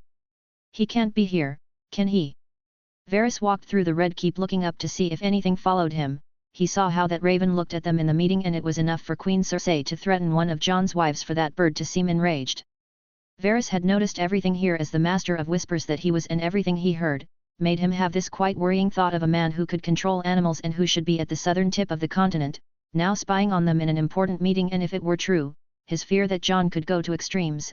After all, he found someone who could get more detailed and faster information than him, feeling threatened. He can't also attack with those animals, can he? I'm becoming paranoid. Varys was sweating as he quickened his pace, looking back and at the windows for any animal. The raven just stayed in a safe place, watching from afar. It was a shame that Jon couldn't control animals from such a distance. He could maintain control over the one he had sent from Dorne, but he couldn't take over the minds of animals from this distance, which would be much more useful to him as he spied on the Red Keep and its secrets. Maybe I'll send a clandestine ship with rats next time. He thought about this idea. As Varys continued walking, he finally reached his room and, instead of stopping, he went up to a wall, pressing a crank, and a secret entrance appeared as he looked one last time to make sure there wasn't anything. Damn, my bird can't enter there. Jon thought, frustrated as the animal hid behind the window, seeing Varys manage to escape. Maybe I'll have more luck with the others. He thought, watching Baelish head out of the castle without caring to look back or up at the sky for a warg following him. After all, he wasn't a man as paranoid as Varys about magic and didn't believe in this nonsense, even with reports from Varys and some prostitutes affirming it in letters with what they heard in the city. He followed through the wealthy district of King's Landing, surrounded by city patrol guards with a middle-aged and fat man named Janos Slint, a corrupt man who easily accepted bribes from Baelish while Jon watched them. Baelish went into one of his brothels and entered, greeted by all the women in the house as the boss. He entered a room which the raven entered unnoticed, landing on top to see everything the man would do. Baelish went to the window and closed it, leaving the room dark with only a lamp. He took a parchment and a quill and ink, and began writing a letter to Gulltown. Dear Lord Gerald Grafton of Gulltown, I hope this missive finds you in good health and prosperous. The purpose of this letter is to discuss matters of urgent importance and potential mutual benefit to our respective positions in the Kingdom of the Vale and even in the noble politics of Westeros as a whole. As you well know, the stability of our kingdom and neighboring kingdoms is of utmost importance, not just for peace, but also for the prosperity of trade and the security of our lands. However, we have been observing, with increasing concern, movements at sea that threaten this stability. Reports have reached me of suspicious activities on the Arctic route, suggesting the possibility of raids on ships passing by there. Therefore, I propose that we take measures to ensure that such reports not only are confirmed but also become widely known, especially to the eyes of our king. Such action, I believe, will serve as the necessary catalyst for a direct intervention by the throne, uniting the kingdoms against a common enemy and, consequently, strengthening our position. To this end, I suggest that your lordship organize a controlled situation in which a small number of our own ships are attacked and raided on the Arctic route. These acts, although regrettable, would be merely a stage to draw the king's attention and ire, leading him to take the measures we desire. I assure you that this plan will not only create a common enemy but also allow us to maneuver the pieces of our political board in such a way that we benefit from this situation. Our influence will grow exponentially as we position ourselves as the defenders of the kingdom against this new threat, real or not. I understand that this request is of great magnitude and not without risks. However, I assure you that all details will be meticulously planned to ensure the success of the operation and the safety of all involved. Furthermore, I will personally guarantee adequate compensation for any inconveniences or losses that may occur. I ask that you consider this proposal with the urgency and seriousness it deserves. I firmly believe that, through our cooperation and ingenuity, we can turn the tide in our favor, solidifying our position and influence for many years to come. I eagerly await your response, hoping that we can discuss the next steps of this potentially fruitful partnership. With the highest regards. Peter Baelish, Master of Coin. He looked at the letter with satisfaction, imagining the gears turning in his head. Getting the king to take action against the Artican route could create a certain chaos from which he could profit and set his plans into motion. After all, he had only two goals, the Iron Throne and having Catelyn by his side, or her daughter, who is the spitting image of her mother. Jon was unaware of this man's real motivations, because he would laugh at him, but he certainly saw the letter while the raven was perched on a wooden beam above Baelish. So this is what he wants to do. It doesn't matter to me, but I will surely eliminate this man if he causes too much trouble. It's a shame I couldn't do it, since I already have how to put a knife in the bird's claws. Jon thought calmly, already knowing this man would be a problem, but unable to deal with him now. After Baelish rolled up the scroll and took a raven from a cage hidden in his office, he placed the scroll in its claws and let it fly into the sky as soon as he reopened the window. Jon saw the man summon someone as soon as the raven flew, the door opened, and a red-haired woman appeared. "Take off your clothes," Baelish commented to the prostitute, who nodded, taking off her clothes and standing naked in front of him. "Why does this woman remind me of Catelyn?" Jon seemed shocked, since he didn't know the depth of Baelish's ambition for Catelyn Stark, and this shocked him quite a bit. "I don't want to see this," Jon thought, and commanded the raven to leave the room unnoticed, while Baelish lay down with the prostitute wearing a Catelyn Tully cosplay. The last raven followed Cersei Lannister. She entered the room while her brother followed her to the door. "You stay here, I'll be alone," she said, and started to enter while he looked disappointed.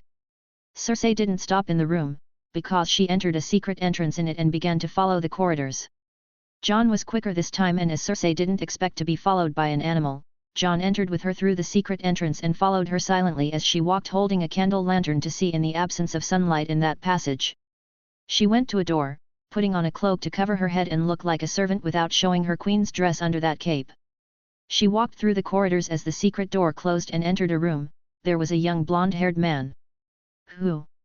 The young man was startled by the door opening and saw the queen with wide eyes. "These people are more cunning than the next." Jon didn't know who was the most scheming person after seeing the last three, but he didn't finish watching the queen approach. "Queen Cersei!" the young man exclaimed. "Be quiet!" she hissed, and the boy, who looked like a coward in Jon's opinion, kept quiet. "What can I do for you, my queen?" he asked, stuttering as she closed the door behind him. "Very simple. I want you to send this letter to one of the royal guards, they will know what to do." She spoke, sitting at the desk and handing over a letter. "What's this?" She already had a letter ready. Jon wondered in surprise. After all, he had followed her here and knew she hadn't stopped to write any letter. What he didn't know was that the queen was already aware of the Artican fleet with some spies. She was ready to act as soon as her spies told her of the movements.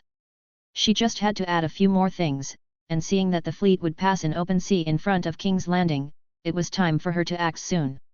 "Yes, yes," he said, a bit frightened, getting ready to leave, but Cersei stopped him.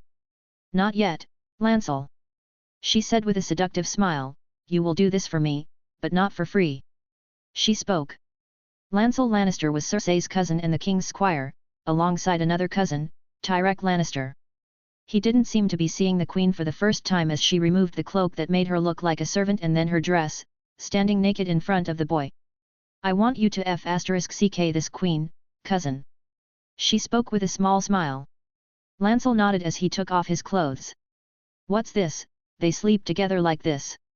Is the king being cuckolded by the queen's cousin?" Jon was a bit surprised but also increasingly disgusted with these people. Betrayal and schemes were something that filled the atmosphere of this fortress. Jon didn't pay more attention as the two had sex, focusing instead on eating with Serena and Arya at a table set for him on the boat. It was only after the act between them that Jon followed Lancel while Cersei dressed and left the room, but before following the boy who had sex with the queen, Jon wanted to take a little revenge for what she had said in the meeting, and his raven flew close to her while dropping poop in the air. The queen couldn't react before the poop landed on her face, leaving her disgusted and dazed looking up for the culprit, but the raven had already gone following the boy. Jon followed the boy until he delivered the letter to one of the white cloaks who read the letter and nodded, pocketing it. Jon wanted to know what that was about, so he left the queen and the squire aside, focusing only on the man. Nothing else happened while Jon did some activities on his ship. The two ravens stayed flying over King's Landing, getting familiar with the city. Meanwhile, the last one followed the man until the end of his shift, who, while changing places with another white cloak, left the Red Keep and went to the harbour with the letter. Jon followed the man until he spoke with the city patrol. It was almost wolf hour at this time. Should we summon some pirates to attack these ships with giants? The man seemed surprised. Yes, this is the Queen's order. The White Cloak spoke. Sir Marin Trant, this seems mad, you know that, don't you? The guard spoke. You just follow orders, without question. Sir Marin Trant spoke with a stern tone. All right. We'll send 30 pirate ships, that's all we can. The patrolman spoke. Sir Marin Trant bid farewell, and the man returned to his patrol, keeping the letter. So they think they can attack 50 ships with 30, Sirum will take care of them, and I will be in his mind at that moment. Jon said with a bit of anger as he prepared to sleep with Serena, who was waiting for her husband to return to bed. Jon was angry, after all, Ygritte was the target of this attack, but he knew he couldn't do anything right now and had absolute confidence in his strength to protect his queen, not to mention his kraken that could devastate any force at sea. Chapter 91, Artican Trade in Westeros 18, Journey to the West 05.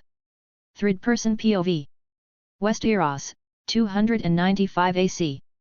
The 150 ships continued heading south until reaching the very tip of Dorne before heading west, while the 50 northern ships passed through Stepstone, but not without problems. After all, many opportunists saw a chance to attack the now reduced enormous fleet. What they didn't expect was the defense of that company.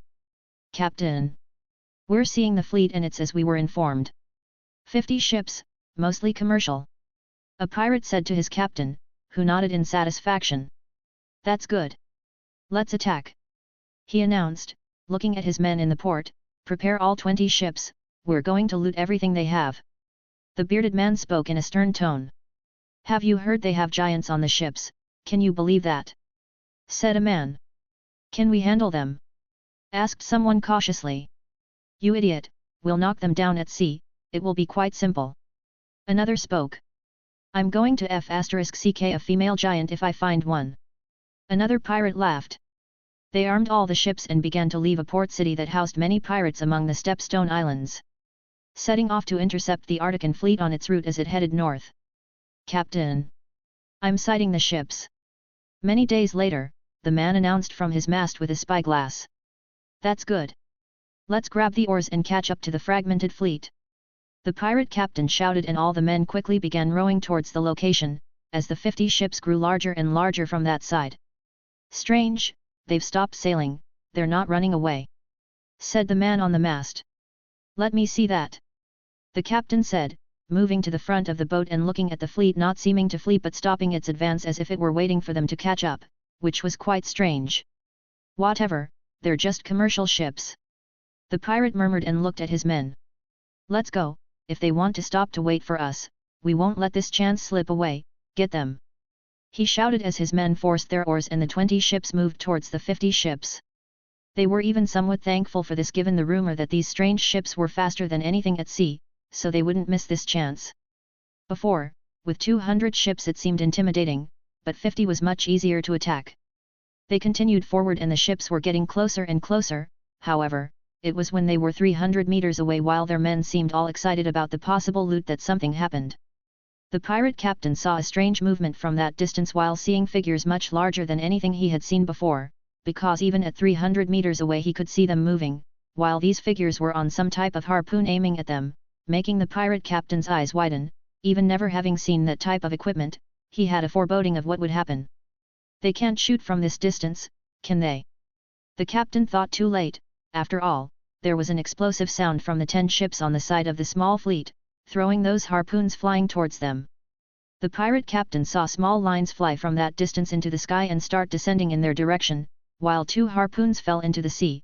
8 ships were pierced by the huge pieces of metal in the hull and on a ship, a man being pierced between the deck with the harpoon. They can launch these weapons from this distance.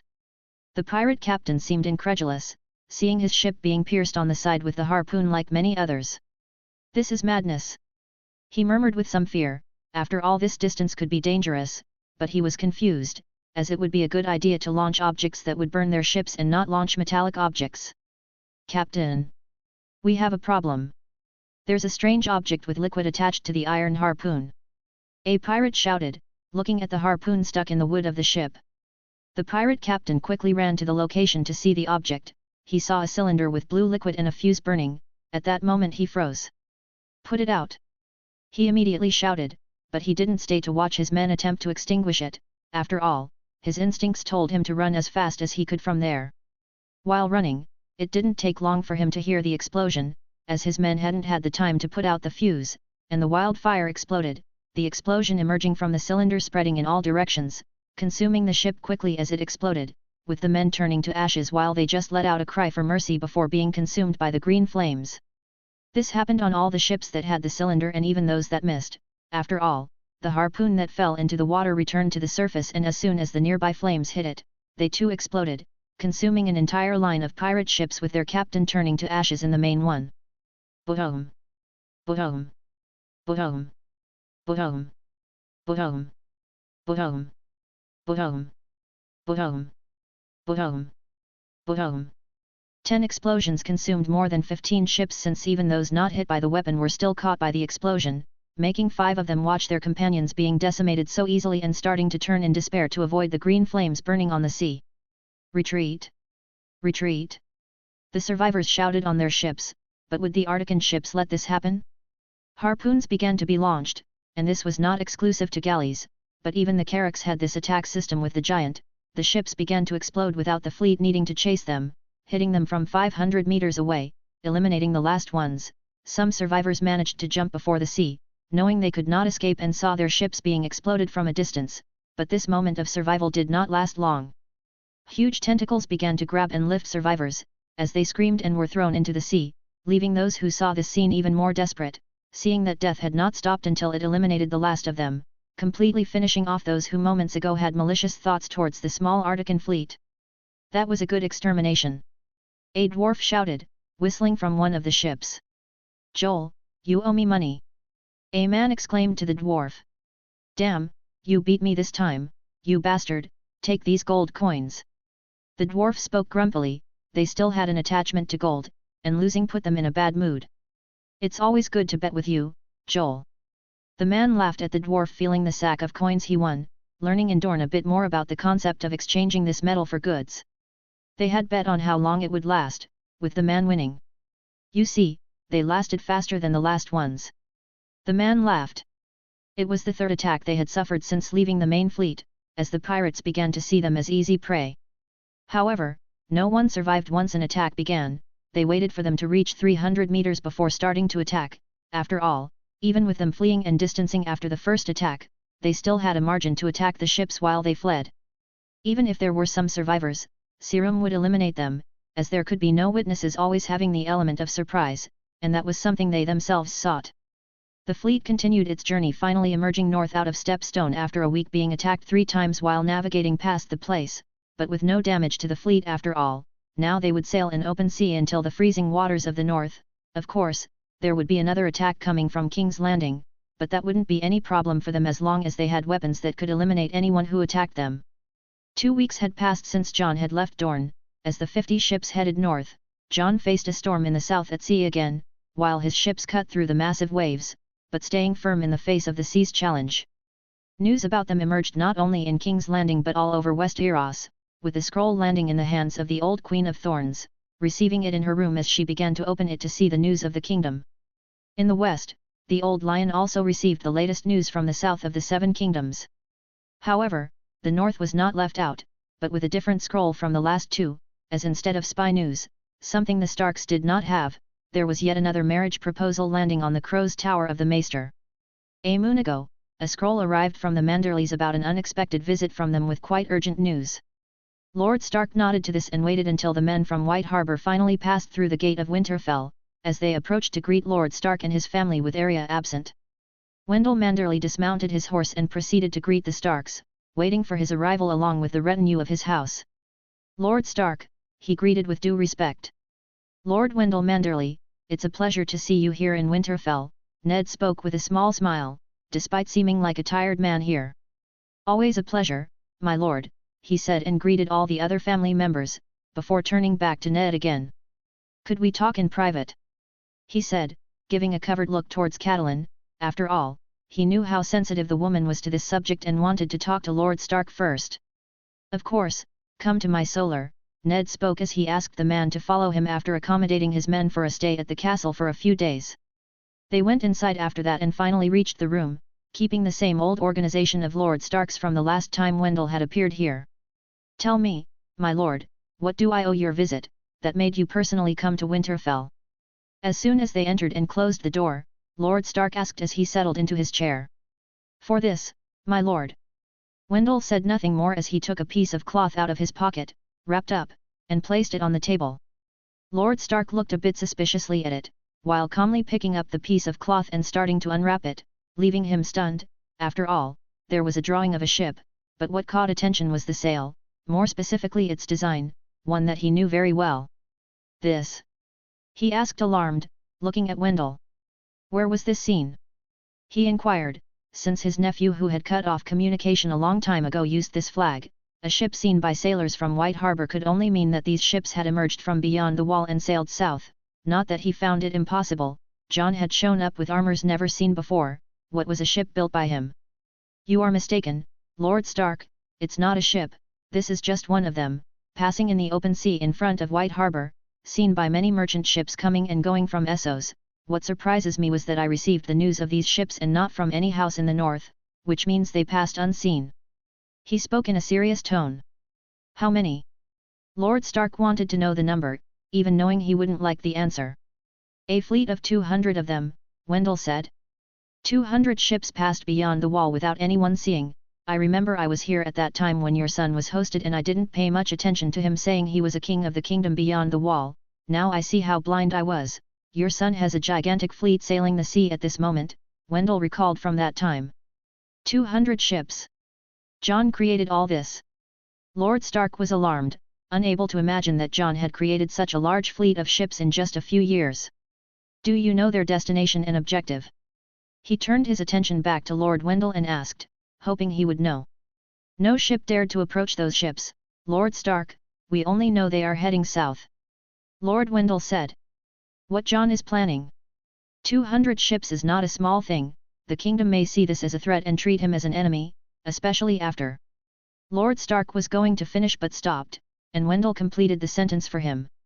After he kidnapped your daughter. He lifted his head. He didn't kidnap her, I mean, he could have brought her back instead of returning beyond the wall, but Jon did no harm to her, of that I am certain, he spoke. That's not what everyone thinks, and you know the South does not look kindly upon this after seeing many letters from your wife speaking with her family and even sending letters to King's Landing, Wendell spoke. Finally, even being a northerner, there were always merchants arriving at his port and telling stories, and a very famous one was of the bastard stealing his true sister. Don't even mention it, I've been arguing with Catelyn about this for years, but she's always talking about Jon and we haven't slept together in moons. Ned admitted, these last years had not been easy, with Catelyn even blaming him for Jon stealing Arya, but he believed Arya was in good hands, though he preferred her here in Winterfell rather than being away from home for years without seeing her. You don't look well. Wendell spoke cautiously to not offend him after what he had shared. You are right, my lord. But now I need to know everything about Jon and this fleet. I want to know if Arya is on those ships and I need Jon to send her home. Unfortunately, he cannot set foot in the north, but he can send Arya. Lord Stark spoke with a serious tone, wanting to see his daughter again. I will stay informed of any update I receive from them, my lord, but we need to see how the lords will deal with this news. No one is going to like that wildlings have a fleet of ships traveling south, whether it's your son or not. The lords of the north will not see this with good eyes, he spoke. You are right. Lord Stark already saw a new headache coming for him and the cause was Jon again. He listened to Lord Wendell as he provided more details, until he left a few days later. Days passed and news of the fleet began to spread through the north. Letters from all corners of the north fell on Winterfell demanding they prepare for a wildling attack and asking if his son would be attacking the north. Lord Stark had to ask for help from Maester Luwin to reply to all the letters and demands throughout the north. His headache truly began when Catelyn finally discovered about the fleet. A fleet? The bastard has a fleet of 200 ships. She seemed hysterical. He first takes my daughter, now he plans to attack Dorne and steal Winterfell. She spoke with evident fear in her voice. They could never conquer the north like this. Lord Stark spoke, after all, the north had the entire army stationed here. It was impossible for an invasion of 200 ships to last very long. He's preparing to launch an attack, I'm certain. Catelyn spoke with her paranoia. He's got my area, he could use her as a hostage. She murmured as if Jon was really a cunning man using everything to his advantage with no morals. For heaven's sake, Cat, listen to yourself for once, you're speaking nonsense. Ned tried to argue. No. It was you thinking like this that he took my area. Catelyn exclaimed. Ned sighed and let the woman live in her paranoia. When it came to Jon, she became a very difficult woman to deal with. Days passed and neither of their children except for Bran and a questioning Rickon knew who Jon was. After all, Jon was not an easy topic to discuss within the family, and Catelyn made sure Jon was non-existent to little Rickon, while their other children didn't have much sympathy for Jon, and Theon had a hatred for Jon. After all, every time he looked at his maimed hand, he remembered his nephew with no fondness. After days, weeks passed until a raven arrived from House Martell. Lord Stark, this is quite unexpected. Maester Luwin entered his solar with the scroll bearing the Martell sigil. He hadn't opened it due to it appearing important and not wanting to be bold in looking at the content before his lord saw it. Ned took the scroll from the Maester's hand and looked at the seal of origin, frowning. He expected any news of Jon continuing his journey southward, but seeing a Martell scroll meant that Jon was there and something had transpired between him and the Martell family. He broke the seal and began to read, finding the contents of the letter unexpected. Dorne had written about how Jon's son was educated and intelligent at a high level, leading them to forge very fruitful agreements between Dorne and the Arctic, which already surprised Lord Stark.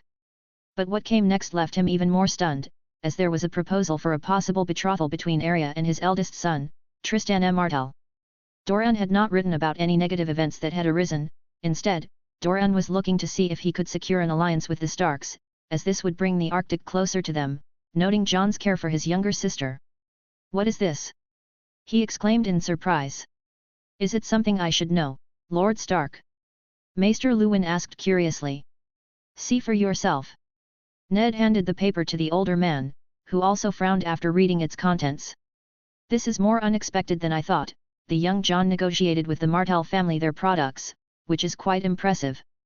I wonder how that boy managed to do this, but your daughter being so praised and asked to marry his son, even gaining the status of a princess, after all, the Martells have this princely status along with those they marry," Maester Luwin commented. "This seems very surreal." Lord Stark seemed lost. "The last thing I would imagine hearing about Arya in the first news was how she was becoming a rare beauty, intelligent and *LLED with bow and sword, coupled with a marriage of this scale. Even Dorne says she was an example of a lady, which makes me wonder if it's really Arya. Not even Lord Stark could imagine such a thing. What should we do?" Luwin asked, wanting to know what his lord would do. "First, I must talk to my wife, and it won't be an easy conversation," he said, not knowing how she would react to such news, hoping that at least she would be proud. After all, a great house like the Martells was so impressed with Arya that they wanted a marriage between the two families.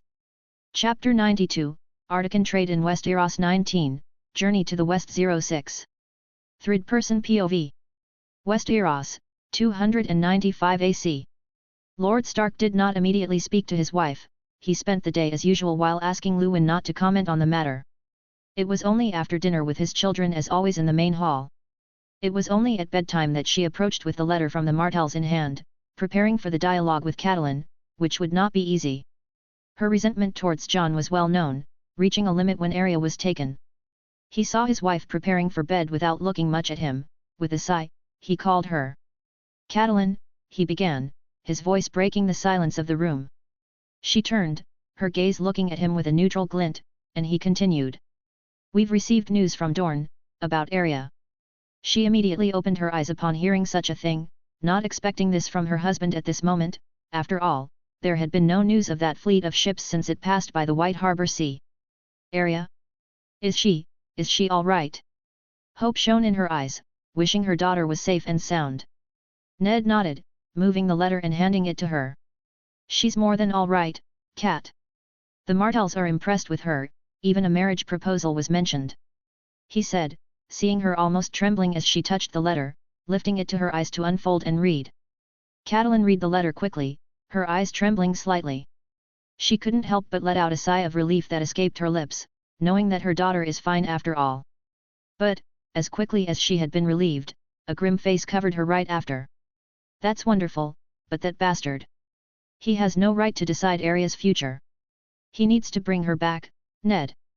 Arya belongs to Winterfell, to her true family, not to the sands of Dorne or to the whims of his son.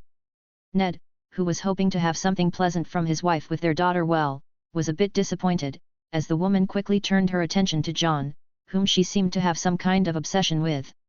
I don't know what Jon has to do with this, but Arya is fine, Cat. Try to see at least that. Doran Martell says she participated in negotiations while Jon's wives were kept out. Ned said, trying to see the situation from a more positive perspective, although he would certainly prefer Arya here rather than traveling through the south. You don't understand, Ned. He shouldn't have the right to negotiate with a great house like the Martells. He should be imprisoned for stealing our daughter. Not using her as a political game to arrange allies. We will not marry Arya into that family so that the bastard can succeed in his plans. She exclaimed while Ned was even dazed at how his wife could think this way, wondering if after all these years, he really knew her after all. Cat. I don't think Jon has interfered with this, and there's no reason for Jon to want to conquer Winterfell with the support of a house from the other side of the continent. What the Dornish can do with us, even Robert and the North wouldn't accept something like this. Why do you insist so much that Jon wants Winterfell? From what you read in the letter, Jon has everything he wants from the place he built beyond the wall. Ned spoke. He had placed Jon in a better position after knowing that Arya was better than ever. You don't understand, Ned. He's a bastard.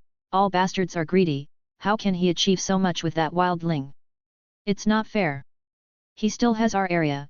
Demand that they bring her back. She demanded of him while he sighed wearily, wondering why he would still be surprised with the conversation reaching this point. I understand your pain, Cat. Arya will always be a Stark, and we will do everything in our power to bring her back home. He spoke, trying to calm her, as it was being difficult at this moment to argue against her hatred. Catelyn looked at him. I just want my daughter back, Ned. I want my whole family safe and secure under this roof. She spoke with a shaken tone, and Ned hugged her. After all, despite being a difficult woman and having her faults, he still loved her. And so it shall be, Cat. I promise you, we will do everything within our power. I will write to the king, he said. While Winterfell faced its own internal conflicts, news of the Arctican fleet and Jon Snow's actions also reached the western side of the kingdom, in the ears of Tywin Lannister, the Lord of Casterly Rock. He was sitting in his solar, reading the latest scroll from Dorne, while reflecting on the events happening in the south at this time. Tywin was not a man to show surprise easily, but the actions of the Stark bastard and the magnitude of his fleet could not fail to impress him. His eyes scanned not just this scroll, but he laid out all the others on his table, rereading all the information received in the last weeks so as not to miss anything while his mind worked on it. A knock on the door called his attention. Enter. He said, and the door opened with a man slightly younger than Tywin, entering with his Lannister appearance of blonde hair and green eyes.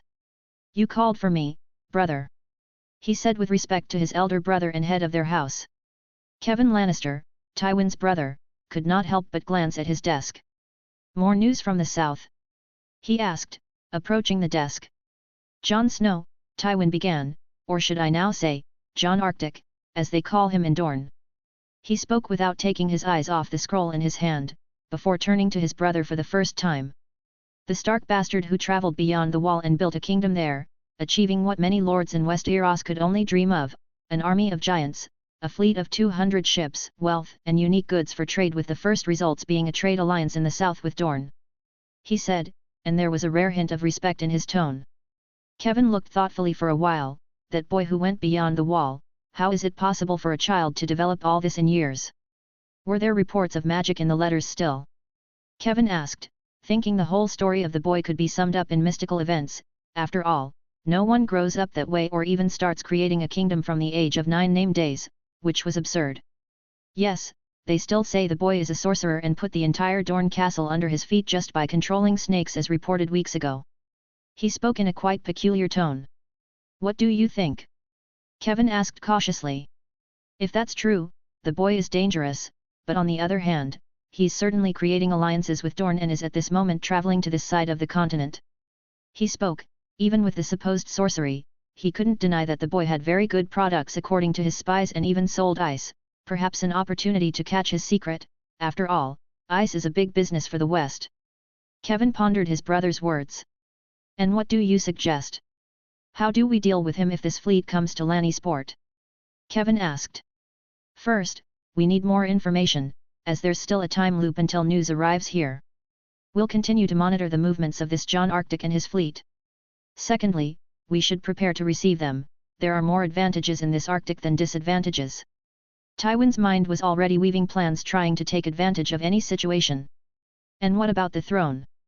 Can't King Robert and his council see them as a threat? Kevin asked, wanting to know his brother's opinion on this. Difficult.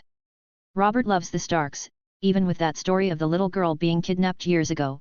She seems very well in the letters and apart from some greedy fools in that council like my own daughter. There's no reason for them to attack or treat the Arctican Company as an enemy. Of course, unless they plot something. Tywin spoke, beginning to store the scrolls from the table. And if the Iron Throne treats them as enemies until they get here? Kevin asked. Then we'll deal with them in the best possible way while trying to capture all their secrets. Tywin spoke in a dangerous tone. I understand. Kevin sighed. Is there anything else I need to do? He asked, as he would be returning to Lannisport soon, where he managed the city. I want you to take Tyrion. Lannisport needs a repair on its sewers in the coming moons. Take him and make him useful for once. Tywin spoke with a tone of disgust, remembering his dwarf son, the shame of his life. Yes, I will take my leave, Kevin spoke, and Tywin nodded his head as he returned to reading other reports on different matters. In the gardens of Highgarden, sunlight filtered through the tree canopies. In this part of the castle, there was an extension of plants and forests around the paths of the place, which enhanced the beauty of the place with countless colors and aromas. It was in this unique setting that Olenna Tyrell, known among friends and foes as the Queen of Thorns, was sitting in a structure that protected her from the sun in the middle of the garden while receiving news from Westeros beyond the green fields of the Reach. A man approached. Lady Tyrell, he said, placing a letter on the table. She looked at it and then said, You may go. With that, the man quickly withdrew, but not before hearing one last command. Call my grandson. She said, and he nodded, moving away. With the letter there, Olenna frowned as she unfolded the parchment, her sharp eyes quickly scanning the written lines. She spent time reading and rereading, like the last reports she received from Dorne in the last weeks, as Tywin with his spies. It didn't take long for two well-dressed people to approach. Margaery Tyrell, her granddaughter, accompanied by Willis Tyrell, the heir to Highgarden, approached after their grandmother demanded their presence. We are here, Margaery announced as she approached the table, holding her dress and sitting in a chair. Willis also joined his younger sister in front of their grandmother. What do the news from the south say, grandmother? Willis asked, already knowing what the parchment was about just by the seal, and it wasn't the first time their grandmother had called them to discuss what was happening in Dorne. Olenna lifted her eyes from the letter, showing a cunning expression crossing her face. Ah, my dear grandchildren, it seems the Stark bastard was doing more than building snowmen beyond the wall. Jon Snow, of all beings, has not only emerged alive but at the head of a fleet that would make any of our admirals blush with envy, as you already know. Are there news of him still being a sorcerer? Margaery asked, curious about the quite peculiar letters her grandmother received. Not much, but his fleet must be dividing at this moment, and a part coming here. Willis, always the more cautious one, asked. A fleet, grandmother? Is that concerning? For us? Not yet, Olenna flipped through the letter again, her eyes shining with a face of interest and calculation. But for the Lannisters and the throne, it very well might be. Snow has made alliances in Dorne, something that not even the most diplomatic of our lords have managed without causing some kind of scandal. Margaery, curious, asked, and what does that mean for us, grandmother? If he comes to our ports? Olenna smiled, always proud of her granddaughter. For now, we watch. Snow may be a bastard, but if he's managing to move the Westeros board in his favor, then he's a bastard who deserves our attention. And more importantly, he's a wealthy bastard, we won't let an opportunity like this pass. He bought thousands of animals to take to those frozen lands, so if he's coming here, it means he's not satisfied and intends to spend more money. She said, putting the letter aside and looking at her two grandchildren. He also has that ice, drinking cold beverages in our kingdom would be a tremendous success. Willis commented. Exactly, my grandson, Olenna said with a calm tone. That's why we have to welcome this young man from the north, sorcerer or not, he certainly is beneficial for us. Besides, I would like to lay my eyes on this unique figure and have a little chat with a boy of 15 years who created a kingdom in that place. It will certainly be an interesting conversation. She spoke with a tone of great interest. So, should we extend a hand to him, grandmother? Willis questioned, pondering if his grandmother was indeed favoring this Jon Arctic. A hand, perhaps. But we'll keep the other behind our backs, with a rose between the fingers. If Jon Arctic wishes to dance with the snakes, let's see how he handles our gardens, but we won't be as easy as the Martells were, and we will make him know that our thorns can also wound. Olenna folded the letter, decided. Prepare a raven.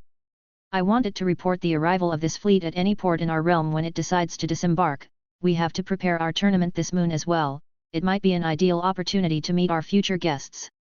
With that, Olenna concluded her meeting with her grandchildren, while elsewhere, not too far but hundreds of kilometers away, a private meeting was taking place at this moment. In the ancient city of Old Town, a secret meeting was being held away from everyone's eyes. In the heart of the citadel, where the archmaesters secretly gathered to decide some important points in Westeros, almost nobody knew, but there was the place where the most changes in Westeros happened. After all, they had the ears of all the lords, and when they decided something, all their maesters received instructions to suggest certain decisions throughout Westeros. After all, their maesters had loyalty to the citadel above everything. Of course, there were a few who did not think this way. And they were ostracized by the order, like Maester Aemon, for example, who was sent to swear to the wall and rot in the far north.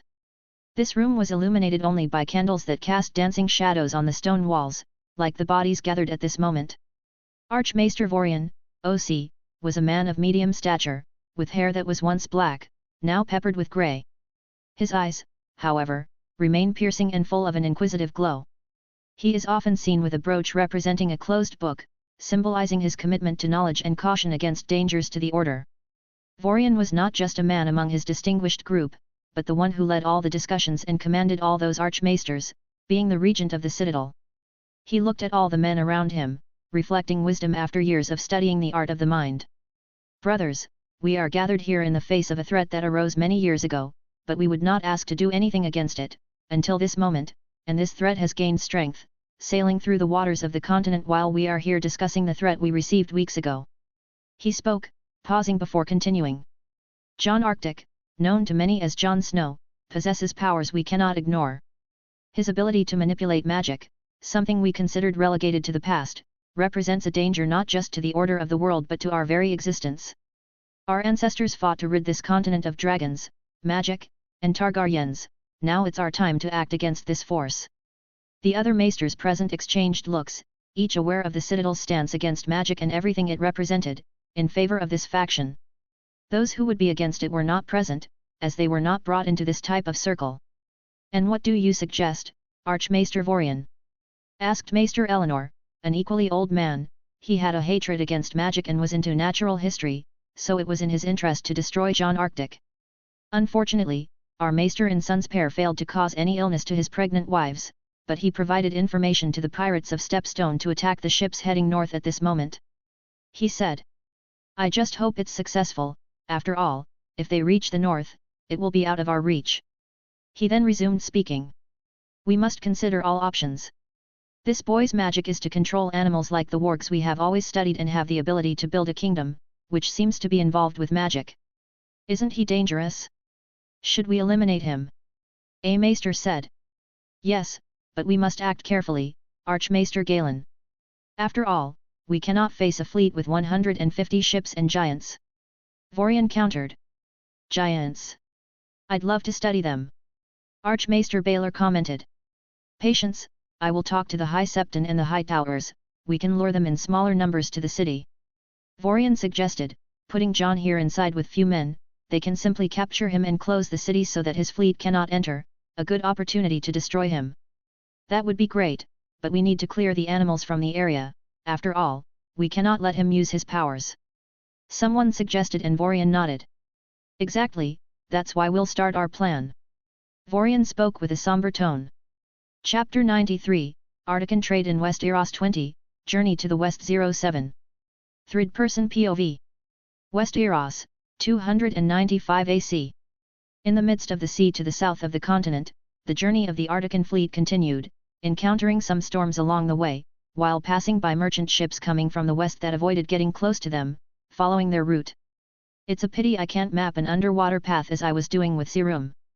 Jon couldn't help but comment to himself at one end of the ship. Jon. He heard a voice calling him and saw Arya approaching. Yes, sister. Jon asked. You've been here all morning, come train with me. She requested, and Jon, turning his gaze back to the sea, where everything was empty, nodded, seeing that there was nothing more to do there besides think and murmur to himself. Let's go. Jon said, starting to leave that side of the ship. Serena was resting in the cabin at this moment, so he was outside to get some air and see how things were going. The journey hadn't encountered any problems since they left from Dorne on this side. They were still 150 ships ready to face any threat at sea, so besides the storms, which they passed easily, by the way, they continued their journey peacefully. Jon joined Arya in the largest space on the deck, while some fights were already happening there. Come on, you dwarf. Tormund Giantsbane was in the middle of a fight against a dwarf opponent at this moment. Shut up, you damn firebeard. The dwarf growled as he used his hammer to hit the man. Ha ha ha ha ha. Come on, you damn bootlicker. Tormund continued taunting the dwarf while using his axe against the heavy hammer. Take this then. The dwarf exclaimed, changing his tactic, hitting the hammer on the ground, making it crack with the wood of the deck, and Tormund having an imbalance as he tried to return to his fighting stance, but the dwarf took this chance to throw his hammer like a spear into the man's chest, making him fly backwards while falling with his armor a bit dented. Now who's the bootlicker, you damn redhead? The dwarf cursed while spitting on the ground and starting to laugh. Many who were watching the fight, began to laugh at this moment as Jon approached with his sister. He got you good, hey. Jon approached. Tormund wasn't weak, but certainly very naive to provoke a dwarf who could use anything to his advantage. The big man sighed while looking at Jon. I let my guard down. He simply said as he tried to stand up. Anyone else want to fight? Jon asked the small crowd of men, dwarves, and even giants watching the fight. No, we're done here, you can use the space. The dwarf who defeated Tormund said, knowing that his king would train with his sister as he always did. All right, let's go, Arya. Jon said as he aligned in the middle of the place with Arya, using his small thin sword made of Elden metal. Jon drew Dark Sister, and they both began to train fighting each other, while Jon helped Arya to refine her current SK*LLS. Keep your stance. Jon said as Arya tried to work with her feet. You were lucky to face and find an opening against that sand snake in Dorne, but there's still much to learn. Jon spoke, putting pressure on the girl as he tried to defend from her constant attacks. Arya at one moment fell backwards under this onslaught of attacks with the Valyrian steel sword, tripping and falling. You must always hold firm on your knees and position, that's why you end up unbalancing and falling. He said looking at his sister on the ground, now get up again and let's continue. Jon requested, after all, he wouldn't go easy on her, since this could save her life one day. Arya didn't complain, after all, she chose the path of a warrior, replacing the sewing needle with a sword in her life, as an Artican warrior, which she wished to become. Could I be as strong as you when you kicked the butt of the Prince of Dorne? She asked, getting up and preparing to continue their fight. You can, just keep dedicating yourself and becoming a powerful warrior. Jon spoke, maintaining a tone of pride, before continuing. Anyway, let's keep working. He said, and they resumed fighting a moment later, as Jon made sure to train Arya to her limit, making the girl have impeccable muscle memory, learning from her mistakes. The day passed quickly as Jon asked his ship's cook to bring something for him to eat with his wife in their own cabin. He went there at this moment and found Serena lying on the bed while she kept her hands on her belly, which was quite voluminous. Are you okay? You're not having the same symptoms as Ygritte, are you? Jon asked with a tone of concern. I'm fine. Just a bit tired, he's making me quite anxious as he grows here. She said, pointing to her belly. He? So you know. Jon asked with a small smile. They had not yet discussed the gender of the children, though Jon could already tell, after all, it was a part of him inside Ygritte and Serena. While Ygritte was carrying a girl, Serena was having their first son, but he was surprised that the giant woman knew it was a he. Don't underestimate a mother, Jon. I can feel him, I wonder if he will be as restless as his father, as I can already feel him moving. She spoke with a tone of love. Jon approached and touched his wife tenderly while sitting by her side and kissing her belly. I hope so, I'll even prepare a dragon for him. After all, Aragon needs more of his kind, and I would like to have a companion in the sky, just like my daughter inside Ygritte. Jon said softly. Do you already want to put him in danger before he is even born? Serena asked jokingly. Jon just laughed. You know that even if we don't want to, I doubt they'll stop from exploring all of Artica as soon as we take our eyes off him. Jon joked. They talked a bit more until someone knocked on the door. Your meal, as for the Queen, my king. The royal guard announced, and Jon went to receive him. They spent some time eating while Jon stayed with his wife until she fell asleep. The routine continued like this while Jon trained area and organized things for the ships and fleet. A few more days had passed, and Jon found himself in a peculiar part of the south of Dorne. He had sent his 2 eagles to scout the region, and even being at high sea, they could explore the continent and return due to their enhanced stamina. He then, looking at the map, discovered he was near Starfall, the home of the Danes, something that brought conflicting feelings for him. After all, there were many rumors circulating about him being the son of Ashura Dane. I could go there, try to find answers. Jon thought while again on an edge of the ship alone where he liked to stay thinking. But I feel I will regret it, that something even worse will be uncovered. I should think about this after these voyages. I'll first make sure to succeed with my trading company, then I will look into my origins. Jon reasoned, not wanting his mind to be taken over by worries he should not have right now. His priority at the moment was helping Artica to be self-sustainable, then he would make sure to look into other personal matters. Deep down he knew there was something very wrong with his origins, but not even the gods helped in this aspect, and he would avoid this topic for the time being. However, he could not help but look at the castle through his eyes. The Danes are known for their incredible sk*lls that their descendants generate with fencing, giving many powerful names over the years. Arthur Dane was at the forefront. Everyone says that Jon's father had defeated him at the Tower of Joy, but it was very hard to believe that had been done with a name feared by everyone in Westeros at that time. Unfortunately, he also could not access the vision of the fight, due to a block in the green site. His eagles continued flying over the castle, where it seemed to be bustling with activity that morning. Its towers were tall as they flew. There were rumors that the castle was built thousands of years after a huge stone fell from the sky. The Danes were direct descendants of the first men, like the Starks, some houses in the north, and the Blackwoods. But they certainly do not possess warg powers like some with that blood have. Jon thought as he flew over the castle.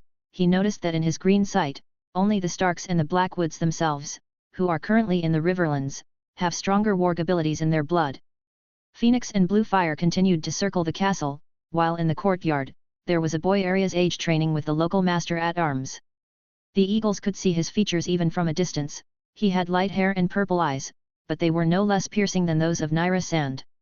Jon saw a woman looking at the boy from a distance, with the same features, a possible aunt of his if Ashura proved to be his mother indeed, but Jon didn't want to think about that, especially since he learned at Sunspear about the suicide of his own possible mother. Jon had a lot to ponder, but he didn't want to, his connections to people with Targaryen blood or even having his own dragon, but he didn't want this headache now. He might seem cowardly, but he knew it would leave a very bitter taste as soon as he found answers to these questions, and as he had already thought, he didn't want that kind of thing at the moment. Leaving the prow of the ship, he went to lie down with his wife after ending the connection with his birds while letting them fly around Dorne as much as they wanted before returning to the ships. Days continued to pass, and nothing out of the ordinary happened as the fleet sailed between the Arbor and the continent, a large island structure in the south of the continent. However, the same could not be said for the other part of the fleet because at this moment, they were near the Sea of Kinglands, and 30 ships appeared coming from the continent with an aggressive action towards the 50 ships. These guys, they never give up, murmured a captain. Haha, let them come, after all, we've been without fun since we left Stepstone, said a dwarf beside him. The news of ships being decimated should have spread through the region by now, but it seems our new friends don't know that we can destroy them just as easily. Another Artican commented. So be it, let's just destroy them, the captain commented. And he looked at the birds waiting for an order. Slow down and prepare to exterminate all of them, he said while the birds didn't move, but quickly all the captains of almost all the ships who had their eyes rolled back in warg mode, returned to normal and began issuing orders. Prepare for battle, slow down, and giants, ready the harpoons. Jon also joined in this game, taking over the mind of Sirum. After all, he himself wanted to destroy that fleet following the Queen's order, believing they could harm them without retaliation. As for the pirate ships approaching, there was that man who spoke with the royal guard and prepared the 30 ships, seeming madness after hearing all the rumors about this fleet, but the payment was still good enough for him to risk, besides the types of loot they could get. Noticing the fleet slowing down in the distance, he frowned, and when they got close enough to the range of the harpoons so they couldn't flee, they saw the first projectiles falling on the ships and exploding immediately, as had happened with the last pirates who tried to face these 50 ships. Gods! What is this? The same man, who was further back, saw half of his fleet being destroyed with wildfire and wasted no time in issuing the order for them to turn back. However, it was already too late for them. The harpoons kept falling on the fleet and exploding more and more ships, making that captain fall into the water with many men. But when he saw his men starting to be pulled into the water, his hopes had already been lost, leaving only regret for having accepted this madness in place. A tentacle grabbed him and pulled him into the sea. Even with his instincts fighting to try to breathe, he knew he would die there, and when he spotted the huge monster appearing in front of him in the water as it opened a round mouth with several teeth, throwing him inside it, he had already accepted his fate. Looks like this one ended as quickly as the last, but this time I won. The dwarf said on one of the ships, betting again with the last man he did in Stepstone, but this time winning the bet. Damn, lost everything I won, complained the man, but handing over the bag of coins to the dwarf. The fleet went back to raising its sails and sailed north while leaving the sea with smoke raised, with no one having survived it. Returning to Jon and his ships, they were passing by Old Town when a ship approached them with a white flag. What should we do, my king? A captain asked. Let it approach, let's see what they want.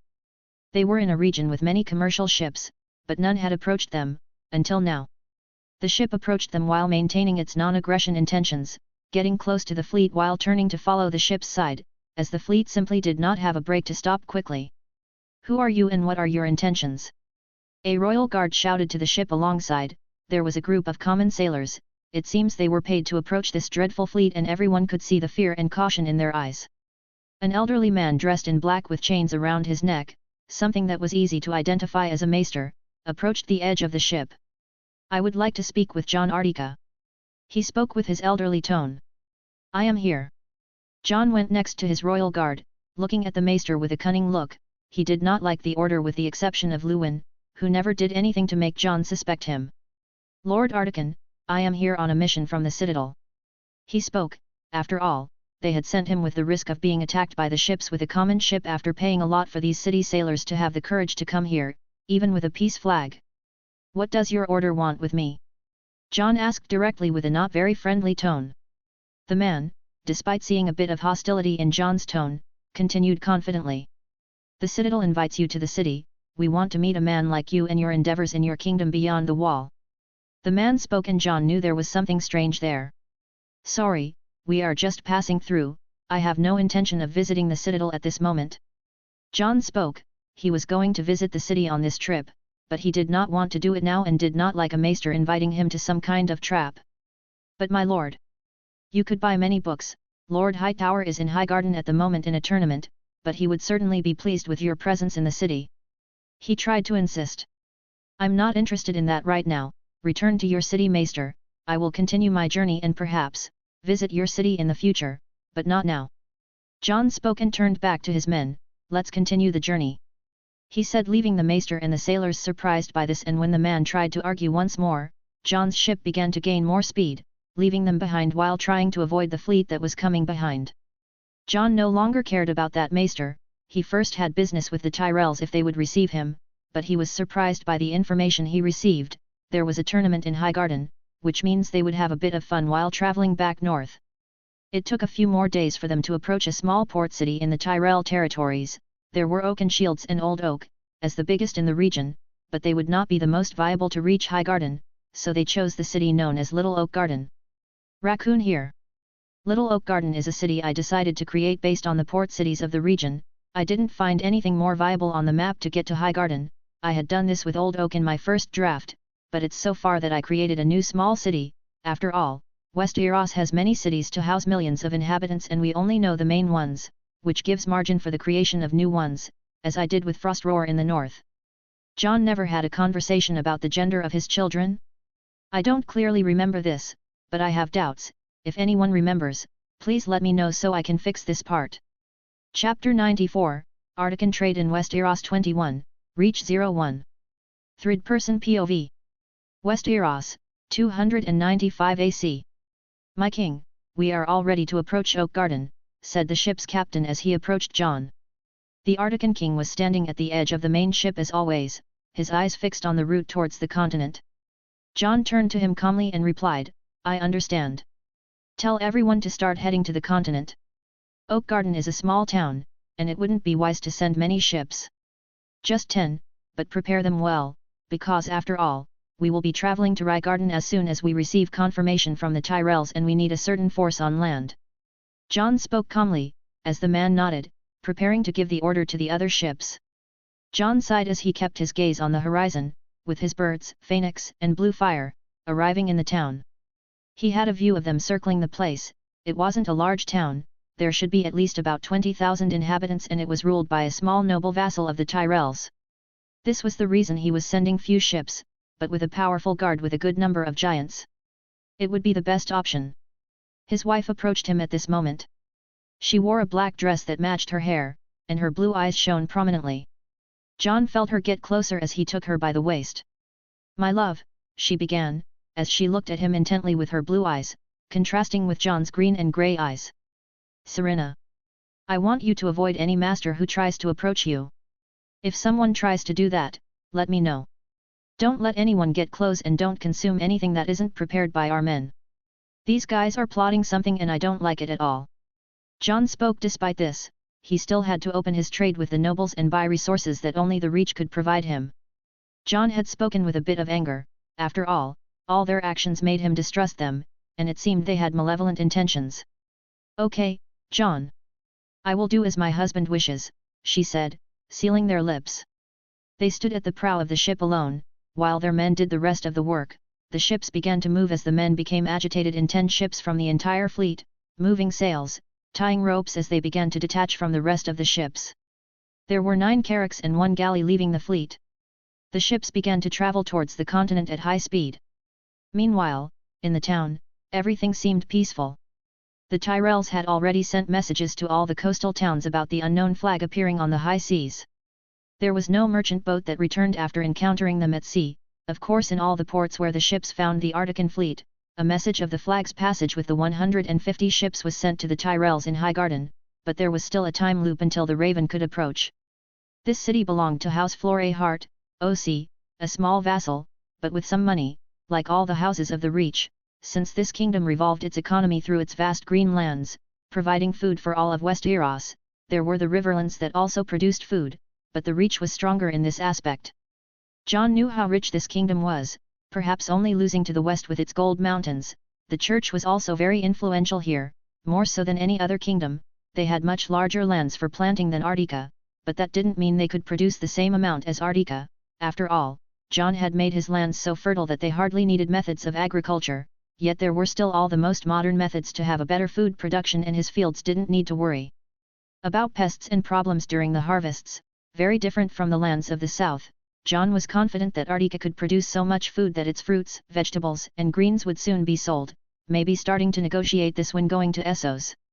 The place is so green. Serena commented, looking towards the continent appearing on the horizon, with the hills full of grass, making the small town they were heading to look like an ant. It's true. The Reach stands out among all the kingdoms. We will see much more vegetation than any other place here. Jon said. He had to admit it was even greener than Artica, but that was understandable given its size. At least we won't see just sand anymore. Serena said with a small smile, but there's still heat here, not like Dorne, but it's warm. She admitted.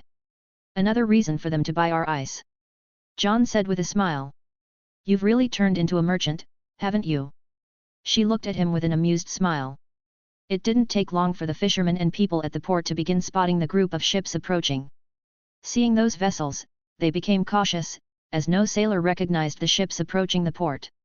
An order was given to the soldiers to convey the information to the Florehart family, or at least some members of the family who were still present in the city, which was Lord Florehart's wife who stayed due to her pregnancy of a few months and her third son, who didn't seem to like the tournament much and chose to stay with his mother. The rest of the family was at High Garden at the tournament held by the Tyrells, gathering almost all the nobles of the kingdom for a competition among them. At this moment, the city quickly became bustling, and an older woman frowned as she heard the news of the ships with the flag approaching, knowing her husband had already warned about them and they should notify their lord as soon as possible. Send a letter to the Tyrells about their arrival. She immediately asked her maester, who nodded and left the place, as she spoke with her present son. As the ships neared the port, a crowd began to form with curious looks. The third son of House Florahart had to intervene with his soldiers to welcome these strange and giant ships while his mother was bedridden and to welcome the visitors, due to the order of the Tyrells. The first ships approached the port as they began to slow down to dock. The young Florahart swallowed hard with his soldiers when they saw a giant pulling the sails on the deck. Even though the ship was tall, the man was so large that they could see him, wondering if what he was seeing was real. The Tyrells were aware of the giants, as were the citadel and many great houses of the region with good spies working for them, but this could not be said for the common folk and for most of the houses, being medium and small in size. What in the world is this? A soldier couldn't help but exclaim at the side. How can there be a man of that size? Another said. Calm down. Let's first see their real intentions. The noble Florahart tried to maintain calm. They as a small noble had few soldiers, he didn't know what would happen if they had to fight against that monster, and there were more ships according to the Tyrells' letter at sea. The ships began to dock smoothly at the port, filling it with all the still available places with the Artican ships, taking up to 2 places of the common ships. As the port was filled with curious and cautious looks with the Artican men working to secure the ships, Jon had gone to his cabin. His wife remained in the same dress, while Jon changed his casual clothes for something he had designed in his kingdom. When Jon came out of the room, he found Arya waiting for him while wearing a grey dress. She looked at him with eagle eyes. Jon, are you going to wear that? She asked, looking at him trying to understand the strange clothes he was wearing. Yes, Jon replied, while adjusting his clothes. Do you like it? He asked with a smile. I've never seen anyone wear something like this, it's strange. Are you sure you're going to wear that? She asked. Yes, after all, it's a very important negotiation, so I'm wearing this special outfit. He spoke as Serena walked out beside him. Jon, wearing an outfit he designed in his kingdom, aiming to invent a new fashion, created something that reflected elegance, wealth, and power. Thus, he constructed an outfit that included a white shirt worn under a dark suit jacket, matching trousers of the same color on top. He called this ensemble, traditional tuxedo, which exudes an aura of distinction and authority. Besides the outfit, he wore shoes, and a tie around his neck, leaving Arya and Serena confused by this type of clothing. After all the nobles of Westeros wear expensive dresses, not that the fabric of Jon's clothes was bad, quite the opposite. This outfit had the best quality that Artica could produce using ice spiders and dyes extracted from certain trees. How can you wear this? It looks so strange. Arya couldn't help but comment again. It suits me well. Now let's go to the port. We have to meet our hosts before contacting the Tyrells and asking for permission for a meeting. Jon spoke, and Serena approached, taking his arm, as they began to walk out. They started to leave the inside of the ship while their men waited for them. I'm going this time, I want to see the land of the Kneelers. Tormund was among the soldiers, wanting to take part in this negotiation. You can go, as long as you don't do anything that might compromise us. Jon said, nodding. I'll just drink and hit some southerners, there's a tournament of theirs happening, isn't there?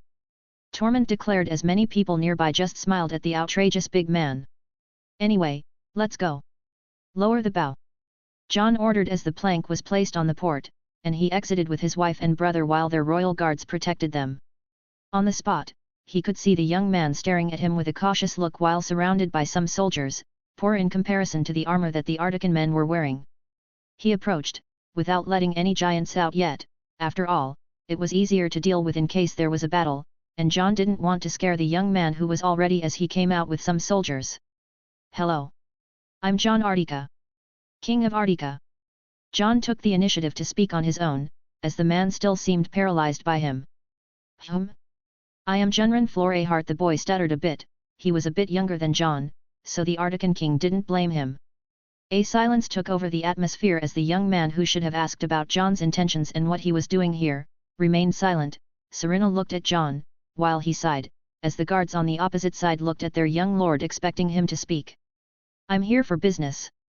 I would like to get in touch with the Tyrells, asking for permission to go to Highgarden with my men. Jon took the initiative, while the boy was still processing the part about Jon claiming to be a king. Yes. I can take you to my mother, who will be able to help you with that. He said nervously, glancing at the ships full of Artican men and possibly more giants than he had ever seen. Seeing this, Jon tried to calm him down. You don't need to worry about my men, they will not leave the ship, and I will speak to your mother just with my 10 guards present, my wife, and brother, Jon said as the boy nodded in the end, not wanting to deal with it and hoping his mother could resolve this. All right, let's go. He said, stuttering, while the whole town looked at the ships from a distance, commenting on the contrast of the armor that the Articans wore in relation to what the Flore-Heart soldiers wore. Jon nodded and began to follow the man and his soldiers as they walked through the city on foot. The place wasn't large, so reaching the mansion in the city didn't take much more than 10 minutes walking under everyone's gaze. The boy, who should have taken this chance to get to know his guest better, remained silent, seeming not to want to be there, but forced by the absence of his father and older brother. They continued walking in silence, which was broken by Arya, asking questions alongside Jon about the kingdom. Sansa always said she wanted to visit the Reach and kept saying the prince would take her here one day. Do you believe that? Arya asked. I don't know, and we should be careful with our words, Arya, some people might take them as an insult. Jon said, not wanting to start a misunderstanding over a supposed marriage of Sansa with that boy he saw in King's Landing, which was widely talked about in Winterfell. Still, look, I'm getting to see more places than she is. Arya exclaimed, seeing she might be better than her sister in something. Understanding this, Jon couldn't help but comment, you're better than her at everything, Arya. Still, she's your sister too. Jon said. She's yours too. She accused, and Jon shrugged. He hadn't felt anything for Sansa in a long time, even in Winterfell on his last visit, there was a distance between them, and Jon simply had feelings for her like any other now. They finally arrived at the place, where there was a large house, with guards opening the gate and Jon and his group entering. I'll see how my mother is doing because of her pregnancy and will ask for you to be allowed in where she can receive you. He said timidly, entering the place after Jon nodded and stayed in the courtyard waiting while the guards watched them cautiously. It was only after a while that the boy returned with the same tone of nervousness and addressed Jon. You can come in, my mother will receive you. He said, and Jon nodded, going with his wife and sister with 2 guards inside the house, while the boy guided them to a room on the 2nd floor. Upon arriving, he met a woman sitting on the sofa, holding her pregnant belly, with a man who seemed to be the master-at-arms of the place, and a middle-aged maester wearing clothes and chains with 2 links, beside her. You must be the Lord of Artica, sorry, but I can't call you king. She spoke calmly, waiting for her son to sit beside her. Jon stared at her for a few seconds before nodding. There's no offense in that, after all, we're not in Artica. Miss Flore-Heart. Jon commented softly. She nodded, so you want to get in touch with the Tyrells. I sent a raven to them as soon as we spotted you, but we can send another explaining your intentions. However, I cannot allow you to enter the Reach without the consent of my sovereign lord. She said. That won't be a problem, we can wait a few days for his response while we remain on our ships. We've been at sea for 2 moons, a few days won't be anything. Jon spoke. That's good, my husband is at the tournament I couldn't attend due to my condition, so I apologize for the meeting. She spoke in a quite respectful tone, and Jon nodded. No offense was taken, my lady. We'll wait for the Tyrell's response. Jon said, noticing her large belly, which wouldn't take more than a moon to give birth to that child. Thank you, I see your wife is also expecting a child. I hope her condition is better than mine at this stage, after all, I can't even move. She said after making an effort while getting to the place where she could receive them. I hope so. It wasn't Jon who responded, but Serena touching her belly. Anyway, let's return to our ships, we await the response until then. Thank you for your hospitality. Jon said as the woman nodded gratefully. They began to leave the place, with the youngest son leading them out and back to the ships. What was that? It was so quick and we didn't do much here. Arya said dissatisfied. Yes, in the end, this could have been handled by a messenger. Jon admitted. But that would be an offense, we must meet with the authorities of the cities we enter, even for a useless conversation, that's noble etiquette. Jon spoke calmly, after all, he got dressed and prepared his men for a 10-minute conversation and returned to the ship, but this was the right thing to do. At least she was kind, right? I was expecting something like what happened in Dorne. She murmured, and Jon just smiled. Don't be mistaken, the woman clearly despised us, but was polite due to fear of retaliation from us. After all, we could easily destroy the town. Jon spoke, knowing the woman was just wearing a mask when receiving them. It wasn't a surprise to Jon either, since they must be known as wildlings beyond the wall and who serve different gods from the seven. It was common for people of this kingdom to look at them with this type of behavior. Remember, area, people are very deceitful, and some are very *LLED at hiding their real emotions. You will learn this very well before we leave this kingdom. This will be your learning here. Jon said as his sister nodded silently, still thinking about the woman and how she hid her emotions as her brother said. They returned to the ships and resumed their usual activities, waiting for the raven that was going to Highgarden behind the first, at this moment. Chapter 95, Artican Trade in Westeros 22, Reach 02. Third Person POV. Westeros, 295 AC. While Jon and his men would remain on their boats in the coming days, the raven sent by the Florehart family finally saw Highgarden in the distance, flying towards the place. Meanwhile, there were two eagles playing in the sky above that space. Jon wanted to see where his hosts lived and saw a large city full of trees and forests, with the Tyrell's huge castle with large gardens and a vast area filled with trees like a small grove for the local nobles. Jon was surprised to see a heart tree there, but he should also know that as a family oriented towards that, it would be normal for them to have a sacred tree along with their collections planted on their lands. What caught Jon's attention was not just the large number of people walking around the place, while servants and knights attended back and forth with large families surrounded by nobles entering and exiting Highgarden, but the huge number of tents positioned next to the site. There were at least 300 tents. So this is the tournament, let's have a look. Jon thought as his two eagles went to a huge site that had been set up for the games among the nobles. Meanwhile, the raven with the Florehart message landed softly on the maester's tower. What is this? The maester, responsible for filtering all messages, took the scroll from the raven's feet and began to unroll it. This is curious, he said, taking a blank scroll and writing another letter with a raven from the citadel. He placed it on its feet and sent it flying to notify the order that Jon Artika is in Oakgarden and wanted permission to come to Highgarden. After watching the raven head southwest, he returned to the scroll he received and began descending the raven tower, going to see his lords, heading to a special room where Olenna liked to have her tea often alone. He approached the door and saw that Lady Olenna was arguing with her son at the moment. You want to use all of our best wine for all the guests, don't be foolish, waste it only on the great houses, you fool. Olenna snarled at her compulsively ostentatious son. But what will they think of us? Mace argued, unable to meet his mother's eyes due to always being intimidated by her. Sometimes I wonder if you really came out of me. She murmured. The lesser nobles serve only to be our vassals, we need to worry about pleasing houses like the Tarleys, Redwine, Hightowers, Oakhearts, Fossoway among others, small vassals, we don't need to worry about spending too much from our coffers. She complained. But Mom. He spoke, but was immediately cut off. Enough. Stop being so foolish and leave if you are going to waste my time. She said, asking him to leave. The famous and portly Mace Tyrell, leader in name of the house, had to lower his head and withdraw with his mother dismissing him. She returned to her tea at the table, while her face continued to be covered with a scarf removing her frontal part. After all, she had her own style.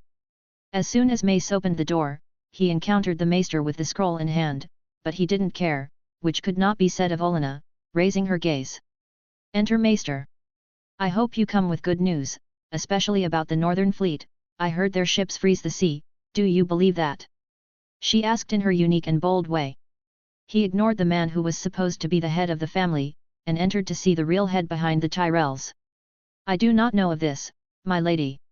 But I know they are in a coastal city at this very moment. He said, already aware of how thorny this woman's tongue could be, making her raise her eyes to that. Oh? That seems quite interesting, let me see. She said and took the scroll from the maester's hand. She took it calmly and unfolded it, while she quickly read its content and cracked a smile. It seems our guests have finally arrived, she murmured. And, as I imagined, they want to negotiate. This is good, she spoke, already aware of the good business opportunity the Martells managed to get. To her, this bastard was not just militarily powerful, but also rich with innovative products. Thus, wanting to enrich herself, she nodded in satisfaction as she turned back to the maester. You may leave me alone. But ask a servant to call my granddaughter and my eldest grandson, since we will have a long conversation here, she said with a smile. He nodded and began to exit, leaving his lady alone and finding a servant who could call Lady Marjorie and Lord Willis. The castle was bustling that morning like the last few days. After all, there was a tournament happening calling everyone within reach, and Highgarden was receiving many important guests while the hosts had to give attention to many of them or the most important guests. Olenna was silent for a while looking at the scroll on her table, until the door opened with Marjorie entering wearing a red dress with some roses printed on it, leaving her granddaughter impeccable. "A queen as always," Olenna said with satisfaction as Marjorie curtsied with a smile and laughing. "Thank you, Grandma," she said approaching and sitting down after adjusting her dress. "Great, now let's wait for your brother to arrive so we can have a little chat," she said, and it didn't take long for the door to open with Willis appearing dressed appropriately to represent Highgarden as the future heir, as he walked with his crutch, an accident that happened with Oberyn Martell many years ago in a justing dispute. "Very busy with our guests?" she asked her grandchildren, as Willis sat next to his sister. "Grandma," Willis greeted her before continuing, "it seems they all decided to show up this morning," he commented. "The melee happened yesterday, it's normal for them to be busy," Marjorie commented and looked at her grandmother. "Why isn't Loras coming? He never missed a tournament," she asked dissatisfied. "That must be because of a man sailing the waters of Westeros," she commented. "The Artican fleet?" Willis asked. "Yes, I've heard dark news coming from Stepstone. The sea has become a graveyard for pirates. There are wrecks all over the place in some areas of that place. Possibly pirates tried to attack the 50 ships going north, but all were destroyed. Fascinating, isn't it?" she commented, as Willis's eyes widened. "Isn't that worrying?" Marjorie murmured. "Of course, it is, that's why Loras isn't here. The news already reached the capital. Renly Baratheon had to remain in the capital while they discuss about the fleet. Without Renly, there's no Loras, you know that," she clarified. "I understand," Willis commented. "Anyway, I called you here because I received this. We have guests waiting for us at Oak Garden." She spoke and showed the letter with the news from the coast. "A part of the Artican fleet docked on our lands. I know it was in front of the citadel some time ago," Willis commented, reading the news and knowing the reports that the maesters had passed on to Lord Hightower, which he talked about yesterday. "Yes, they landed with 10 ships in that small town and are waiting for our response, to visit us," she commented with a small smile. "And we will take this opportunity to do business, as they wish," she said calmly. "Can we receive them in the middle of the tournament?" Marjorie asked curiously. "Obviously, my granddaughter. After all, they are very rich people, we cannot refuse. After all, money is money, no matter where it comes from," she said, with a smile for her granddaughter. "It won't be a problem, but how will the others react to this? They are people from beyond the wall and serve the old gods." "I don't care much about that, but our guests. This tournament gathered many people." Willis spoke cautiously. "It doesn't matter what those fools think, we are before the opportunity for House Tyrell to enrich itself and create great business. Ice has become a big trend in the south and it's cheap. We won't turn it down just for an opinion of these fools," the Queen of Thorns commented. "But how are we going to treat them? Even if they are rich, we can't simply treat them as if they were one of the most important houses, like this Redwyne or Hightower," Marjorie commented. "He isn't a stark bastard?" she asked. "You're right, my Marjorie, as always, very clever and will be an even smarter future queen," Olenna commented with a satisfied smile and continued, "but that doesn't matter. After all, we may not treat them as a great house, but we will be quite accommodating and treat them well. Bastard or not, he brings wealth. He may be a bastard in lands that freeze any man's balls, but he is a rich bastard," she commented. "What should we do when they are here?" Marjorie asked again, as Olenna looked to Willis this time. "Well, we'll treat them like any noble. Let's get along and welcome them, but I want you to pay attention to finding out everything about this Artica and even how they eliminated the pirates at sea, seems quite useful," she commented and continued. "Try to get closer, after all, he may be someone important in his land beyond the wall, but still is your age." "Yes, Grandma," Marjorie responded. "Yes," Willis said. Olenna nodded before continuing. "I've heard that Arya Stark, who everyone said was kidnapped, is with an astonishing beauty. Let's see her first, maybe a marriage or an engagement with the Starks isn't a bad idea, depending on what this Jon Snow is like. She said, though I wished it was the older Stark daughter, Sansa. After all, she has a great chance of marrying a prince, she commented, as Marjorie lowered her head and her grandmother touched her with her hand. Don't worry about that, you will be queen, no matter what happens, even if we must eliminate whoever stands in our way, don't worry. She spoke with a smile, while her tone was firm, seeming determined to do what she was saying. So the small meeting had ended, as Willis went to the maester and asked to write to Oak Garden, authorizing Jon Artika's coming, and went back to talk to the guests. After all, the archery competition would begin in a few days and then the joust, the main event.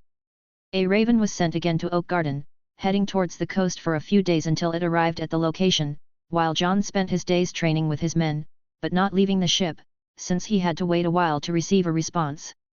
However, he already had a good look at the tournament places, but with no games during these days. Today, the raven landed at the Florahart's mansion. And it didn't take long for a servant to approach the ship, calling Jon with some soldiers and informing about the response from the letter. Finally, Arya shouted, wanting to escape the boredom of the last few days. Yes, let's get ready. Men, attention, gather all the merchandise and supplies. Prepare for the trip, we're going to the capital of this kingdom, he spoke, while the trade ships moved at the same time, preparing to depart, while a part of the men would stay at the location to protect the merchandise of the ship. As the giants finally began to disembark at the port, leaving everyone stunned, now seeing giants for the first time on firm land.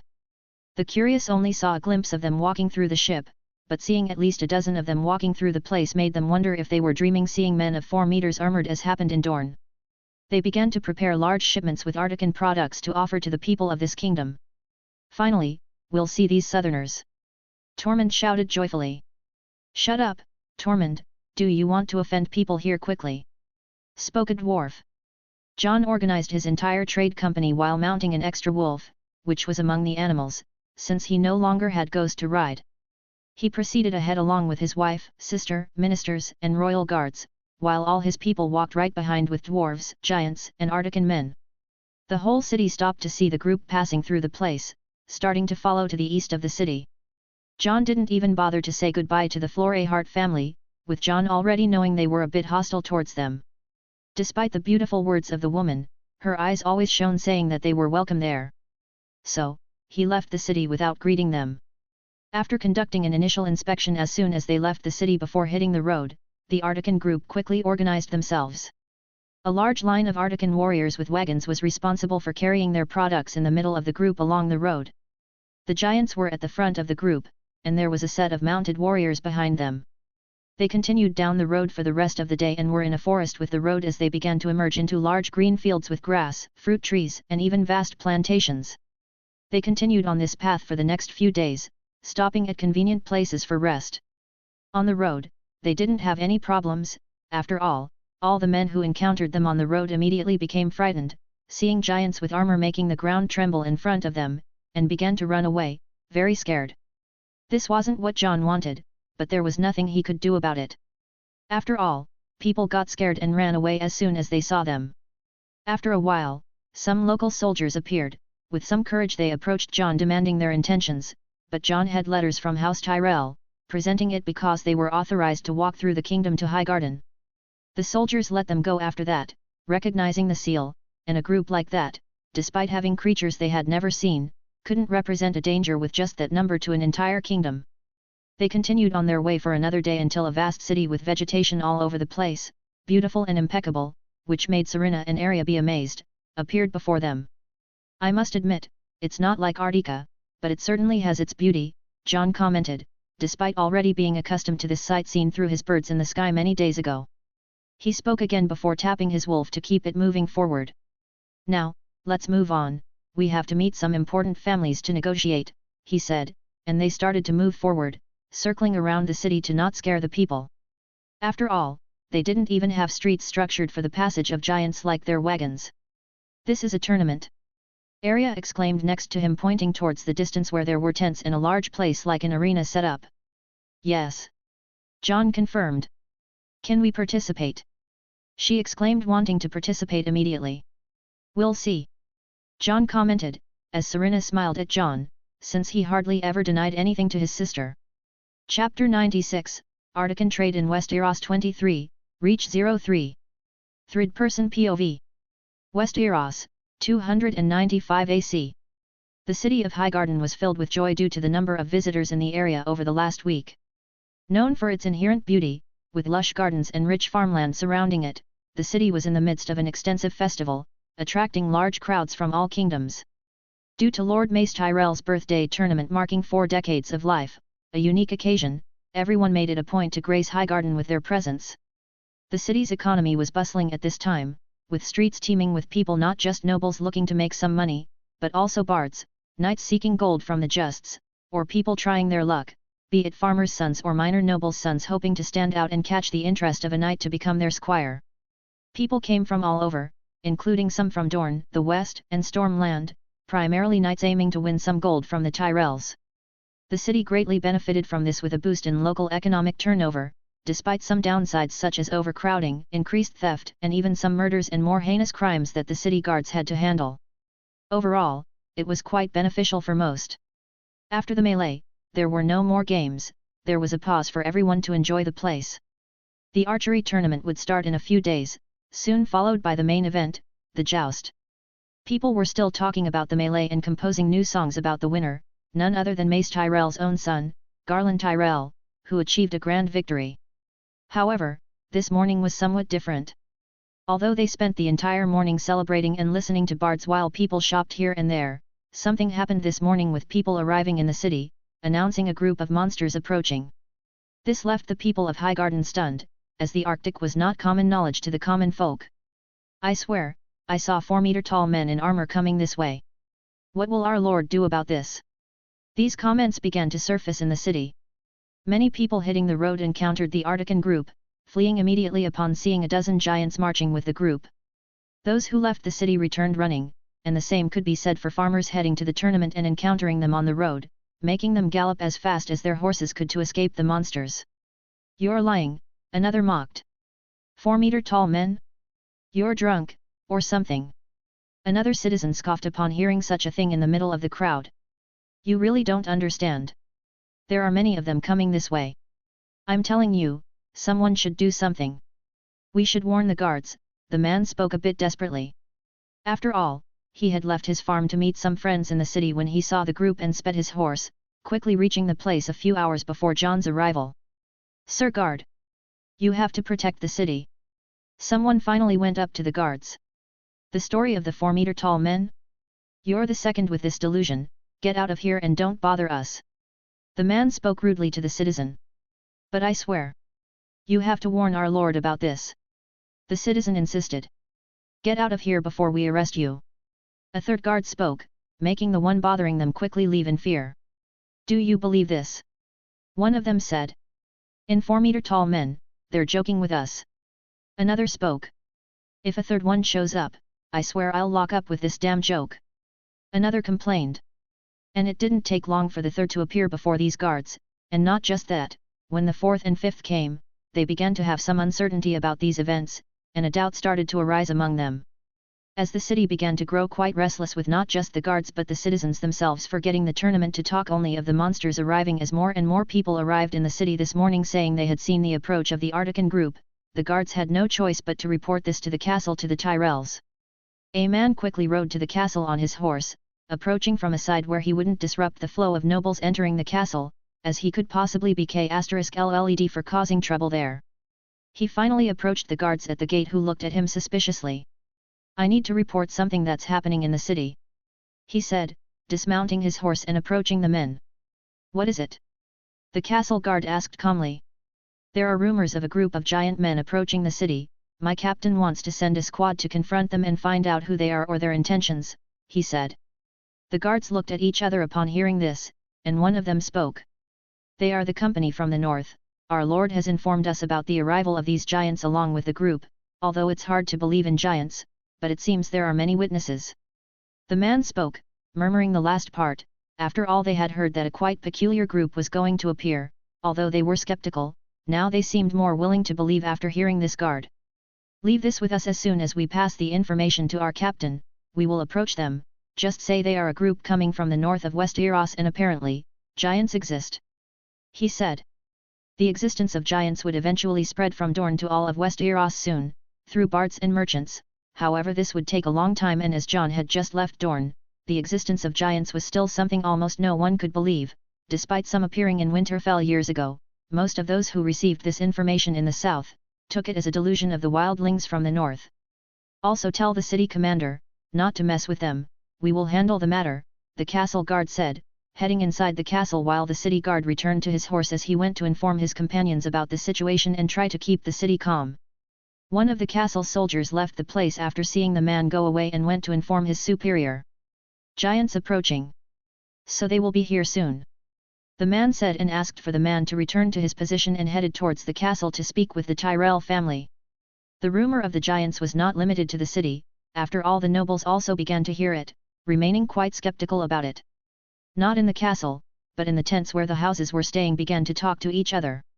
What's this story about a giant coming here? A local noble asked a known acquaintance who always had more reliable information. Lord Shermer, so you've heard about the giants? The man spoke. Lord Q, everyone is talking about giants, those who were said to live thousands of years ago, coming here. The man spoke, waiting for some clarification on this absurdity. Lord X sighed and began to talk about what he knew.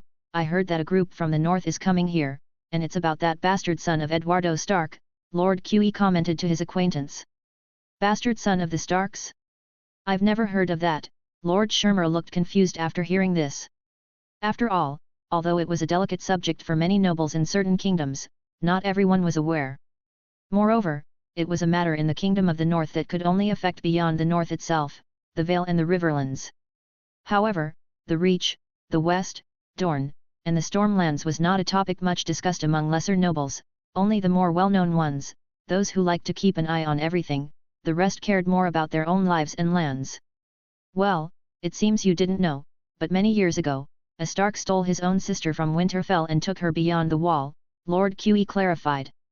What are you talking about? The man looked strangely at the absurd story. A bastard stealing his own sister. He murmured. I'm telling the truth, Lord X spoke calmly. This story is famous. Are you going to tell me you also don't know the Stark family?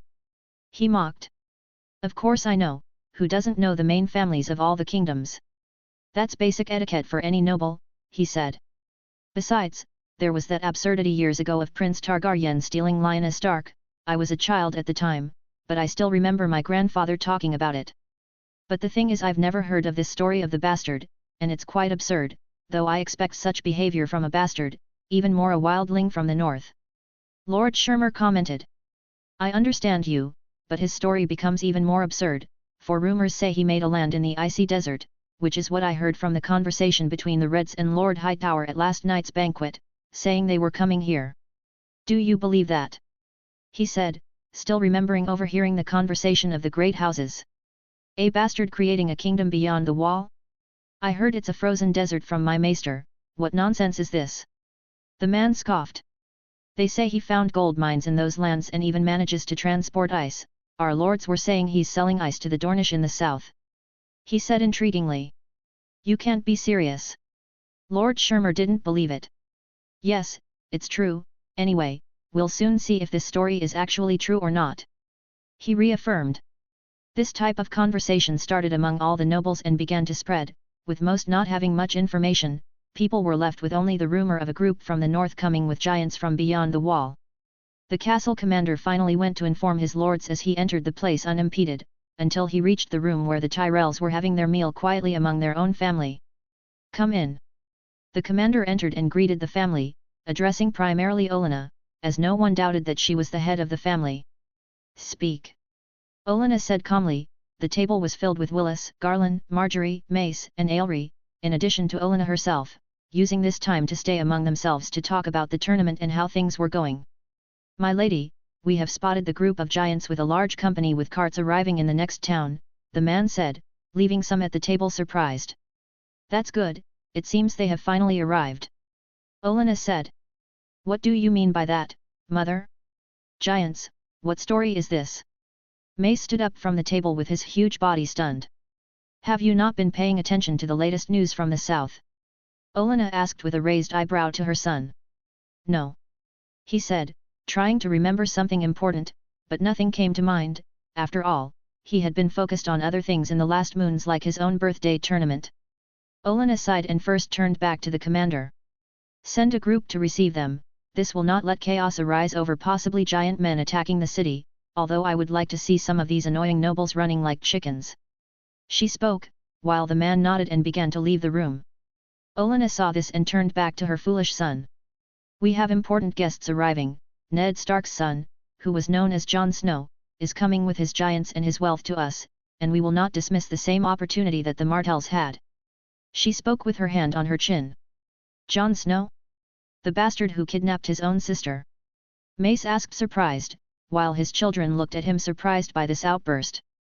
You remember that, but you haven't heard of the giants that appeared in Winterfell years ago?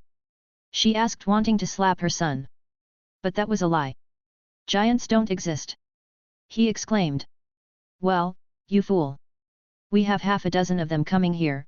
There are also dwarves, but not imps as we know them. They seem to be a unique race, so let's not risk offending our guests, understood? Olenna spoke to her son. But Mace was at a loss for words to argue with his mother. He cannot be received at the castle, he is a bastard. How will it look receiving a bastard who kidnaps his own sister? Mace commented incredulously at what his mother was doing. Father, I heard that his sister, Arya Stark, is doing very well. Didn't you hear what happened in the south? Willis did not fail to ask. In the south? Mace looked strangely at his son. He remembered that someone tried to deliver information from the south, but he said he didn't want to hear it, since his mother took care of all that matter. If Olenna already wanted to slap him, that urge reached its peak at this moment, but Garland responded even faster than her at that moment. I heard that Jon Artika fought Oberyn Martell himself and almost killed him, though I've heard other strange things too, Garland spoke calmly. I would like to fight him, if possible. Jon Artika? His mother asked. That's his name now, he has become a foreign monarch. Marjorie said. Isn't that absurd? Mace turned to his daughter, finding the story increasingly strange. Think what you want, my foolish son. Olenna didn't hold back in scolding Mace and continued. We will welcome them into our house, no matter what others think, while we will be enriching ourselves from it, she said. No need to treat them like our family, but certainly do not offend them. I don't want to make the same mistakes as Doran Martell. After all, he had to pay for all his offences to not lose the business with the Ardicans, she spoke calmly. Even so. Mace continued, although he was happy someone kicked the butt of the man who had made his oldest son a cripple, he was not sure about accepting a bastard into his home. Father, I heard he has unique products. He sells ice. Do you know what a craze this could become in our kingdom? Willis gave his opinion. Before Mace could ask, stunned because he was unaware of the ice selling, his mother spoke. No matter what Mace says, we will be receiving them and opening business with Eddard Stark's son, she said. Mace finally asked about the ice, wanting to know more about it right after, while on the road, as Jon could see the city at a distance, wanting to take a shortcut through a different place. Soon a group of soldiers was spotted approaching, at least a cavalry with 30 of them, raising a white flag as a sign of peace, with the castle's guard commander coming as his lady had asked to approach them. Jon, on his wolf, darker grey than Arya's, raised his hand, making his men stop marching and wait for the group to approach. They stopped 20 meters away, while they analyzed the Artican group, stunned and cautious, seeing those giants in Elden metal armors. It could be noted some were riding giant wolves instead of horses. Are you Jon Artika? The man leading the group asked. Yes, who am I speaking with? Sir. Jon stepped forward with his wolf and asked. I am Sir William Flor, he said. After all, he was a bastard who had made a career, becoming a knight and still working with the Tyrells as their guard commander. Jon looked at the man, who must have been in his 40s, and nodded. Will the Tyrells receive us? Jon asked. Yes, my lord asked that we escort you to avoid confusion with these giants, he said, swallowing dryly, looking still skeptical like his men. He also used Mace Tyrell as the mandator. Even though his mother was in command, it was good to maintain appearances that he had control, although many knew the truth. That is good, Jon said. Then please, show the way. Jon said as he nodded and asked his men to turn at that moment. Jon's group soon followed his men towards a path that cut through the city, but this did not stop many people from starting to look incredulously at the group being led by Tyrell soldiers. Raccoon here. I was creating the tournament, but I hadn't added the exact reason why it was being held, so I filled it in as Mace's birthday, since the man likes to flaunt his wealth, being controlled only by Olenna, who is quite harsh with her son. Chapter 97, Artican Trade in Westeros 24, Reach 04. Third Person POV. Westeros, 295 AC. Jon rode on his wolf, passing through the city while his men followed closely behind. They could see crowds gathering at the sides of the city, watching them as if they were beings from another world. Jon kept his smoker outfit on this journey as he had throughout, perched atop his wolf in such attire, with his wife wearing a black dress to match him, riding a horse beside him when she was not in the carriage. I suppose this is a common sight for you, Jon said to the commander of the guard who had struck up a conversation while helping them reach the castle. Sir William Flor, correct? Jon asked.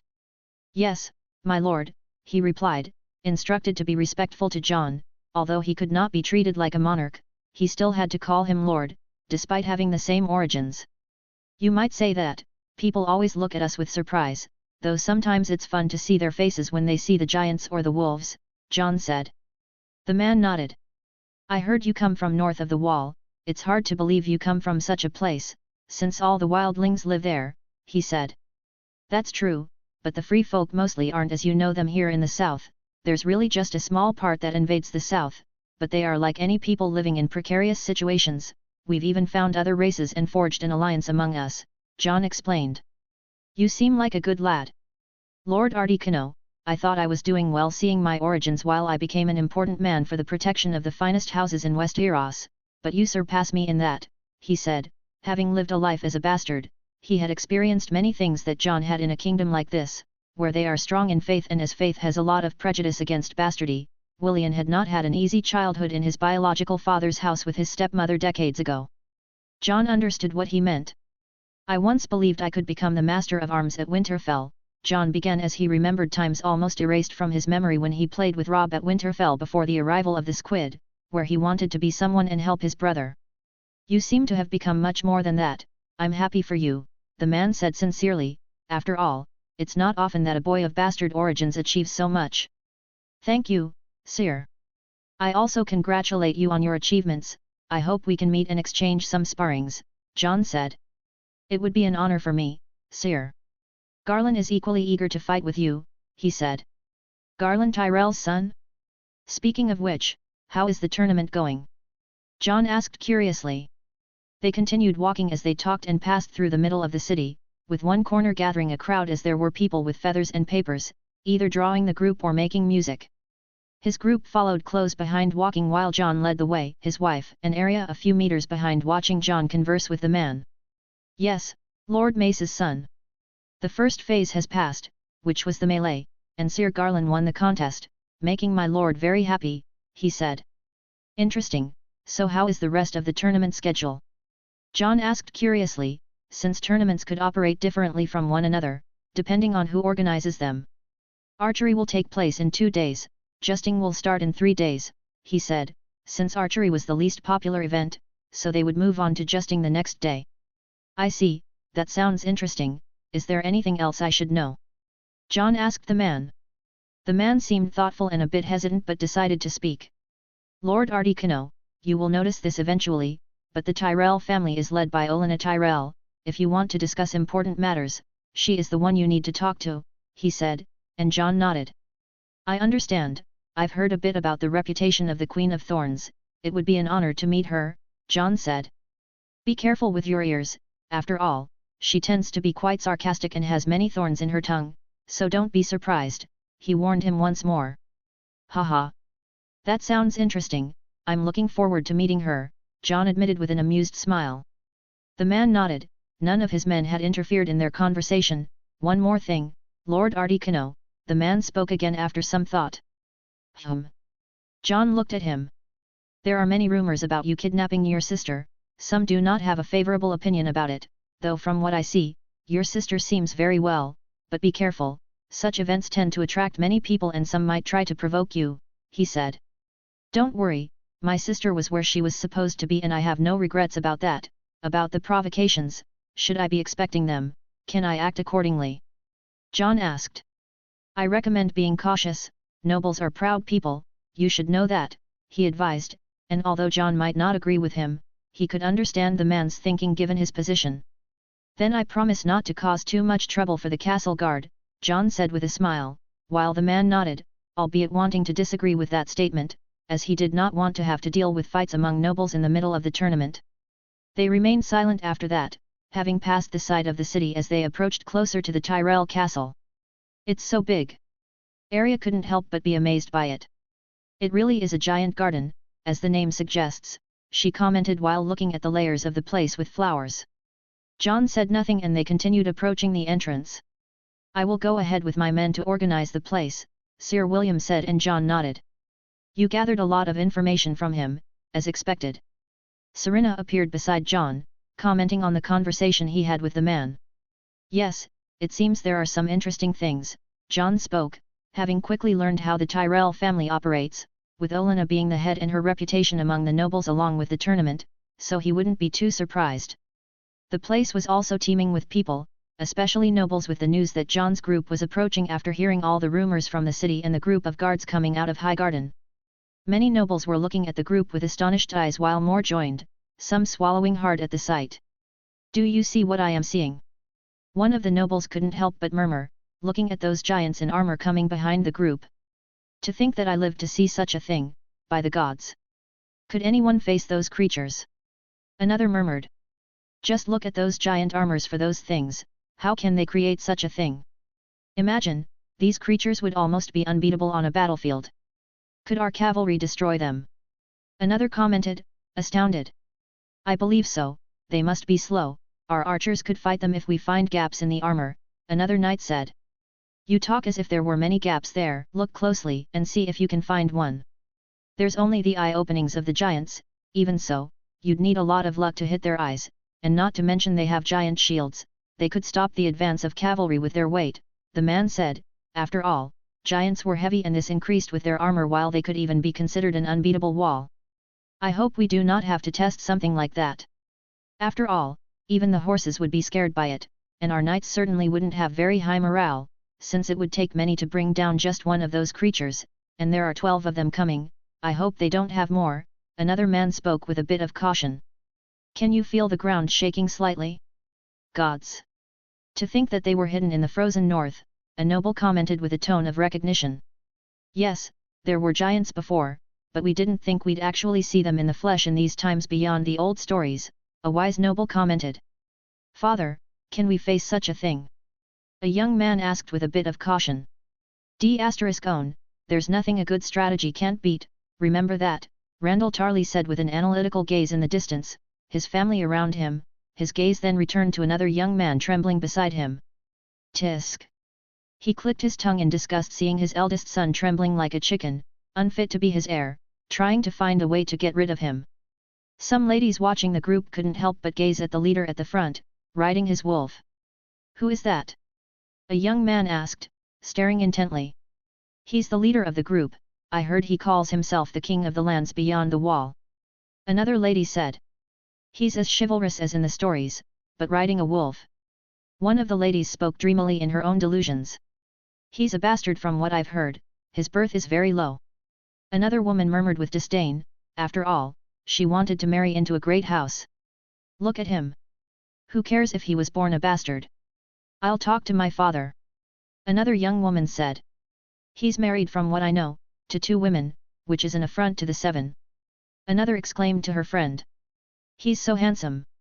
Will I see him at the jesting tournament? Another spoke. What is that outfit he's wearing? I've never seen it and it looks elegant. Is that his wife? Riding a horse. Another murmured with disdain. The nobles also noticed the conversations of their young daughters and began to shift their focus from the giants to Jon walking with his wolf and wearing his strange attire for them. So that's Jon Artic? Well, he's on top of a wolf and leading the group. An old man said thoughtfully. It seems true when they say the Starks had their own giant wolves. The boy really achieved something we haven't heard of in centuries, another man, knowledgeable about the history of Westeros and how some houses had lost their exotic creatures like the Targaryens themselves, said. Well, anyway, This boy is only 15 years old, I still wonder how he could create such a thing beyond the wall and lead this group, a man said. Do you really believe that? I think the boy had help or he's someone's puppet. Another spoke with disdain, not believing the stories. Still, he's certainly someone worth knowing, another noble replied. You fool, he's a bastard, one who kidnapped his own sister, and he took her to the frozen north, another complained. Well, if you notice, she seems very well. Another pointed to the girl next to Jon on top of his wolf. It seems there's more to the boy than we thought, she looks very well for someone who was kidnapped. A man in his 30s commented, seeing that Arya appeared very proud as she passed by them. Anyway, I want to negotiate with this group, I've never seen this armor or metal, it would be good to buy something for myself. Another exclaimed as the others nodded in agreement, after all, they could see that this armor was more beautiful than any other in this kingdom. As Jon approached the gate, the city crowd turned toward that side, still wanting to see the giants.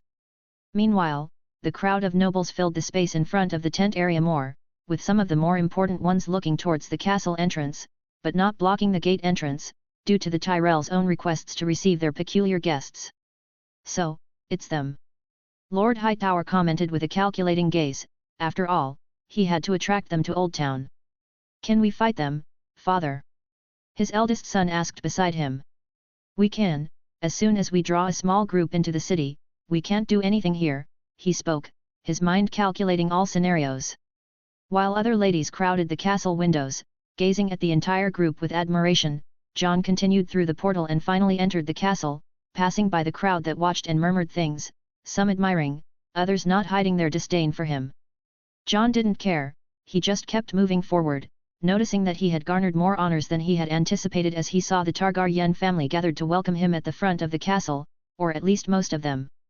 He could see their astonished faces, a sentiment shared by all at that moment, as they admired each unique aspect of his group, be it the giant clad in Elden metal armor, his massive wolf, or even the synchrony of his men with dwarves holding strong hammers, ready to protect the carriages with goods. The commander of the site, William Flower, was in front, his men dispersing as they dismounted their horses and formed up. Jon approached close enough for most of his group to enter the premises. He then maintained a safe distance from the nobles, who clearly were not comfortable with the 2-meter-tall wolves. Jon began to dismount, his wife and sister following behind. As per noble etiquette, they would be received as the main members before even their ministers initially. Despite the Tyrell family's discomfort with the 2 giant wolves that could KLL anyone in seconds, they did not protest. Olenna had instructed them to keep quiet about it, especially her foolish son, because the wolf had never shown any aggression in Dorne, and they did not want to offend the guest. However, Willis, who loved keeping and caring for horses and other animals like dogs, couldn't help but be amazed by the sight of those wolves. Seeing that they seemed a bit more comfortable now, Jon approached the family with his wife by his side, her hand on his arm, and his sister right by his opposite side. He maintained his confidence under the gaze of hundreds as he gently approached the Tyrell family. Mace Tyrell was conflicted at this moment, if he wasn't impressed by this young man approaching, he would be lying, but he also maintained a certain disdain and prejudice after hearing everything about Jon Snow. So much so that his mother had forced him to come out to greet the boy, which he didn't want at all, as it was embarrassing for him and beneath him. Yet, he couldn't help but gape as he saw Jon approaching, his wife squeezing his hand beside him. Jon noticed Willis Tyrell, who looked like a wise man, waiting for him. Willis, standing next to him, quite admired as well, held a significant position beside his father as the official heir of the house, leaning on his cane. Next to Willis stood Garland Tyrell. He noticed his brother's posture as that of an experienced warrior. It was no surprise that the man had won the melee combat, he held a proud look, his head held high, not taking his eyes off as Jon approached. The young woman at the end, Marjorie Tyrell, was very beautiful in Jon's opinion, her eyes also fixed on Jon. She had to admit that Jon was very different from what she expected, or at least, she didn't expect to see perhaps the most handsome man she had ever seen in her life, with grey-green eyes and black hair, gallant with a monarch's posture, something she expected from her future husband in King's Landing.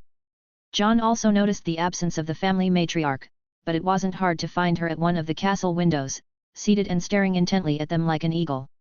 He wasn't bothered by this, knowing she was just studying them and might use her age as an excuse, not that Jon wanted her there by force. He then turned his attention back to the members in front of him and, with a smile and confidence, he began to introduce himself. Chapter 98, Artican Trade in Westeros 25, Reach 05. Third Person POV. Westeros, 295 AC. Jon approached calmly and stopped in front of the family. A silence seemed to envelop the atmosphere for a few seconds, while both parties assessed each other. Mace Tyrell, as the official representative of Hightower, should have initiated the introductions as the host, but he remained staring at the boy from the north with his mouth slightly open. After all, Mace had not expected anything he had heard, aside from some rumors. Even the boy's strange attire caught his attention, having never seen anything like it, with Jon choosing neutral colors with his black and white outfit, much like his wife beside him, unlike the colorful garments that all the nobles of Westeros like to wear. After all, colors signify beauty among the nobility. Willis, seeing the silence, decided to take the initiative to introduce instead of his father, although it was a breach of decorum, he had to start, and being the heir of Highgarden, it would not be a problem. Clearing his throat, he addressed Jon, "It is a pleasure to meet you, Lord Artican." He began, looking at Jon with a respectful nod. "My name is Willis Tyrell, heir of Highgarden. It is an honor to have a man like you, who has lately been making news throughout Westeros." He spoke calmly and then continued after the initial greeting. Pointing his hand towards his brother beside him, "This is my brother, Garland Tyrell, also a brave knight, who, incidentally, won the current melee combat in our tournament, bringing honors to our house and to my father." He spoke, while Garland himself nodded with a slight movement of his head, looking at Jon with a calm and even calculative glance. Jon responded in kind. Willis did not stop there, pointing to the girl at the other end of the line. "This is my sister," Willis began, "Lady Margaery Tyrell, the flower of the family."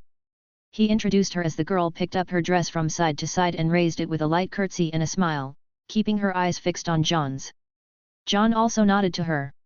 Willis had to turn his attention back to his parents due to Mace's stalling, with a bit of embarrassment. After all, this was a huge breach of decorum. "These are my mother, Aelry Tyrell, and my father, the Patriarch of Highgarden, Mace Tyrell," Willis said. Mace heard that and finally snapped out of his daze, clearing his throat a bit more formally.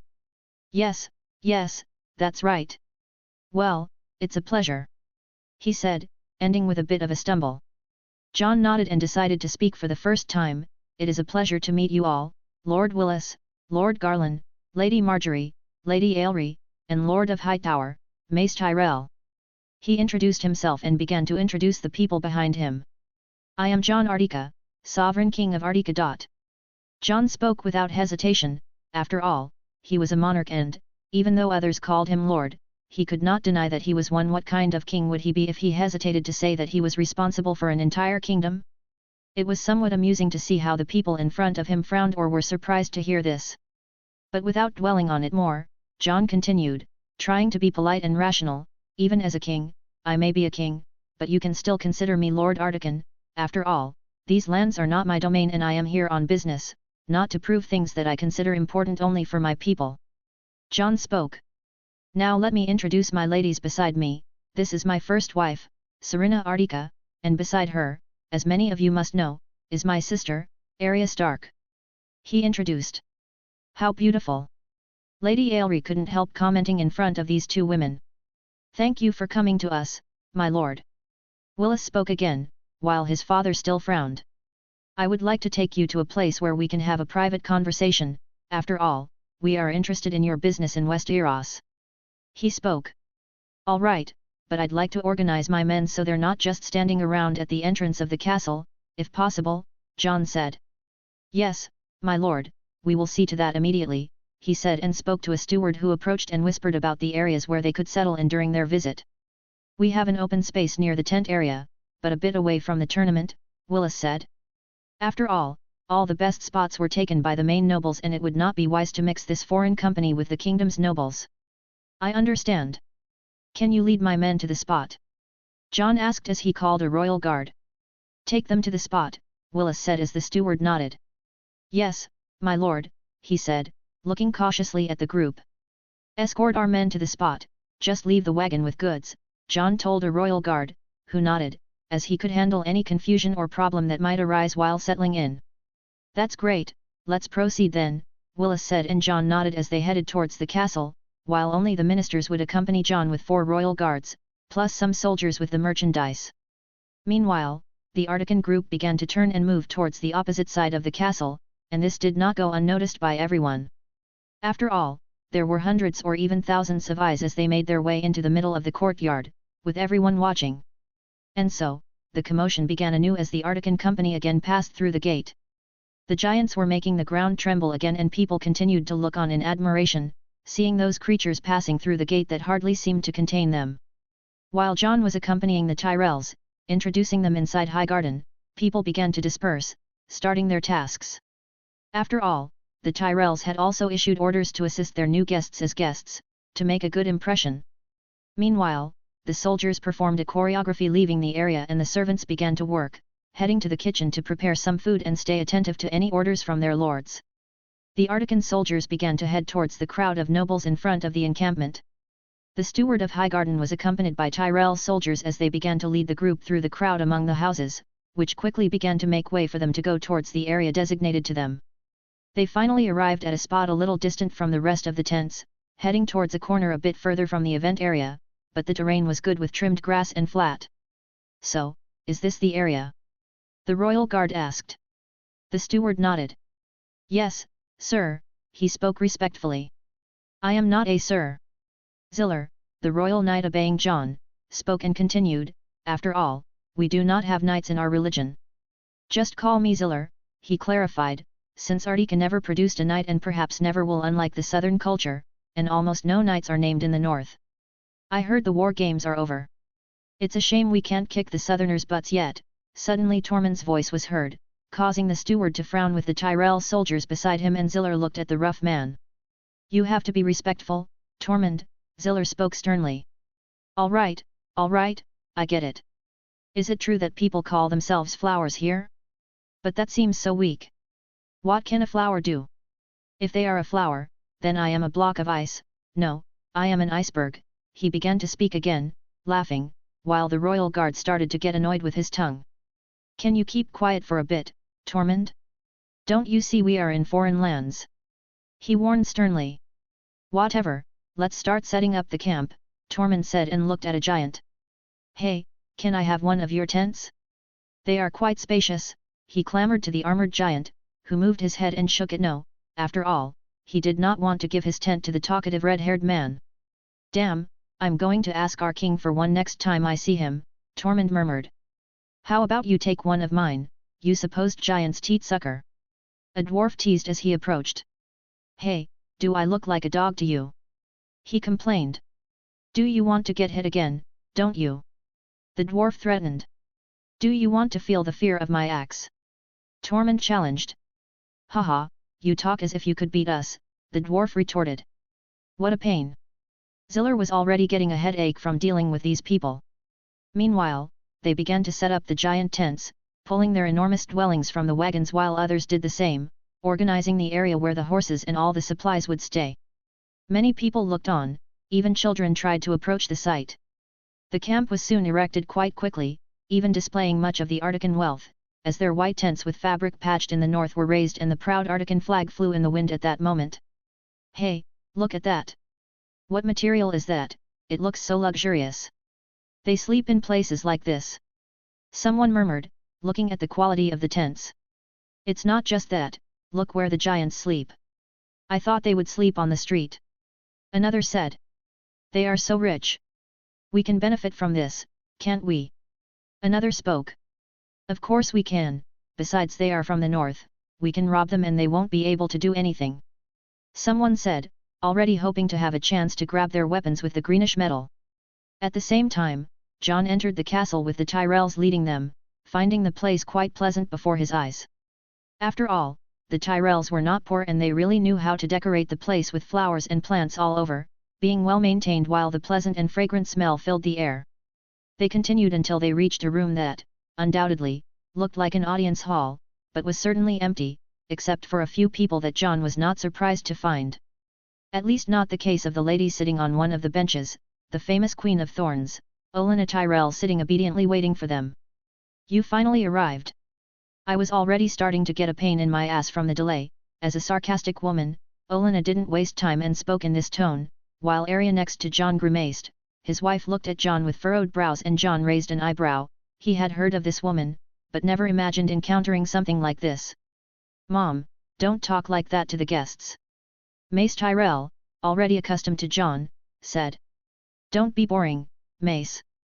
I'm sure the guests can very well understand the pains of an old woman." Olenna spoke without any shame as they looked at Jon. "Well, let me introduce our grandmother," Willis said, trying to regain a bit of dignity after Olenna's indelicate words. "Oh, don't be like that, Willis," she spoke before he could finish. "I'm sure our guests wouldn't mind it. I'm sure they're used to a bit of harshness, after all, they come from that frozen desert. Have you ever seen anyone like that? I'm seeing it for the first time now. It's certainly a slap in the face of most of these nobles who thought only savages lived there, but compared to our guests, they look like mere peasants." She commented sarcastically as Jon didn't even know what to say about this woman. After all, she was quite bold. "Haha. It was funny to see their faces as you arrived. It's worth a few years at the end of mine here, so thank you for giving this old lady a bit of fun." She looked at Jon's clothes. "Your fashion is quite peculiar. I've never seen anyone in clothes so tight to the body, but it's quite stylish. Look at this, Willis, you could learn something from this Jon Artica. She smiled and turned back to the woman beside Jon. "And to think he would bring a winter rose, one so beautiful it could make all the ladies of Westeros jealous. You found this rare gem in that desert. Maybe I should take some vacation in this Artica. I might even improve my skin and get a bit younger. Maybe Mace can get a stepfather." She commented, leaving everyone embarrassed, especially Mace who looked incredulously at his mother. "State your name, my girl," she asked Serena. "Serena Artica," Serena responded cautiously. "Serena? A good name. You are expecting a child from the King of Artica, possibly the heir," she commented, looking at the swell of Serena's belly, leaving her speechless with the lady's remarks. "And the other woman, are you really a Stark? Your father is so ugly, no offense, but I hope you take after your mother." "No, you are much more beautiful than that since I last saw a Tully," she said, leaving Arya equally speechless, which was hard to do, but this woman was as thorny as her rumors suggested. "I never imagined hearing a Stark described as beautiful as I'm seeing now, perhaps many years ago when Rhaegar had taken Lyanna Stark. After all, for a prince of the realm to take a northern woman, I cannot describe her beauty. It's a shame I didn't pay much attention to her at the Harrenhal tournament," she commented, causing everyone to frown, as this was a delicate subject and she seemed not to care about speaking so lightly. "Grandmother." Willis had to call her attention, fearing that Jon might be offended by her words. "Oh, sorry," she spoke as if she had just realized her words. "Now, returning to our king from beyond the wall, you certainly are handsome, perhaps unlike Arya Stark, you certainly take after your father, very handsome," she said with a knowing look. Jon did not respond, despite feeling there was much more to her words. He sensed how this woman liked to act and how truly dangerous she was just by listening to her at this moment. Where are my manners?" she continued, looking at two other men who were near her, frowning just like the others after all her speeches. "Well, as you can see, here are Lord Pakester Redwine and Lord Leighton Hightower, who will also participate in the meeting. I hope this does not offend you. After all, we are in a negotiation that could create a big deal in the realm," she said with a forced smile. Willis heard his grandmother finally stop speaking and sighed, turning his attention back to Jon. "I hope it's not a problem, and that you weren't offended by my grandmother's words," he said to Jon at the entrance with his group. "No problems." Jon spoke, looking at Lord Redwine and Lord Hightower, nodding his head as they did the same. He was considering that the lords would be important for his business. Unlike Dorne, there were many important lords here, although Dorne sent some members from powerful families once they knew about the negotiations happening in Sun's Pair. Here there was a tournament, so certainly the most important ones would not miss this meeting and would even push to be in it, guessing also that many of them even tried, but in the end did not make it, giving importance only to the main members. "And no offense was taken, Lord Willis," he said regarding Lady Olenna's comments, which even left him speechless and disconcerted at times, not finding anyone with such a sharp tongue. There were many venomous tongues in his path, Oberyn, Cersei, and other council members in King's Landing, but this woman knew how to be non-offensive and offensive at the same time, trying to disconcert her listener. This could be said of his sister and even Serena.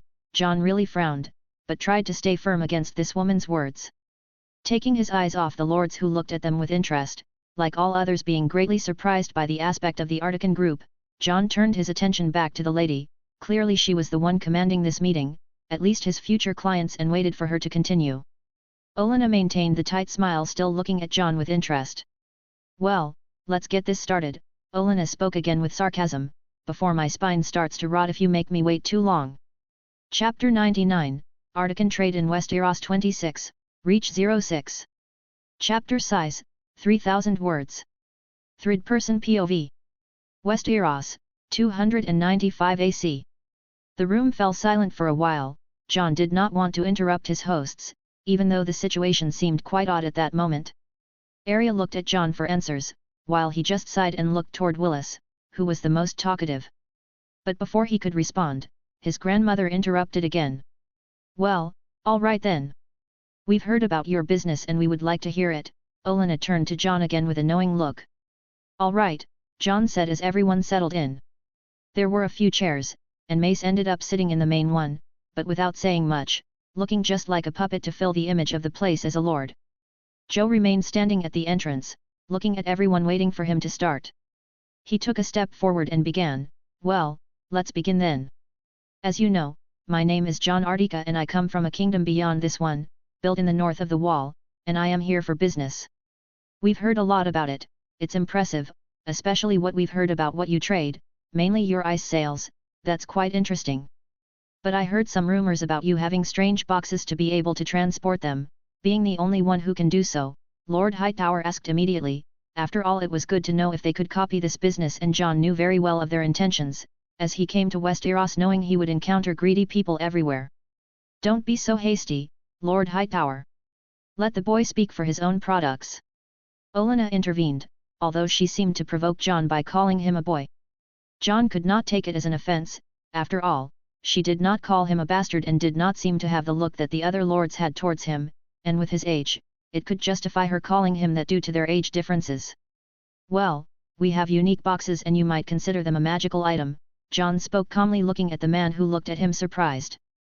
"Only we can undertake this venture, as these boxes can only be recharged in Artica. After all, without the magic, they would become useless after a while," Jon said, making Hightower furrow his brow at the word magic, while the others raised an eyebrow, as many there found it a bit absurd. Jon did not hide this. Everyone present would soon see the boxes and realize that they could not use them as Jon did, therefore he was very confident that he could monopolize the ice. After all, he already counted on many thefts of his own lots trying to copy his business, but it was impossible without having the great weirwood tree in Artica, since, as he said, the boxes that carry ice can only be recharged through its roots. "Well, anyway," Jon continued, "selling ice is our main business currently, but we have other things that I ask you, gentlemen. Are you interested in seeing our products?" Jon asked. "No, please, we would like to see your entire portfolio," Willis said. "All right," Jon said, and looked at one of his royal soldiers who was with him, coming in with a box, approaching in front of the seated group and opening it for everyone. The box was finally shown to everyone and they saw samples of various Artican products, among them cigars, other alcoholic beverages and textiles and other items made by the ice spiders, among other things that Artica has been trading. The Minister of Commerce from Artica stepped forward. As he did with Dorne, he began to present the products in place of Jon. A drink beyond wine. Mace seemed to express interest for the first time, seeing something that interested him. Vodka, whiskey and even sake from Uti. Minister Junley began to answer their questions, while the products were seen in the hands of the lords. "I've never heard about these drinks, but sake from Uti? If you allow me, can you tell me about these drinks and how you got a product from the other side of Essos?" Lord Redwine asked. "Vodka is a cheap drink, good for warming up in the cold, although we believe it will not be popular in this part of Westeros. Whiskey, a more premium product, is preserved for 5 years in Artica. We intend to have stock of 12, 20 and 30 years in the future. The longer it is stored, the better the taste," Junley commented and turned back to the sake.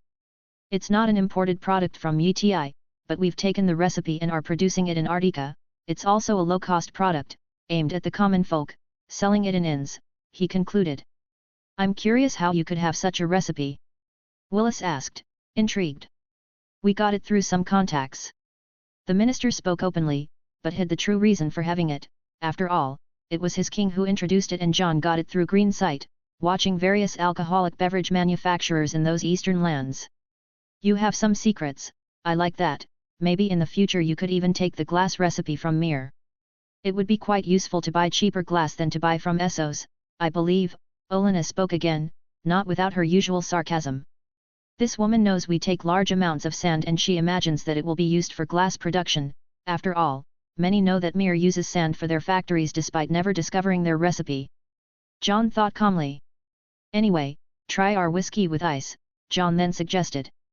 They took the box with ice, showing it to everyone with considerable interest, distributing the best 5-year-old whiskey, in a glass accompanied with ice. It's different. Garland took a sip and felt it much stronger than traditional wine. Really, but it's not bad. Willis commented as he drank beside him.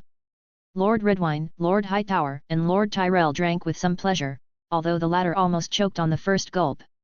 The two women, meanwhile, drank a glass of wine, preferring a softer drink but with ice. After all, they wanted to experience what their drink would be like with it. My goodness, I must say in all my years, I've never experienced what a northerner would feel being in the ice, but this ice. It's fantastic. Olenna couldn't help but exclaim, feeling the pleasure of drinking a chilled beverage for the first time in her life. It's really refreshing. She commented. It's very good indeed, Grandma, Marjorie commented at her side while turning her gaze back to Jon and the others. I'm quite excited to do business with you, Lord Artican, Lord Redwine commented, thinking about the profit it would entail. Thank you, as long as we stick to the policy of 40% of the final product, we will always have business, Jon spoke. After all, he would not be different from the cost in Dorne, even if the journey was longer. There were plans to create a port in the region beyond the Fist of the First Men, in the western region beyond the Wall. This would facilitate the journey between the west coast of the kingdom. What is this thing? Mace asked, looking at the box and picking up a cigar. This is a cigar, a product for you to relax and enjoy the taste, something with a high price, Junlei presented again in place of Jon. Interesting. I heard that in Essos people smoke in some sects, Willis said. It's not for religious acts, it's something you use like the wine you drink, something to relax, Jon replied, taking a cigar out of his pocket. It is used in this way. He took it and lit it, before beginning to draw in the smoke and release it, surprising the people beside him. This seems harmful. Garland couldn't help but comment. Actually, no, we use natural herbs and even give flavors. You can taste strawberry, orange, apple among other flavors, Jon said. Let me try. Mace exclaimed while his wife looked a little worried beside her father. After all, she was a Hightower, daughter of Lord Leighton Hightower himself. The man looked at the burning cigar and took a puff, only to start coughing like a dragon the next moment. Are you okay? Aelri approached, asking worriedly for her husband. That Mace, you're embarrassing us. If you don't know how to use a product, don't do it in front of everyone. Olenna had to grumble. The man coughed like a condemned man, before calming down. This is good, but I can't stop coughing. He complained. The artisans behind had their mouths glued shut to not laugh at the man in such a miserable state. This is common for the first tries, my men were in the same state, Jon spoke and he didn't fail to look at his men with a severe gaze, so no one would laugh. After all, we're in business and although he wanted respect, he also respected the other party. You're not going to end up dying before me, are you, you idiot? Olenna spoke again in her way, she did not seem to hesitate in front of everyone, even if it embarrassed her son. Mother, don't speak like that, he said as he calmed down and gave up on continuing to smoke the cigar, realizing that he would have to do this alone to avoid embarrassment until he learned. He looked at Jon smoking his cigar and seemed to want to mimic that behavior. Meanwhile, Lord Redwine looked at Jon with genuine interest. Well, I see that you have many products, but is that type of armor that you wear not for sale? He asked, curious. After all, the armor of the Artican soldiers was a dream for many, far beyond ordinary metal, perhaps not as much as Valyrian, but certainly beautiful, not to mention designed by dwarf smiths as art or even by Jon, to make the main armors for himself and his wives, which were certainly designed by artists, envied by anyone there. Well, the armors are not for sale. We are not trading that type of item, keeping them exclusively for ourselves, Jon said despite the disapproval in the older men's gazes. Meanwhile, Olenna looked at Jon more than anyone else, her eyes fixed on him, even letting people notice. Jon, although a bit surprised by the intense look of the lady, remained calm without letting it shake him. I understand, we like the products you've brought us, but do you have something more? Olenna asked directly to Jon, as there was a box they had not yet touched. Yes, we have a few more, Jon said and asked a royal guard to bring the last box. As we want to negotiate with you, we brought exclusive products especially for you, Jon said as the box was opened. For people of the Reach, we brought flowers and perfumes. Jon showed flowers that were not found in this region because they were very rare, but also could survive and thrive in this climate. That. Marjorie was immediately enchanted by what she was seeing. What is this? She approached a special type of blue sunflower. This is a moon sunflower, found in some regions of Sothorios. You don't need to worry about diseases from the place, as these flowers were bred in Artica many years ago, Jon said, as he had taken all the seeds from that grove he found many years after leaving Winterfell and started cultivating everything in Artica. There was a region in the farm area dedicated to plants and flowers. Sothorios. This seems really incredible. Olenna had a look of fascination, like a Hightower flower. Her youth always involved tending to the castle roses in her leisure times. Are there perfumes like those of Lady Serena and Lady Arya? Aelry approached with an enchanted look, still remembering how the perfumes of both ladies had a pleasant and distinct smell. Yes, we produce perfumes with our wide variety of plants and flowers, Jon said, and both the mother and daughter seemed enchanted by this, picking up the products and spraying them on their wrists to smell the pleasant scent. This is certainly very good. Willis said, seeing the products. He was not as fascinated by flowers as his younger sister, preferring horse breeds and even dogs, but it would certainly be very good for Highgarden with these acquisitions. We will leave the products for you to try all our samples. I know we need some time for you to get familiar with them before we start our business, Jon said, looking at Olenna this time. The lady cracked a small smile with her mouth closed and nodded. Very well, let's start our business from tomorrow. We have prepared some rooms for you at the castle, she said, but Jon shook his head. I am very honored by the hospitality, but I cannot accept. I will stay with my people in the camp that is being set up, if that does not offend you, Jon said, for several reasonable reasons. First, he did not quite like doing this in Sun's Pair. Second, he did not trust the maesters and did not like how the Lord of the Citadel looked at him. Third, he knew it could bring dissatisfaction among the nobles in the camps outside the castle. After all, a foreigner took a place that in their minds should be theirs, even with the promise of good trade for the kingdom. Jon knew how petty people could be, and although he was not afraid of them, he certainly did not want more headaches than he would already have in this place in the coming days.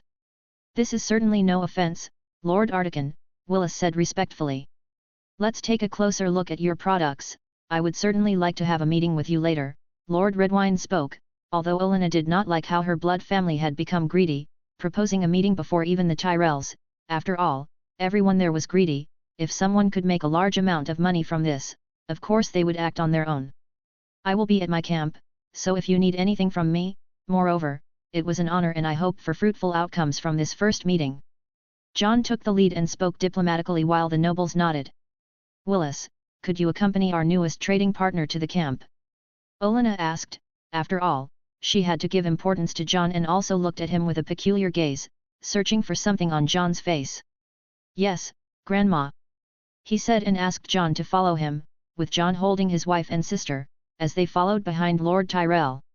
Once the last of the Articans had left the area, only Lord Pakester Redwyne, Lord Leighton Hightower, Olenna, Mace, Aelry, Garland and Marjorie Tyrell remained.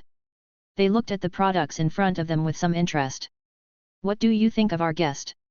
Garland asked Olenna curiously. A big surprise, Olenna simply said.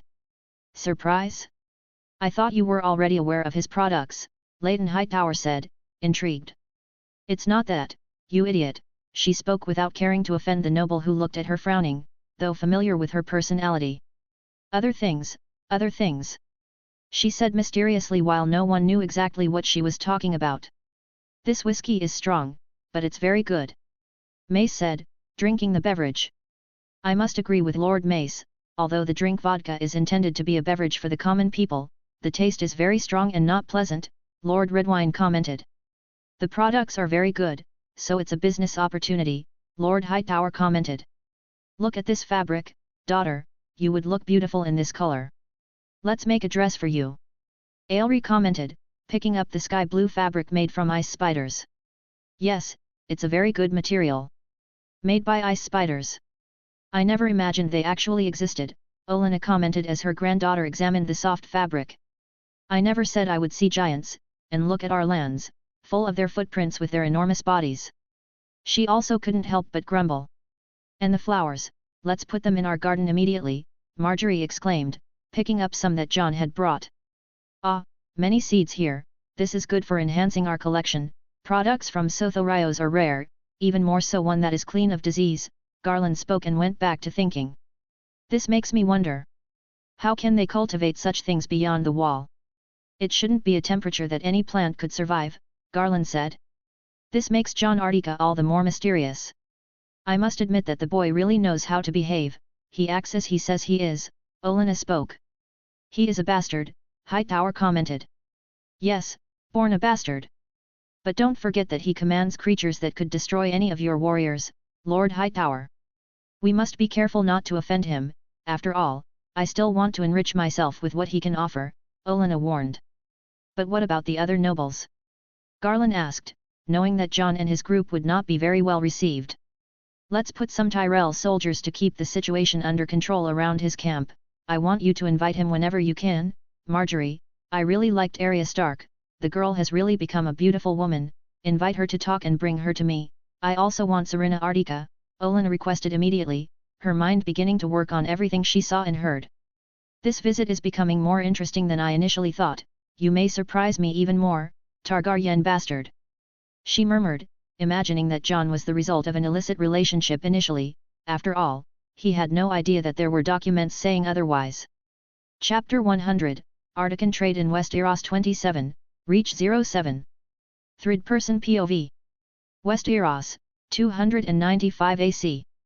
Jon followed his men outside, with Willis leading them out of the castle, passing once again through a crowd of curious onlookers as they headed out of the gate and towards the camp, which was still being set up, given that the meeting had lasted no more than 2 hours, while a crowd of curious spectators watched them from all sides.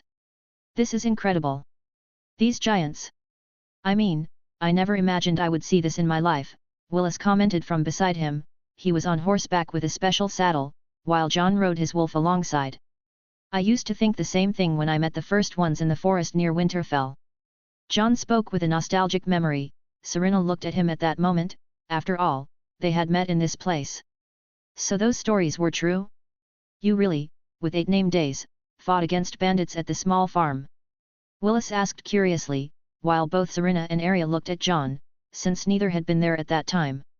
Well, it might not have been as heroic as they said, or I almost died in that conflict, but yes, I fought that battle and won by some luck, Jon said. After all, he could have died back then and had more luck than sense.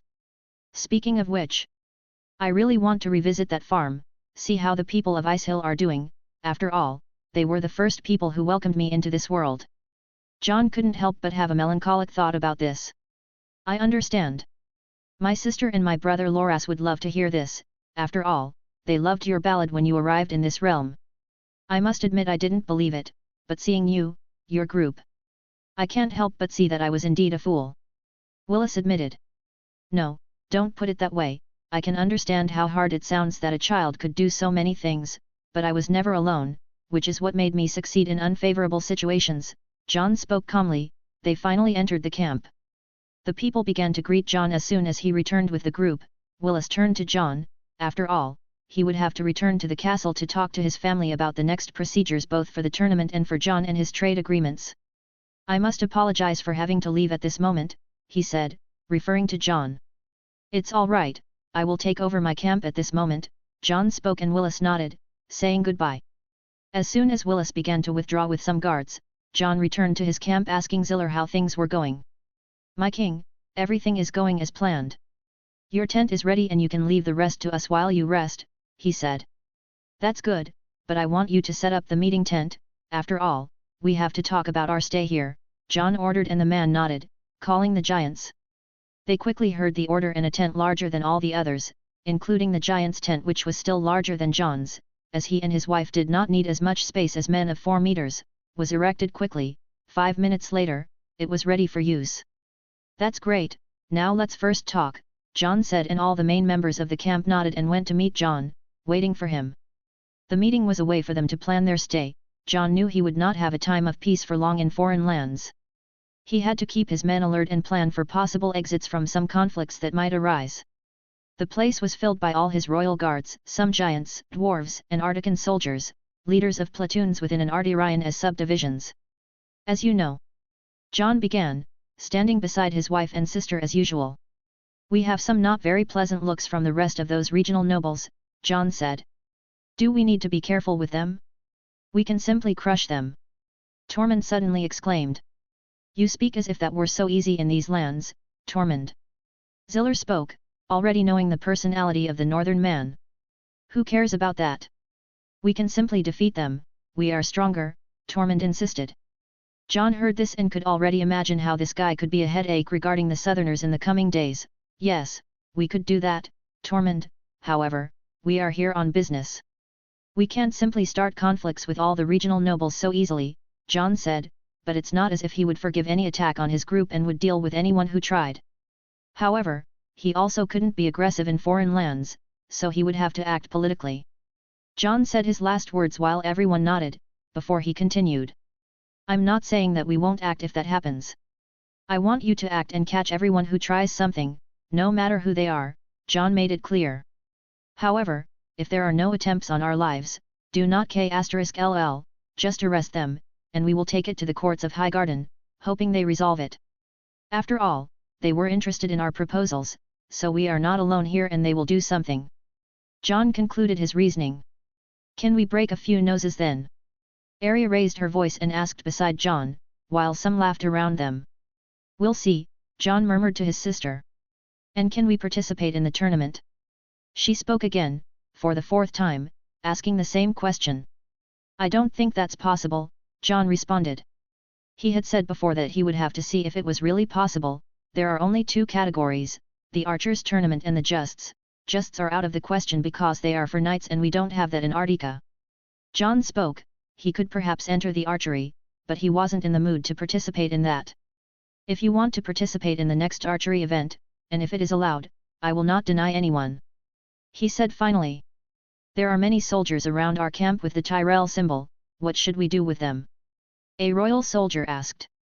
Leave them as they are, after all, it seems that old lady sent them to check if everything was okay, Jon commented, as this could prevent any other noble from approaching the camp with bad intentions, which would give more security. His wife, beside him, looked at that moment. That woman was looking at you strangely, as if she wanted to recognize you all the time, and the way she smiled was not normal. She wasn't looking at anyone else at the meeting. Serena commented quietly beside Jon. I know, it's strange. We'll talk more about this later, Jon said, turning his attention back to his men. I also don't like the way that Lord Hightower was looking at you. Arya commented.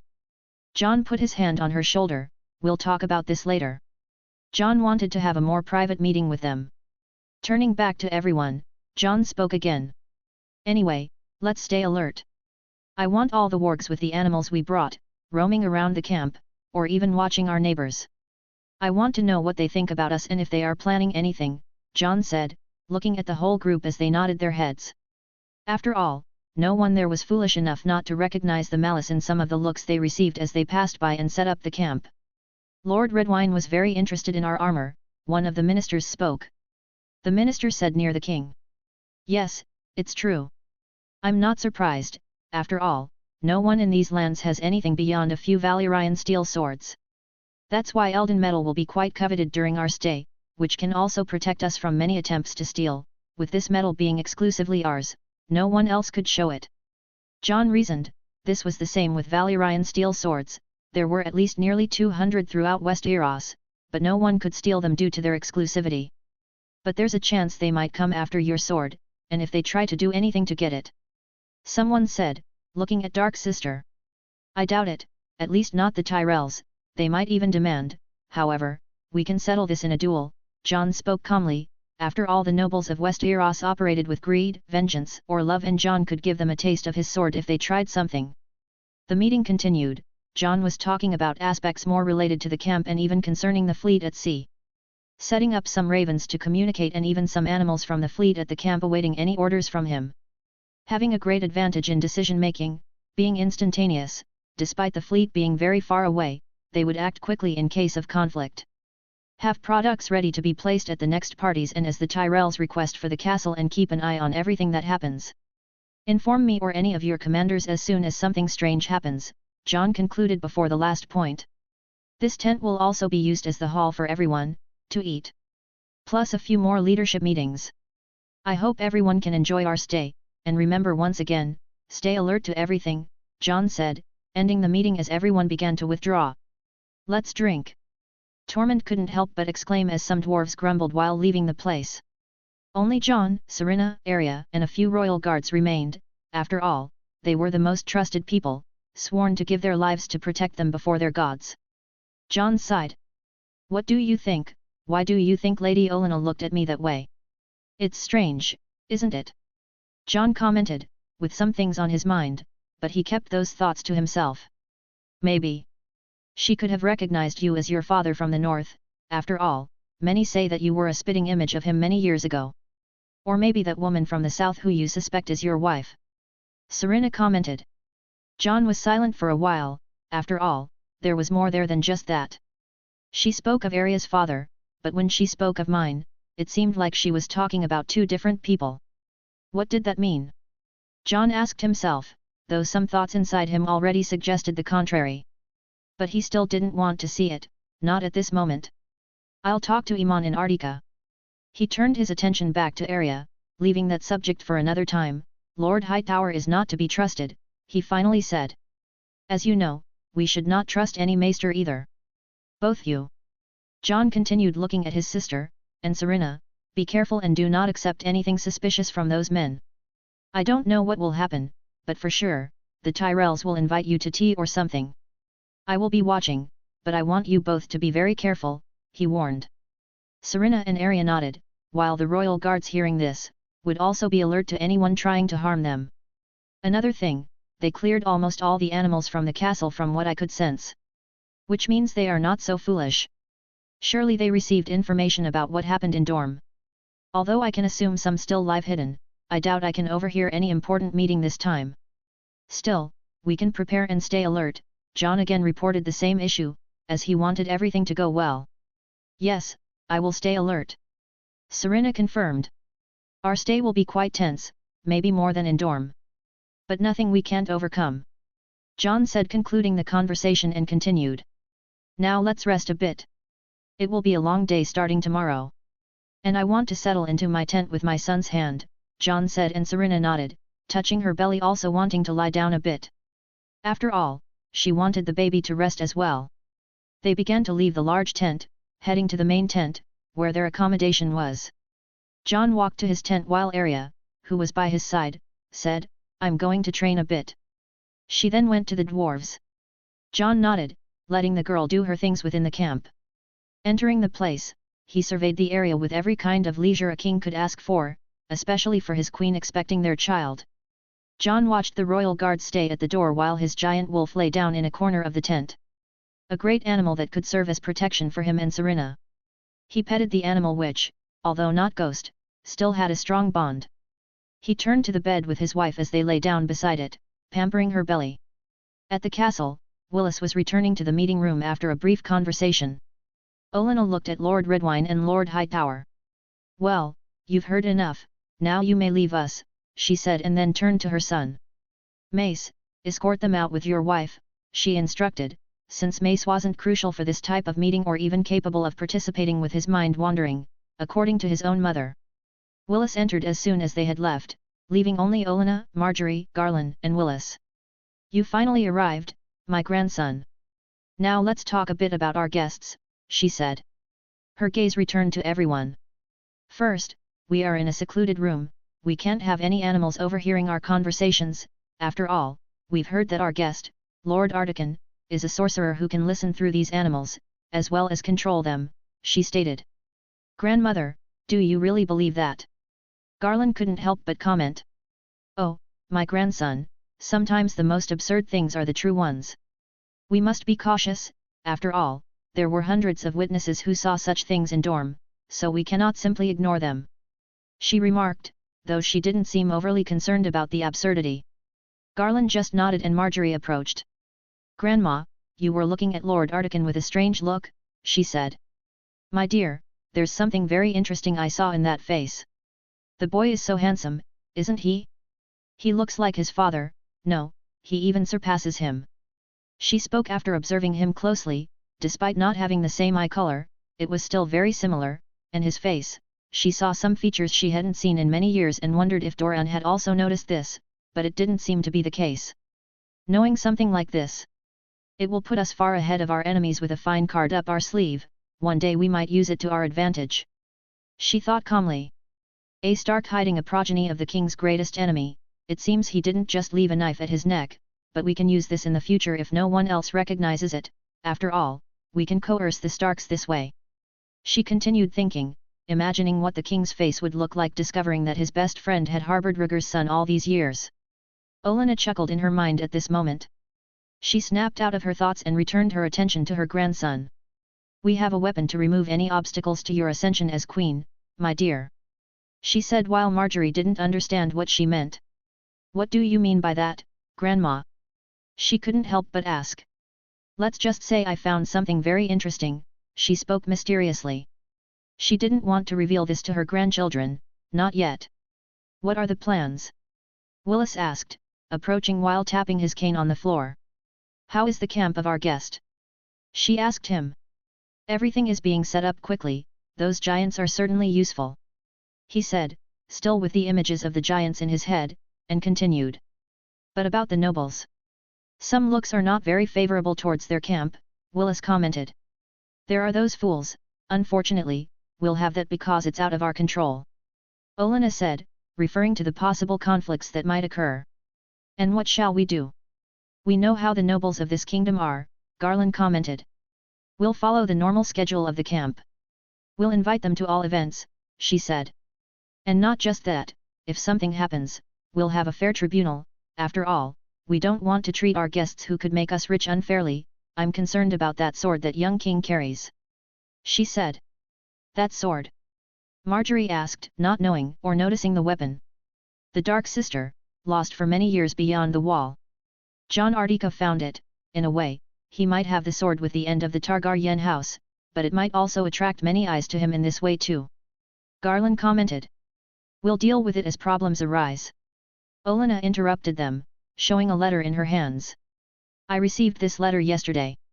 I didn't mention anything, after all, I wanted to save it for this moment. It seems we'll have important guests soon, which will make this tournament even more interesting," she said with a faint smile at the letter from King's Landing. Thanks for listening.